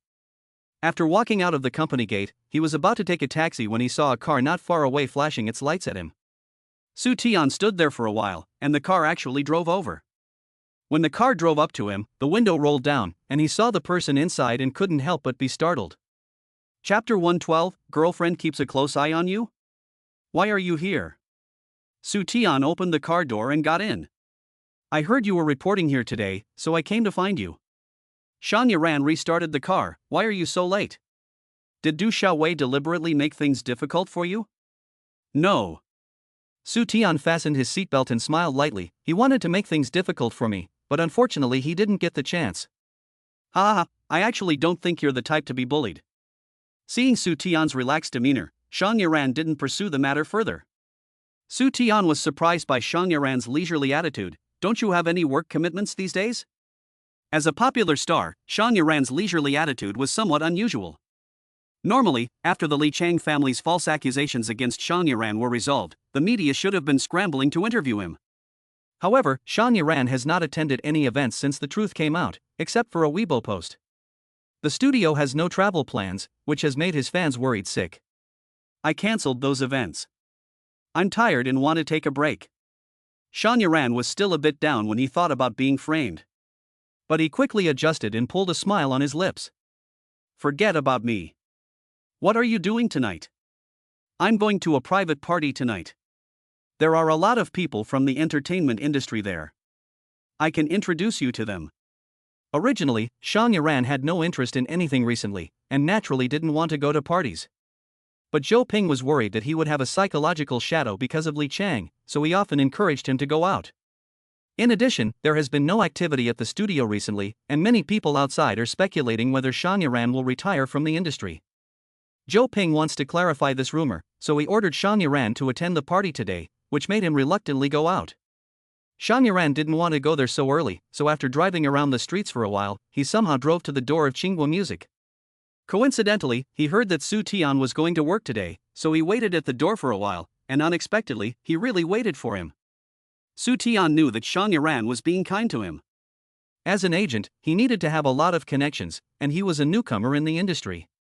My girlfriend is on a business trip, and I have nothing to do today, so I'll go with you. Thanks for arranging it for me. You don't have to be polite with me. Shang Yaran waved his hand dismissively and turned the steering wheel towards the business district. Half an hour later, Shang Yaran took Su Tian to a private entertainment club. When they entered the hall, Su Tian realized that his outfit was out of place among the beautiful people there. But it was just a private party, so why did he have to dress like he was going to the red carpet? Looking at himself, he realized that although he had worn a suit to work today, it was a casual style, and in front of those magnificent and gorgeous dresses, it looked particularly awkward. Relax, most of those people dressed up are artists. Shang Yaran saw Su Tian's embarrassment and whispered to him, most of the people here are here to get resources, so they naturally dress up. It's fine. Su Tian nodded, and since he didn't care about the strange looks from others, he simply followed Shang Yaran and walked in. Hey, isn't that Shang Yaran? He hasn't been seen in public since the last incident. I heard rumors that he had retired, but it seems that the rumors were false. How could he have retired? You don't know how popular Shang Yaran is now. Although everyone was calling for his head when the incident happened, after the clarification, he gained a lot of love and sympathy, and his popularity soared. Many brands are scrambling to cooperate with him, and his popularity has even surpassed Xia Yuxuan. The incident in which Shang Yaran was framed for molesting a minor girl had caused a huge stir in the entertainment industry, and even people outside the industry were paying attention to the progress of the case. Now that Shang Yaran had come to the party, most people had turned their attention to him. Many people had thought that Shang Yaran would never be able to turn things around this time. Molesting a minor is a serious crime, and even if he was framed, as long as the plaintiff didn't back down, he would never be able to clear his name. It was also rumored that Tianfeng Entertainment was planning to settle the matter privately and keep the peace, which would have meant the end of Shang Yaran's future acting career. Who would have thought that in just a week, the situation had taken a complete 180-degree turn? Not only had Shang Yaran not become the pervert everyone was calling out, he had also gained sympathy and affection, and his popularity had skyrocketed. The more intense the previous criticism of him, the higher his popularity was now. The norm in the entertainment industry is to be fawning, and before everyone wanted to immediately distance themselves from Shang Yaran, but now, it's a different story. Su Tian was standing next to Shang Yaran, and naturally, he also received a lot of attention. Who is that handsome guy next to Shang Yaran? Is he also from Tianfeng Entertainment? I haven't seen him before. Is he an actor or a singer? Many people were curious about Su Tian's identity, so someone boldly came over and asked, "Brother Shang, who is this friend of yours?" "His name is Su Tian, he's my buddy." Shan Yaran put his arm around Su Tian's shoulder and introduced him to the people around him. "Your company has signed a new talent? What line are you going to take, acting or singing?" "He's not an artist, he's an agent," Shan Yaran explained. Su Tian also took the opportunity to hand out the business cards he had prepared in advance. "Hello, my name is Su Tian." "You're an agent?" One of the middle-aged men looked at Su Tian in surprise. He had never seen an agent as handsome as him before. There were many handsome men and beautiful women in the entertainment industry, but there were not many agents who were more handsome than the artists. But why was Shan Yaran with a new agent? He had been friends with Zhou Ping for many years, and it was impossible for him to suddenly change agents. Su Tian calmly greeted everyone as they speculated, then sat down on an empty sofa with Shan Yaran. As soon as they sat down, a waiter came forward to ask if they needed anything. "Would you like a drink?" Shan Yaran ordered a low-alcohol cocktail and then looked at Su Tian. "Give me a glass of sparkling water." Su Tian thought for a moment. Although Tang Bingyan was out of town on business, she definitely wouldn't want him to drink. "What, your girlfriend is so strict?" After the waiter left, Shan Yaran said half-jokingly, "Can't even drink a glass of wine?" Chapter 113. Won't your girlfriend be angry? When you have a girlfriend, you'll understand. She hates the smell of alcohol. Su Tian smiled faintly and didn't explain too much. "I'm not going to drink. I'll drive your car back for you later." "What does your girlfriend do? Why don't we have dinner together sometime?" Shan Yaran was really curious about what kind of girlfriend someone like Su Tian would have. "My girlfriend is busy. Let me ask her," Su Tian said perfunctorily. He wasn't sure if Shan Yaran had met Tang Bingyan, but during their secret marriage, he didn't want to expose her to trouble. Although he and Shan Yaran were now friends, he still didn't want to cause any trouble. "Okay, then ask her." Seeing that Su Tian didn't want to mention his girlfriend, Shan Yaran just thought he was being low-key and didn't care. "By the way, I heard you asked for Murong Shui?" "That's right." Su Tian nodded. "Why her?" Shan Yaran was a little puzzled. There are so many artists in the company, even if Su Tian picks an untrained trainee, it would be better than Murong Shui, who has been in the industry for 2 years and is still a small transparent person with no record. "I think she is quite talented, but she has been held back by Du Xiaowei," Su Tian explained. "Well, that's right." Shan Yaran thought about Murong Shui again. She is beautiful and her voice is good, and the music industry really lacks this type of person recently. Du Xiaowei is good at making up stories, but it's all bluff. He also likes to form cliques in the company, and many talented young artists at Tsinghua Music have been held back. "Anyway, you're just starting out now, so if you need any help, just let me know."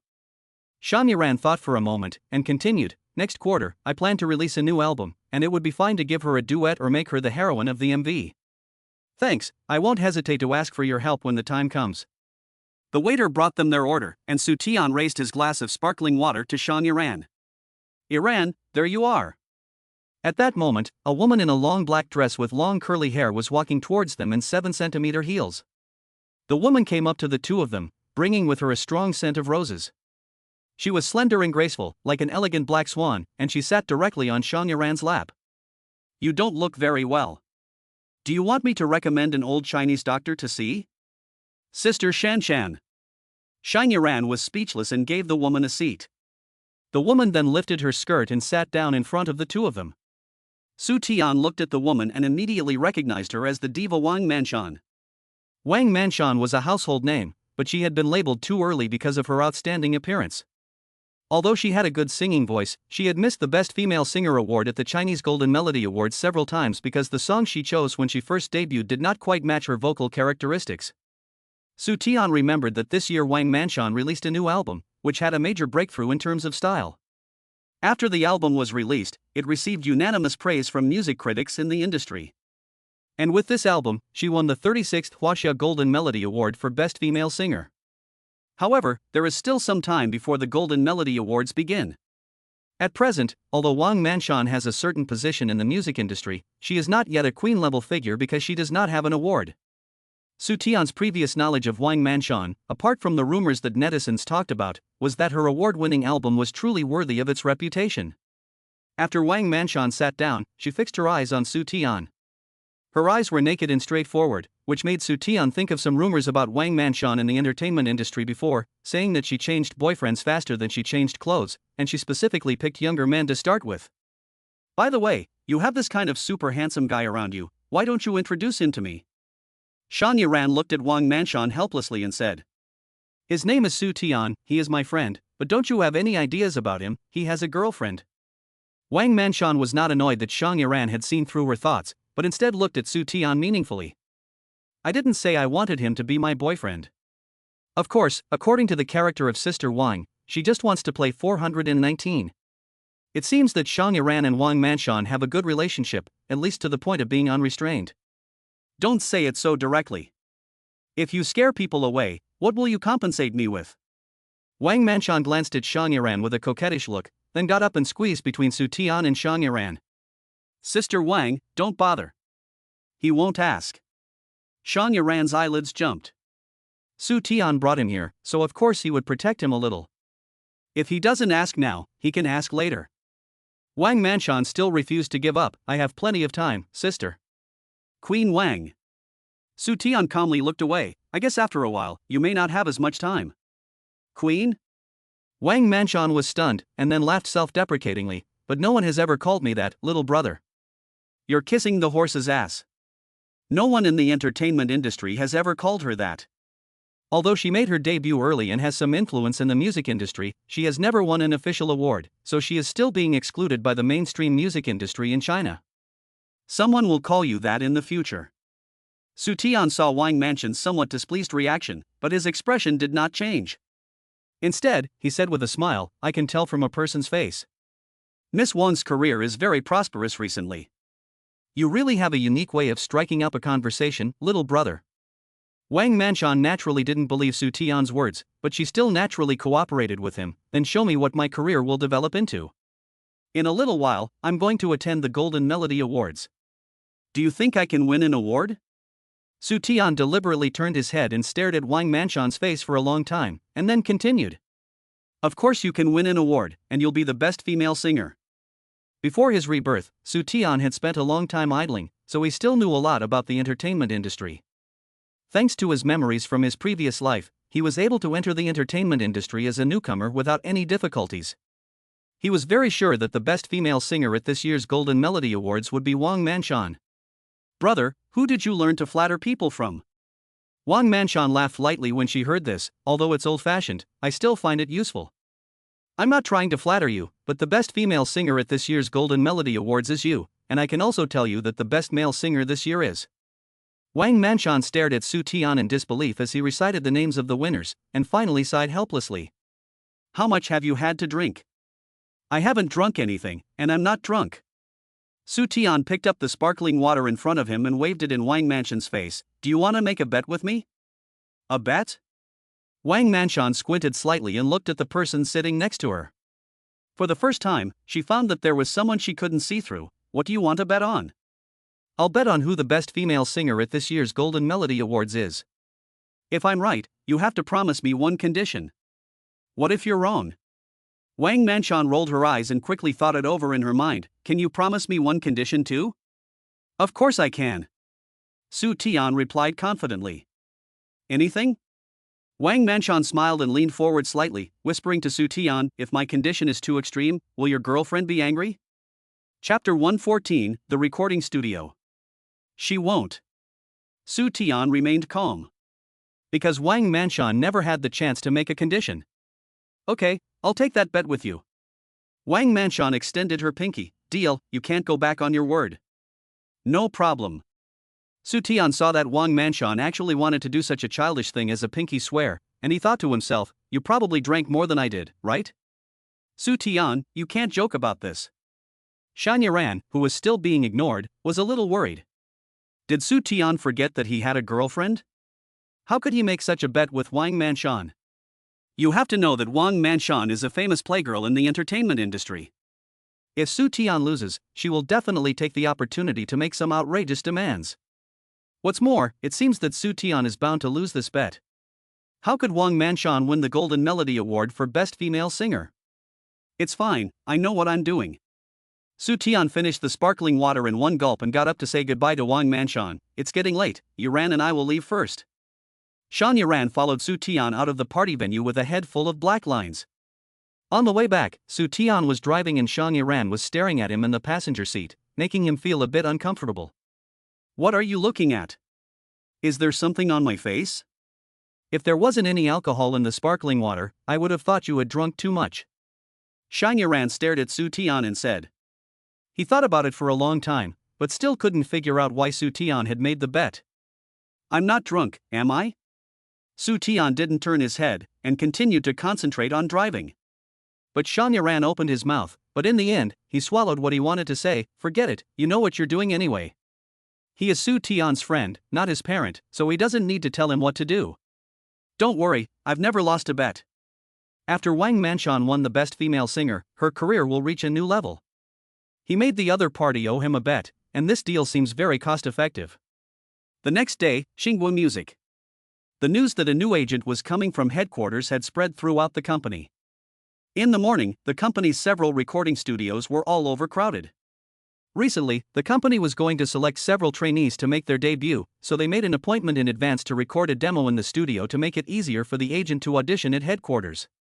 These trainees were all 16 or 17 years old, and the oldest trainee was no more than 20, all in the prime of youth and beauty. Because she had an appointment with Su Tian, Morong Shui came to the recording studio early in the morning. She changed her dress today, but it was still a white dress with traditional lace at the bottom, the kind you can buy for 50 yuan on the commercial street. Compared to the group of well-dressed trainees, she looked a bit out of place. Fortunately, Morong Shui's face was indeed exquisite and flawless, and her otherworldly temperament made her stand out among the glamorous trainees, and she was even more unique and charming. It was already 5 minutes past the time Su Tian had agreed to meet her, and Su Tian had not yet arrived. This made Morong Shui feel a little lost. At this moment, a woman dressed in a provocative manner came out of the elevator. She chatted with the people around her as she walked, not noticing Morong Shui, and her high heels directly stepped on Morong Shui's foot. Ah! She lost her balance and almost fell. Don't you have eyes? The woman was startled, and after stabilizing herself, she saw that the person blocking her way was actually Morong Shui, and her face became even more unpleasant. How could it be you? This woman was Jiang Mo, who Du Xiaowei had prepared to use to replace Morong Shui the day before. Because Du Xiaowei had the most resources, and because she knew how to hype up and ride the wave of popularity, she had released 2 albums in the first year of her debut, and had become a newcomer in the music scene, with momentum that was close to that of a third-tier artist. Because Jiang Mo has the most traffic among the same group of newcomers, almost everyone else is circling around her, rushing to please and flatter her. However, Jiang Mo's mood today is not very good. Yesterday, the news of Du Xiaowei and Su Tian fighting over people had spread throughout the company. Su Tian chose Morong Shui, who had debuted 2 years ago but was still unknown. It was said that Du Xiaowei didn't want to let Morong Shui go, and wanted to use her to replace Morong Shui, but Su Tian didn't agree. Now that the news has spread, she has also become a joke for the company's employees to talk about over dinner. Jiang Yamo was angry about this for a night, and now that she saw Morong Shui, she naturally regarded her as a thorn in her eye. In front of Morong Shui, Jiang Yamo raised her chin arrogantly and stared at her with disgust.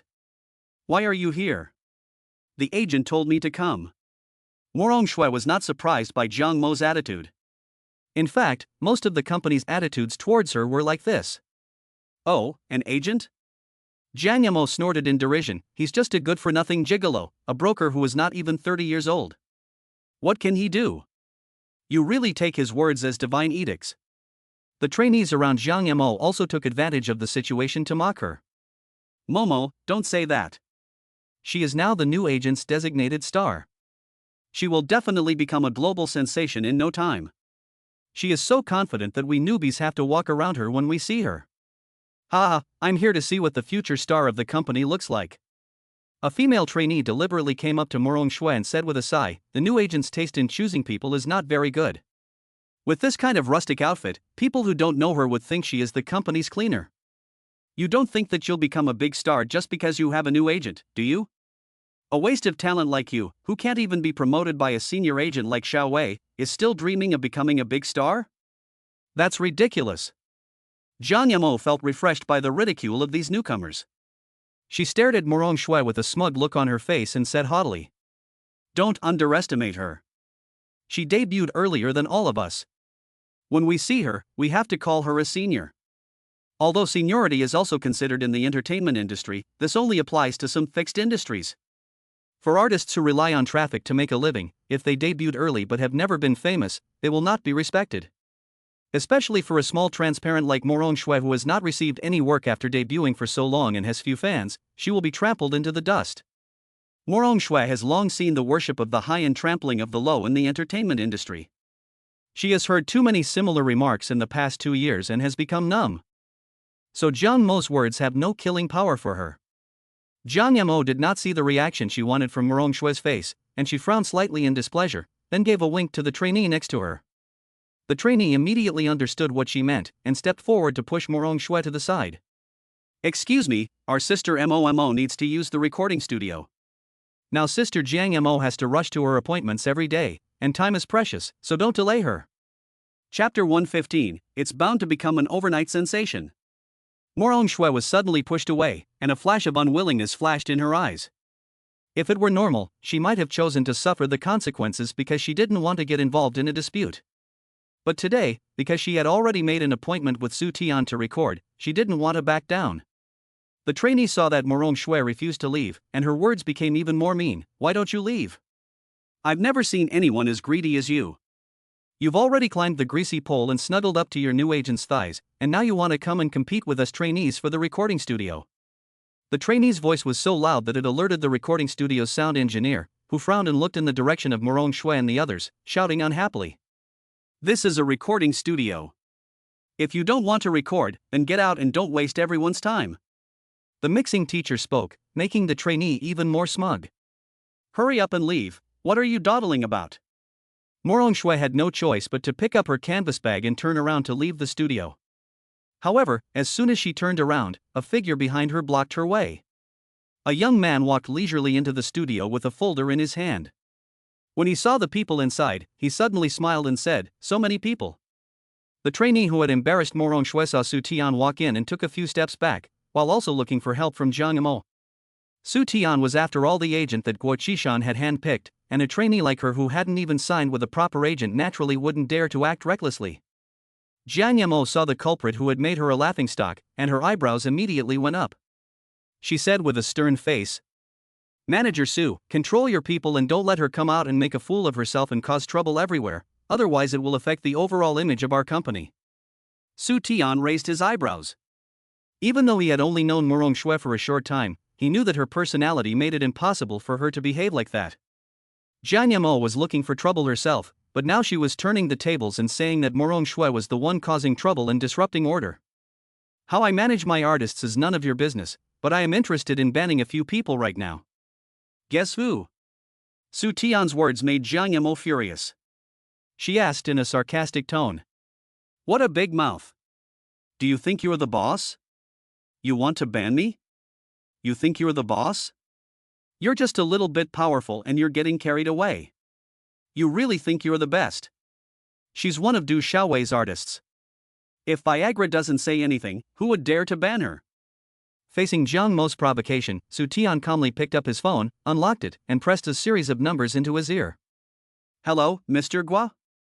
Jiang Mo was originally in a domineering posture, but now she saw Su Tian call Guo Qishan directly, and her face suddenly changed. "It's nothing serious. There's an artist at Qinghua Music who's not listening to me. I want to block her. Next time, you don't have to call to apply? You can just block her?" Su Tian's words made Jiang Mo's efforts to maintain her momentum disappear in an instant. She trembled slightly, and her rosy face turned pale with fear. The trainees around Jiang Mo who had mocked Morong Shui looked even more frightened, lowering their heads and trying to reduce their sense of existence, for fear of being affected. But this artist is under manager Du's wing. "Can I just ban her? Can I handle the artists below the third tier myself?" "Okay, I understand."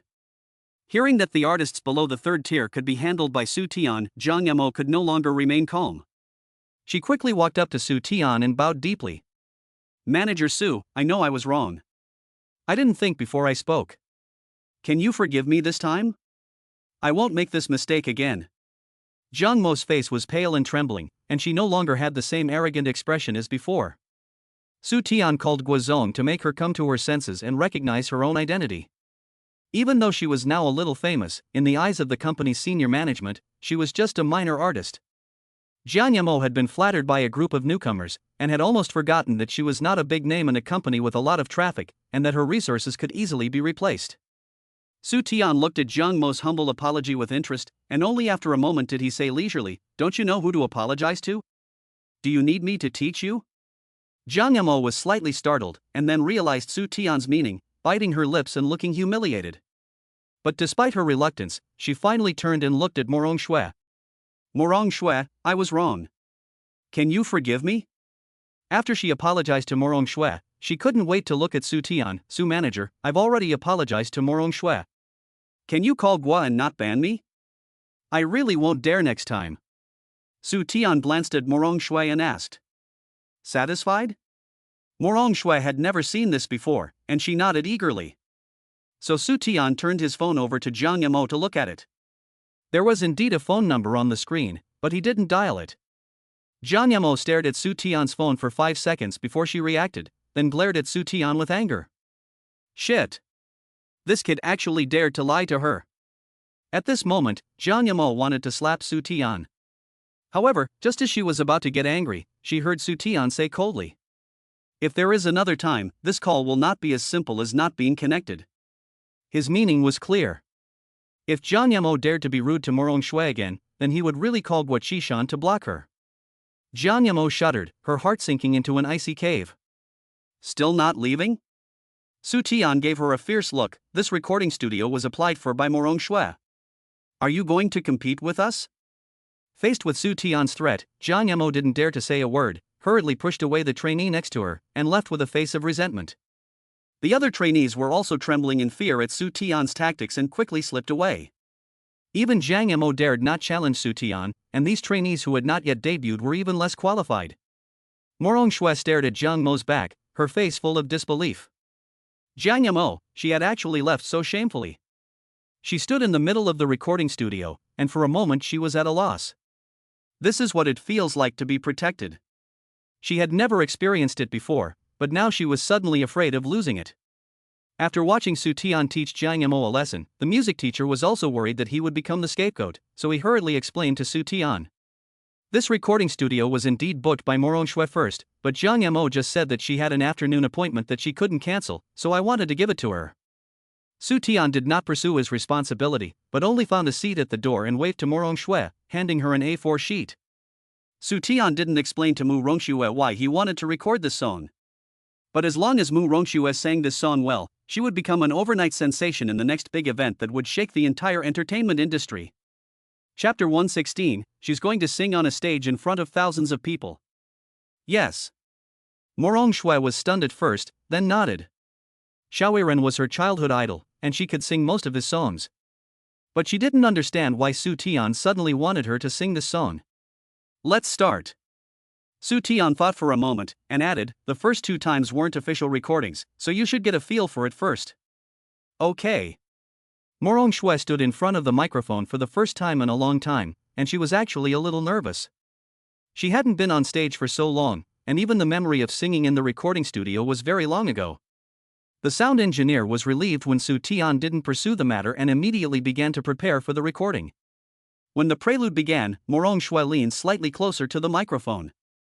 She stared at the lyrics in front of her, listening to the familiar melody, but her throat felt as if it had been sealed, so dry that she couldn't make a sound. What's going on? The sound engineer, who had already started to adjust the accompaniment, was confused. The prelude had long since finished, but Morong Shui still hadn't opened her mouth. Don't be nervous. Take your time. Su Tian noticed that Morong Shui was emotionally unstable, so he walked out of the recording studio to get her a glass of water. Sorry, Morong Shui took the glass from Su Tian, looking like a child who had been caught doing something wrong. It's okay. Su Tian patted her shoulder to comfort her. I'll try again. Morong Shui gulped down the water in the paper cup, then ran back to the recording area. This time, she could sing, but the result was not satisfactory. If Su Tian had not heard her sing before, he would not have believed that the person standing in front of him had received professional vocal training. Mr. Su, Morong Shui also knew how bad she had performed. She took a deep breath and asked nervously, "Can I try again?" Yes.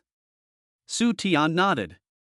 For the whole morning, Mu Rongxue sang the song over and over again, but she still couldn't find the right feeling. Su Tian, who had been pleasant at first, had a frown on his face. After more than 2 hours of trying, he had found Mu Rongxue's problem. Perhaps sensing Su Tian's displeasure, the sound engineer also became a little nervous and didn't dare to make a sound. He even looked at Mu Rongxue with some suspicion, thinking that this little artist who had been picked by the new agent wasn't very good. Mu Rongxue noticed the tuning engineer's piercing gaze in the corner of her eye. She lowered her head embarrassedly and her face turned pale. She really wanted to sing this song well, but the more anxious she became, the less satisfactory the result was. Could it be that she had been away from the stage for too long and was no longer suitable for singing? Mu Rongxue bit her lips tightly, and her originally pale pink lips gradually turned a deep red. Even she herself was disappointed in herself. So, what about Su Tian? Mu Rongxue didn't even dare to look at the camera in front of her. From the moment she entered the recording area, she either stared at the lyrics or looked at her feet. Su Tian had originally planned to record a video, but the video that came out this way was completely unusable. Do it again. Su Tian said with a cold face. Oh, good. Seeing that Su Tian was willing to give her another chance, Mu Rongxue let out a sigh of relief and silently determined that she would sing well this time. However, things did not go as she had hoped. Mu Rongxue was so eager to prove herself to Su Tian that her performance had the opposite effect. Stop. Su Tian finally couldn't help but interrupt Mu Rongxue before she finished singing. What's wrong with you? I can't imagine that a student from a prestigious music school would sing a song so badly that she would make mistakes with the basic pitch. Mu Rongxue, God gave you talent, not to waste it. If you give up on yourself, then no one in this world can help you. Perhaps your previous experiences have made you disappointed in this circle. There are many people in the entertainment industry who have suffered worse than you, but they have not given up. If you can't handle the pressure, then quit the industry as soon as possible. I will let the company terminate your contract and give you your freedom. But you can't sing on stage anymore. Are you really willing to do that? Su Tian had already understood the crux of the problem with Mu Rongxue. She hadn't been on stage for a long time, and with Du Xiaohui's deliberate suppression, she had long since lost confidence in herself. If she wanted to regain her confidence and return to her previous state, she would have to take some drastic measures. The atmosphere in the recording studio suddenly dropped to freezing point. The sound engineer, seeing Su Tian get angry when Jiang Mo provoked him, exuded an unassailable air of authority, and was so scared that he buried his head even lower, trying his best to reduce his sense of existence, for fear that he would be scolded by this new manager who was so hot-tempered. Even the sound engineer, an outsider, was so nervous, and Mu Rongxue, who was being scolded by Su Tian, could even more clearly feel that oppressive feeling. She listened stiffly to Su Tian's scolding, and her face felt as if she had been slapped several times, burning with a hot sting. Just as Su Tian had said, if she couldn't sing in the future, would she really be willing to accept that? No, she wouldn't. Mu Rongxue, sing it again now. If this time you still can't meet my requirements, then I won't be your agent anymore. What? Mu Rongxue looked up in shock, her pupils suddenly constricting. If Su Tian didn't want her, would she face the same fate as before? The best outcome would be Su Tian kindly terminating her contract and giving her her freedom. But leaving Qinghua Music, it would be impossible for her to be signed by any other agency. And there was a worse outcome, which was that she would be sent back to Du Xiaohui's hands. Thinking of this, Mu Rongxue's body trembled, and a chill ran up her back. The sound engineer started the backing track. Su Tian didn't give Mu Rongxue time to think or prepare. The sound engineer immediately played the backing track, and a soothing melody filled the recording studio. However, when the prelude ended, Mu Rongxue was still standing there, speechless. The sound engineer looked at Su Tian with some embarrassment, thinking that this Mu Rongxue should be completely forgotten from now on. However, this time Su Tian did not ask the sound engineer to immediately stop the backing track. It was only when the song had played for a third of the way through and was about to reach its climax that Mu Rongxue suddenly spoke up. This time, even the sound engineer, who had previously looked down on her, was shocked. Could it be that this heavenly voice really came from the girl who had been so timid just a second ago? She must not give up. One day, she will stand on a stage in front of thousands of people and sing. She will let all of China hear her sing. With this belief, Mu Rongxue broke through the barrier in her heart and no longer felt nervous. After the song was over, there was a deafening silence in the recording studio. The sound engineer was so entranced by the singing that he couldn't help himself. Su Tian, on the other hand, smiled and said with satisfaction, "Isn't this a good song?" Chapter 117, Big News That Shook the Entire Music Industry. I actually did it. Muyang Shui was so excited that her eyes were red. Although she had not finished singing a song in its entirety, she was pleasantly surprised to find that her state of mind had returned. Let's record it again. This time, remember to look at the camera. Su Tian waved his hand, indicating that the sound engineer should continue to play the accompaniment. This time, Muyang Shui recorded it very smoothly. Even the sound engineer, who had never been optimistic about her, was impressed by her. Take a break. There are other things to do in the afternoon. You can go to the staff cafeteria for lunch first. Su Tian threw a towel at Muyang Shui. Muyang Shui came out of the recording studio with red eyes and tears welling up in her eyes.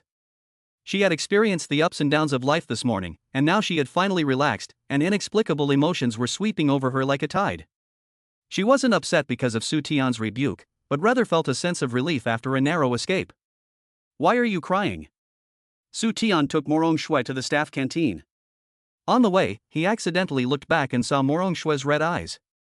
Do you think I said something too harsh? No, I didn't. Muyang Shui quickly wiped her eyes. Su Tian actually had little experience dealing with girls, and was afraid that he had been too hasty and left an impression on Muyang Shui.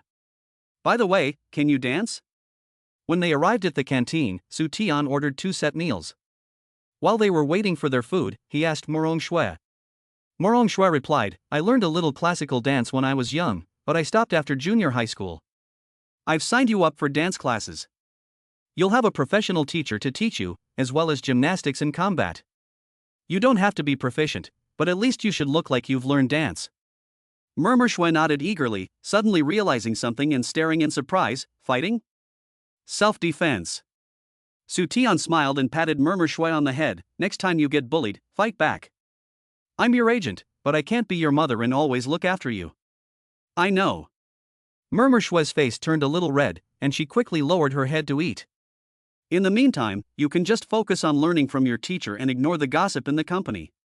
Since I said I would take you with me, I will naturally give you the best opportunities. Thank you, Mr. Su. Although she was not sure why Su Tian wanted her to record an old song and learn dance, she was willing to follow his arrangements. Don't call me Mr. Su, it's too formal. I'm older than you, so just call me Su Gu. Okay, Brother Su. Muyang Shui's face was still flushed, but she obediently nodded. Su Tian looked at her and thought she looked just like the little rabbit he had raised when he was young. However, he also knew that in time, Muyang Shui would definitely become a hot new star in the Chinese music scene. At that time, she would no longer be the poor little thing who could be bullied by anyone. For the next 2 weeks, Muyang Shui followed the schedule Su Tian had given her and attended classes every day. In addition to dance and martial arts, she also took vocal lessons, and Su Tian even hired a violin teacher to teach her violin. Muyang Shui's schedule was packed, and she left the house at 7 a.m. and didn't finish until the neon lights came on. However, Muyang Shui didn't find it hard, and she actually liked this fulfilling life. Everyone at Tsinghua Music knew that Su Tian had taken Muyang Shui into the recording studio, and they all thought that they would make a big move. But apart from having Muyang Shui record an old song, there was no further news. Some people couldn't help but speculate that he wanted Muyang Shui to be a comeback artist and participate in a talent show again. In the past few years, talent shows were all the rage, and there were even some artists who became popular again through talent shows. However, the dividends from talent shows have long been divided up, and this year, the Ministry of Culture issued a statement, explicitly prohibiting the behavior of fans raising funds, so that investors in talent shows have withdrawn their investments, and artists who debuted through talent shows have also been unable to make a name for themselves. Even for trainees at Tsinghua Music, the company tends to keep the good ones and let them debut directly, while only those who are mediocre will be hyped up and sent to participate in the show. If Muyang Shui also participated in a talent show, let alone whether she could debut, her reputation would plummet. It is likely that even the goodwill of those passers-by she had accumulated when she first debuted would be completely lost. Therefore, during this time, the artists in the company always looked at Muyang Shui with a certain amount of schadenfreude. After all, if Muyang Shui makes a comeback through a talent show, she will be their junior, and they will have even more capital to show off in front of this bumpkin. Half a month later, in the largest office on the top floor of the company. Du Xiaowei was leaning back in his boss's chair with his legs crossed and a cigarette in his mouth. What's the latest news about that girl, Morong Shui? A middle-aged man in a shabby suit hurriedly replied, Viagra, don't worry about her. She's taking classes at the company every day, and there's still no announcement. Su Tian is just a newcomer. He doesn't have any good resources. As long as you don't let go, Morong Shui can't escape from your grasp, no matter how hard she tries. That's true, but you can't let your guard down. Keep a close eye on him. Du Xiaowei gave the middle-aged man a warning look. I understand. The middle-aged man nodded and said, but Viagra, you really don't need to go to such lengths for a newcomer. He, Su Tian, is just a greenhorn. He has no experience in the entertainment industry and no connections. Although he was handpicked by President Guo, it won't be long before President Guo realizes that our Tsinghua music still needs you, Viagra, to take charge of the big picture. Du Xiaowei was quite pleased with this flattery. He comfortably put out his cigarette in the ashtray, and then, as if he had thought of something, he asked, what about Nie Jingjing? She hasn't caused any trouble recently, and I've already asked the public relations department to clean up the negative publicity. In a short while, no one will remember her negative news. At that time, I'll arrange a few red carpets for her and buy a few articles to ensure that her value will rise to a higher level. Okay, just do as you say. Du Xiaowei nodded perfunctorily. Nie Jingjing is already a popular actress now, and she has a family background, so he doesn't need to worry about her every day. Just as Du Xiaowei was expecting Morong Shui to fail to make a name for herself under Su Tian and then come back to him, Morong Shui had just returned home when she saw a piece of big news that shook the entire music industry. Chapter 118, Morong Shui is on fire. The news read. The death of the 53-year-old diva Xiaowiru due to illness shocked the music industry. Friends in the industry have posted messages of condolence, expressing deep regret at the death of the diva. Morong Shui's head buzzed. Her idol had passed away? She looked at the time again. It was 2 days ago. Morong Shui had heard that Xiaowiru had contracted leukemia and had to retire from the industry to recuperate. However, a year ago, after a successful operation, it was said that her health had improved, but she never expected that her illness would suddenly recur. Ding-ling-ling. Just as Morong Shui was about to continue reading, her mobile phone, which she had thrown aside, suddenly rang. After picking up the phone and looking at the display, Morong Shui was a little surprised. This person was someone she had met during the selection of the advertising song, and her name was Chen Qingfeng. Chen Qingfeng was not selected in the end, and was signed by another agency. Although she did not become a big star, she could still be seen in the entertainment section from time to time. The two exchanged contact information during the interview. After she was selected as the singer for the commercial, the other party contacted her frequently, but then the number of messages she sent her decreased, and even the messages she sent on her own were never answered. Morong Shui understood the reason, and did not insist, gradually forgetting about this person. Why did she suddenly call me after all this time? With this question in mind, Morong Shui pressed the call button. Hello? Shui, you're doing great. You'll be a big star soon, don't forget your best friend. Chen Qingfeng sounded quite excited, but Morong Shui was confused. What are you talking about? I don't understand. Shui, what's our relationship? Why are you being so modest with me? Chen Qingfeng pretended to be displeased. Are you blaming me for not contacting you? I had no choice. I was busy with my daily schedule and didn't even have time to sleep. Qingfeng, I really don't know what happened. Perhaps it was because of the serious tone of her voice that Chen Qingfeng on the other end of the phone paused and asked in surprise. How could you not know? Your microblog is now trending on real-time search. Trending? Morong Shui frowned. What trending? She quickly exited the call interface and opened her microblog again. Because her Weibo account is now managed by Su Tian, the Weibo she logged into now is not her own. Soon, she saw a Weibo post from her account 2 weeks ago. The content was a video of her in the recording studio, with the text, "Sorry for keeping you waiting. I'll adjust my mood and start again. I'll sing an old song for you, in tribute to my idol." Because this Weibo was posted 2 weeks ago, no one was mocking Morong Shui for trying to get attention, but instead gave her a lot of encouragement. However, the real reason this post became a hot search topic was because of another piece of news. Not long after the news of Xiaowiru's death was announced, a well-known musical director and friend of hers posted a microblog, claiming that she and Xiaowiru had been planning a musical based on Xiaowiru's experiences when she was young, and that they had not yet officially started when they heard the sad news. In order to commemorate her friend, he planned to start the musical project immediately and select a suitable singer to play the role of the young Xiaoyiru. After this post was published, it became a hot search topic. At the same time, the official account of the musical posted a post asking netizens to recommend suitable singers.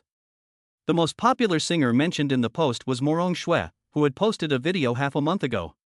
The reason for this was that a small fan recommended Morong Shui, and many netizens said they had never heard of her, so they searched for her and found her Weibo. Netizen 1, organizers, take a look at this girl. At Morong Shui. Netizen 2, where did you find that treasure upstairs? Her voice is so beautiful.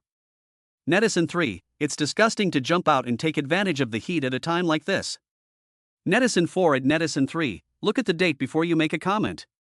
How can her tribute to her idol, which she posted half a month ago, be considered taking advantage of the heat? The netizen who questioned Morong Shui was a marketing account with tens of thousands of followers. Instead of successfully smearing her, it actually made her popularity rise again and again. The post by Morong Shui went viral. Shui's family's sugar-coated hawthorn, what did I see? Shui's family's sugar-coated snowball, it's the real Shui. I'm so excited. She's always said she's a fan of Xiao Tianho. If she can play the young Xiao Tianho, she'll be able to fulfill her dream, right? Morong Shui looked at the comments under the post and rubbed her eyes in disbelief. She had been out of the public eye for so long, and yet there were still fans who remembered her? A wave of warmth welled up from the bottom of her heart, making her feel a mixture of emotions. The last time she was discussed on such a large scale was when she first debuted with that commercial song. Shui, are you still listening? The voice of Chen Xingfang came through on her mobile phone. Even though she hadn't spoken for a long time, Chen Xingfang hadn't hung up.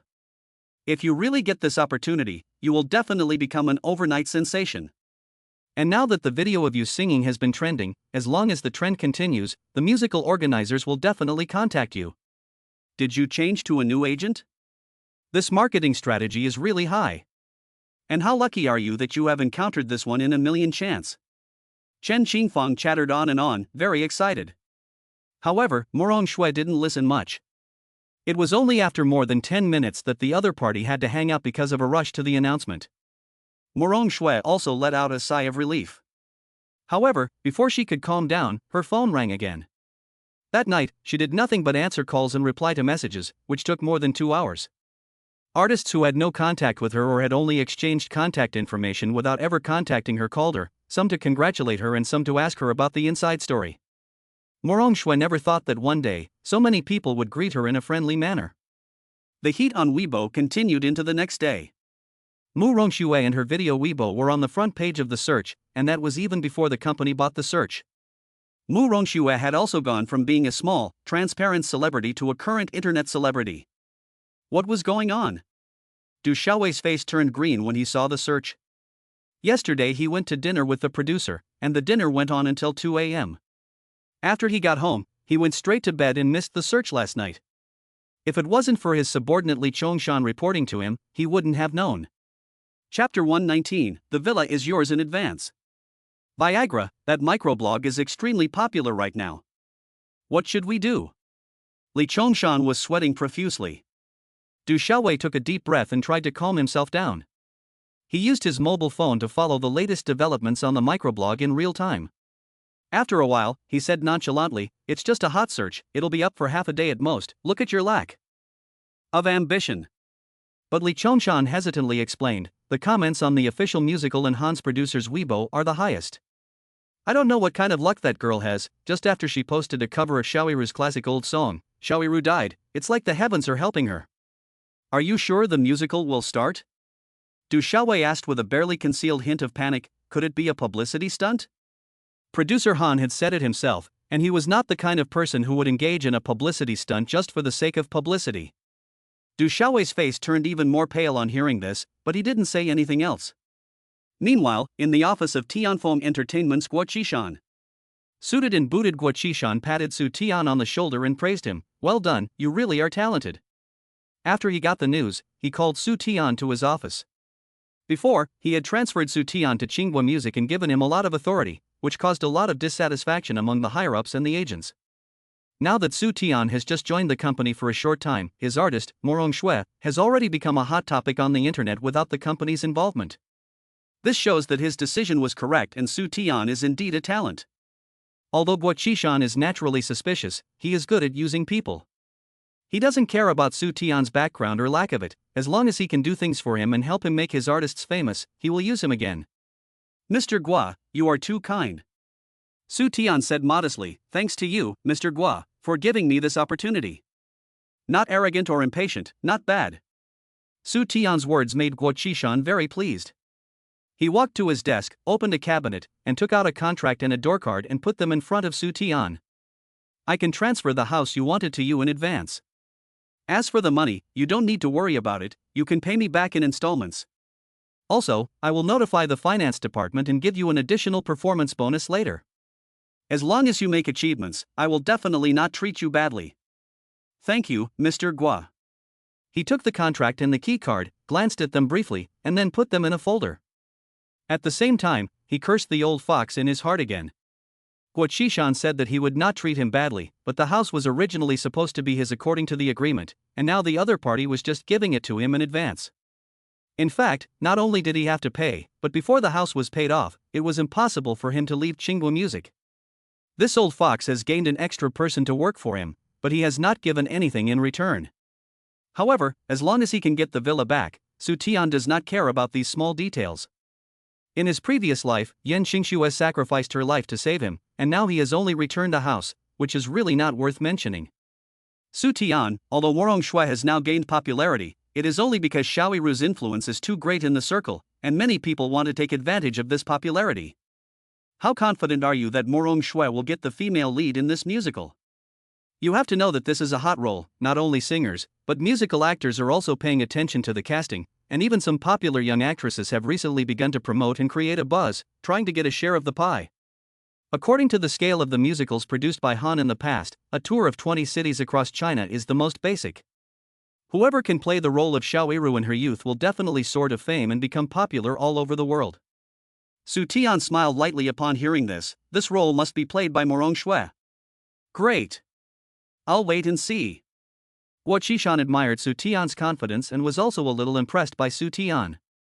At first, when Su Tian took the small, unknown Morong Shui from Du Xiaowei, Guo Qishan thought that he had poor judgment. But no one expected that in just half a month, Su Tian would make Morong Shui, a small, unknown person, active in the public eye and become a popular artist who was widely discussed. If it weren't for Xiaoyiru's sudden illness, Guo Qishan would even think that Su Tian had planned all of this in advance. But it was impossible to think about it. No matter how powerful Su Tian was, he could not have known in advance that Xiaoyiru would die, and he certainly could not have known that Xiaoyiru's good friend, producer Han, would start a large-scale musical tour in her name. Of course, Su Tian's achievements were also welcomed by Guo Qishan. In this way, Qingguo Music was no longer dominated by Du Xiaowei. Su Tian was not interested in Guo Qishan's calculations. After leaving the company, he hurried to a cafe in the central business district to meet his appointment. Mr. Su, here is the information you asked me to investigate. The private detective handed over the information collected during this period. Su Tian glanced at it and immediately frowned. He had asked the private detective to investigate the details of Yan Xingxiu's family, but from the content of these investigations, he could not find any clues related to himself. Su Tian knew from a young age that he was adopted by the Su family, because he had previously wondered whether Yan Xingxiu's parents Yan Jinsong and Su Xiuya were his biological parents. But through the private detective's investigation, he discovered that he should have no blood relationship with this family. But why did the Yan family from the previous life help him?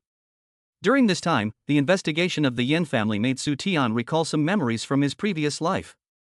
Not only did Yan Xingxiu risk her life to save him and die in the fire, but even Yan's parents had quietly supported him when he was down and out. According to the timeline, the Yan family's company had long since gone bankrupt by that time, and Yan Jinsong and Su Xiuya were having a hard time. Even so, they still took out their savings. Su Tian felt like a spice jar had been overturned in his heart when he thought about having such a family in his previous life who had silently sacrificed for him. However, at the moment, Su Tian was more concerned with helping the Yan family get out of their predicament than investigating his relationship with them. But he had no connection with this family at all, and if he appeared suddenly, it might backfire. Mr. Su, this is all the information I can find.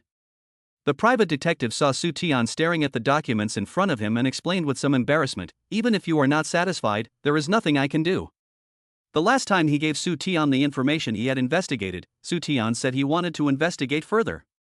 He spent half a month visiting, and even went to Yan Jinsong's hometown, but all he found were trivial things. But this Yan Jinsong is strange enough. He clearly comes from the imperial capital, but he chooses to settle in Jiangshui instead of pursuing a promising career in the imperial capital. The investigation can be concluded. Su Tian looked at Yan Jinsong's current address on the file and suddenly had an inspiration in his mind. "You still need to do one more thing for me.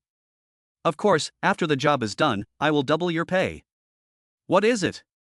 the private detective asked hurriedly. Chapter 120, Sending the Villa in the Past. Su Tian lowered his voice. "Do you have any friends at the hospital?" "Alas, in order to make the villa delivery less abrupt, I have to resort to some trickery." 2 days later, Su Tian found the current address of Yan Qingshu's father Yan Jinsong and mother Su Xiuya according to the address on the information. After Yan Jinsong's company went bankrupt, Su Xiuya took him to live with her brother Su Mingli, and now they both live in Su Mingli's villa. As soon as Su Tian arrived, he saw a figure busily working in the garden of the villa. Su Xiuya was wearing a rough-woven dress, a sun hat, and holding a pair of large scissors in her hand, busily pruning the overhanging branches and leaves in the garden. Su Tian's brows slowly furrowed as he watched. In order to trim the flowers in the sun, normal people would not take the initiative to do this. Suddenly, a sharp and mean woman's voice rang out from the yard. "Sister, what's wrong with you? You cut my favorite peony flowers." A middle-aged woman with long hair and dressed in jewelry came out of the villa. Su Tian immediately recognized this woman as Su Xiuyan's sister-in-law Zhang Yuzhen from the photos sent by the private detective. As soon as she arrived at the flower bed, she said with a dissatisfied look, "You've been doing this for so long, but you still haven't improved at all. But I asked you before, and you said you wanted to cut all of Su Xiuyan's flowers. That was probably because I was discussing something important with Wei Xin and I made a mistake." Zhang Yuzhen looked at the peony flower that had been cut down and was left with only a solitary flower. "But even so, how can you say that you were once a rich lady and should have your own judgment? It's all my fault. I'll go to the flower market and buy you another one." Su Xiuya wanted to settle the matter. "Tell me the variety of the flower." What will you buy it with?" Zhang Yuzhen said in a strange tone. "This is a precious variety that a friend gave me.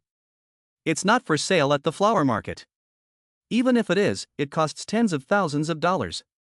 Can you afford it?" That expensive?" Su Xiuya didn't know much about flowers, and didn't realize that a simple rose could cost tens of thousands of yuan. "I don't have that much money with me right now, but I'll ask Qingxue when she gets back at the weekend." Zhang Yuzhen waved impatiently. "Forget it, she only earns a pittance as a maid, you'd better keep it for yourself." At this moment, a car drove into the courtyard of the villa, the window was lowered, and a head poked out. "It's so sunny, why are you all in the courtyard?" This person is Su Xiuya's younger brother, Su Mingli. "Honey, why are you back so early today?" Zhang Yuzhen saw Su Mingli coming back and quickly ran over to open the door for him. "It's a nice day today, I wanted to tidy up the flower beds, but my sister couldn't sit still and insisted on coming over to help me, no matter how I tried to persuade her." Zhang Yuzhen pretended to complain in distress, making a big show of herself in front of Su Mingli. Su Xiuya was also used to her sister-in-law's changing faces. She didn't want to bother her brother with these trivial matters, so she also made up for Zhang Yuzhen. "I'm bored at home, so I might as well help Yuzhen with some work." She saw Su Mingli get out of the car, but didn't see Yan Jinsong's figure, which was a bit strange. "Mingli, why didn't your brother-in-law come home with you?" "My brother-in-law is at the company. He suddenly had something to deal with." Su Mingli explained with some guilt. "Sister, you know, my brother-in-law is very capable, and there are some things he can't do without showing up. But he's been working overtime for 2 weeks straight. If he keeps going like this, his body won't be able to take it." Su Xiuya thought of Yan Jinsong's poor complexion recently and his lack of sleep for more than 5 hours a day, and felt particularly distressed. "How can you let him work overtime all the time?" Su Mingli's eyes wandered when he heard this, and he dared not look Su Xiuya in the eye. He had no talent in managing a company, and Zhang Yuzhen kept blowing her husband's ear that Su Xiuya's family should not live off the company for free. So after Yan Jinsong's company went bankrupt and he came to work in Su Mingli's company, Su Mingli pushed all the work onto him. When Zhang Yuzhen heard Su Xiuya complain, her face immediately changed.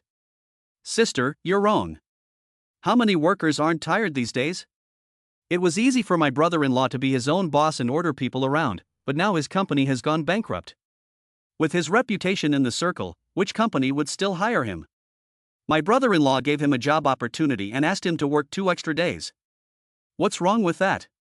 Besides, is my brother-in-law working overtime for us? He is working hard to gain experience for himself. Experience is wealth. If it weren't for Mingli, he wouldn't even have a place to work overtime. Zhang Yuzhen, possessed by a theatrical spirit, became more and more aggrieved as she spoke, and even pretended to wipe a tear from her eye. Mingli, although she is your sister, I shouldn't say some things, but your sister is really too much. Since my brother-in-law's company went bankrupt, my sister moved in with her family and has been living here for so long. She needs money for everything, but I haven't counted with her, thinking that talking about money would hurt feelings. Su Xiaoya listened to Zhang Yuzhen's words, her face turned pale, trembling and unable to say a word. She didn't know if she was angry or too sad. She knew that it was not easy to live under someone else's roof, but she didn't expect Zhang Yuzhen to be so wrong. Sister, the company really needs my brother-in-law, and he works overtime voluntarily. The economy is in the doldrums recently, and it's tiring for me to support so many people on my own. Can you understand me? Okay, I'm done talking. I'm going to the supermarket to buy some food. Su Xiaoya silently swallowed her tears, took off her sun hat, went back to the villa to get her shopping bag, straightened her back and walked out the door. Su Tian, who was standing behind the tree, looked extremely displeased. This Su Mingli and his wife are two ungrateful people. The villa in front of them was given to Su Mingli and his family by Yan Jinsong before he went bankrupt. And Su Mingli's company has been able to develop today thanks to Yan Jinsong's resources. As a result, now that the Yan family has gone bankrupt, Su Mingli and his family not only have not repaid their gratitude, but have instead ridden on top of Yan Jinsong's family and behaved arrogantly. Seeing how Su Xiaoya was living under the yoke of others, Su Tian was even more determined to return number 88 Jianshui dynasty to the Yan family.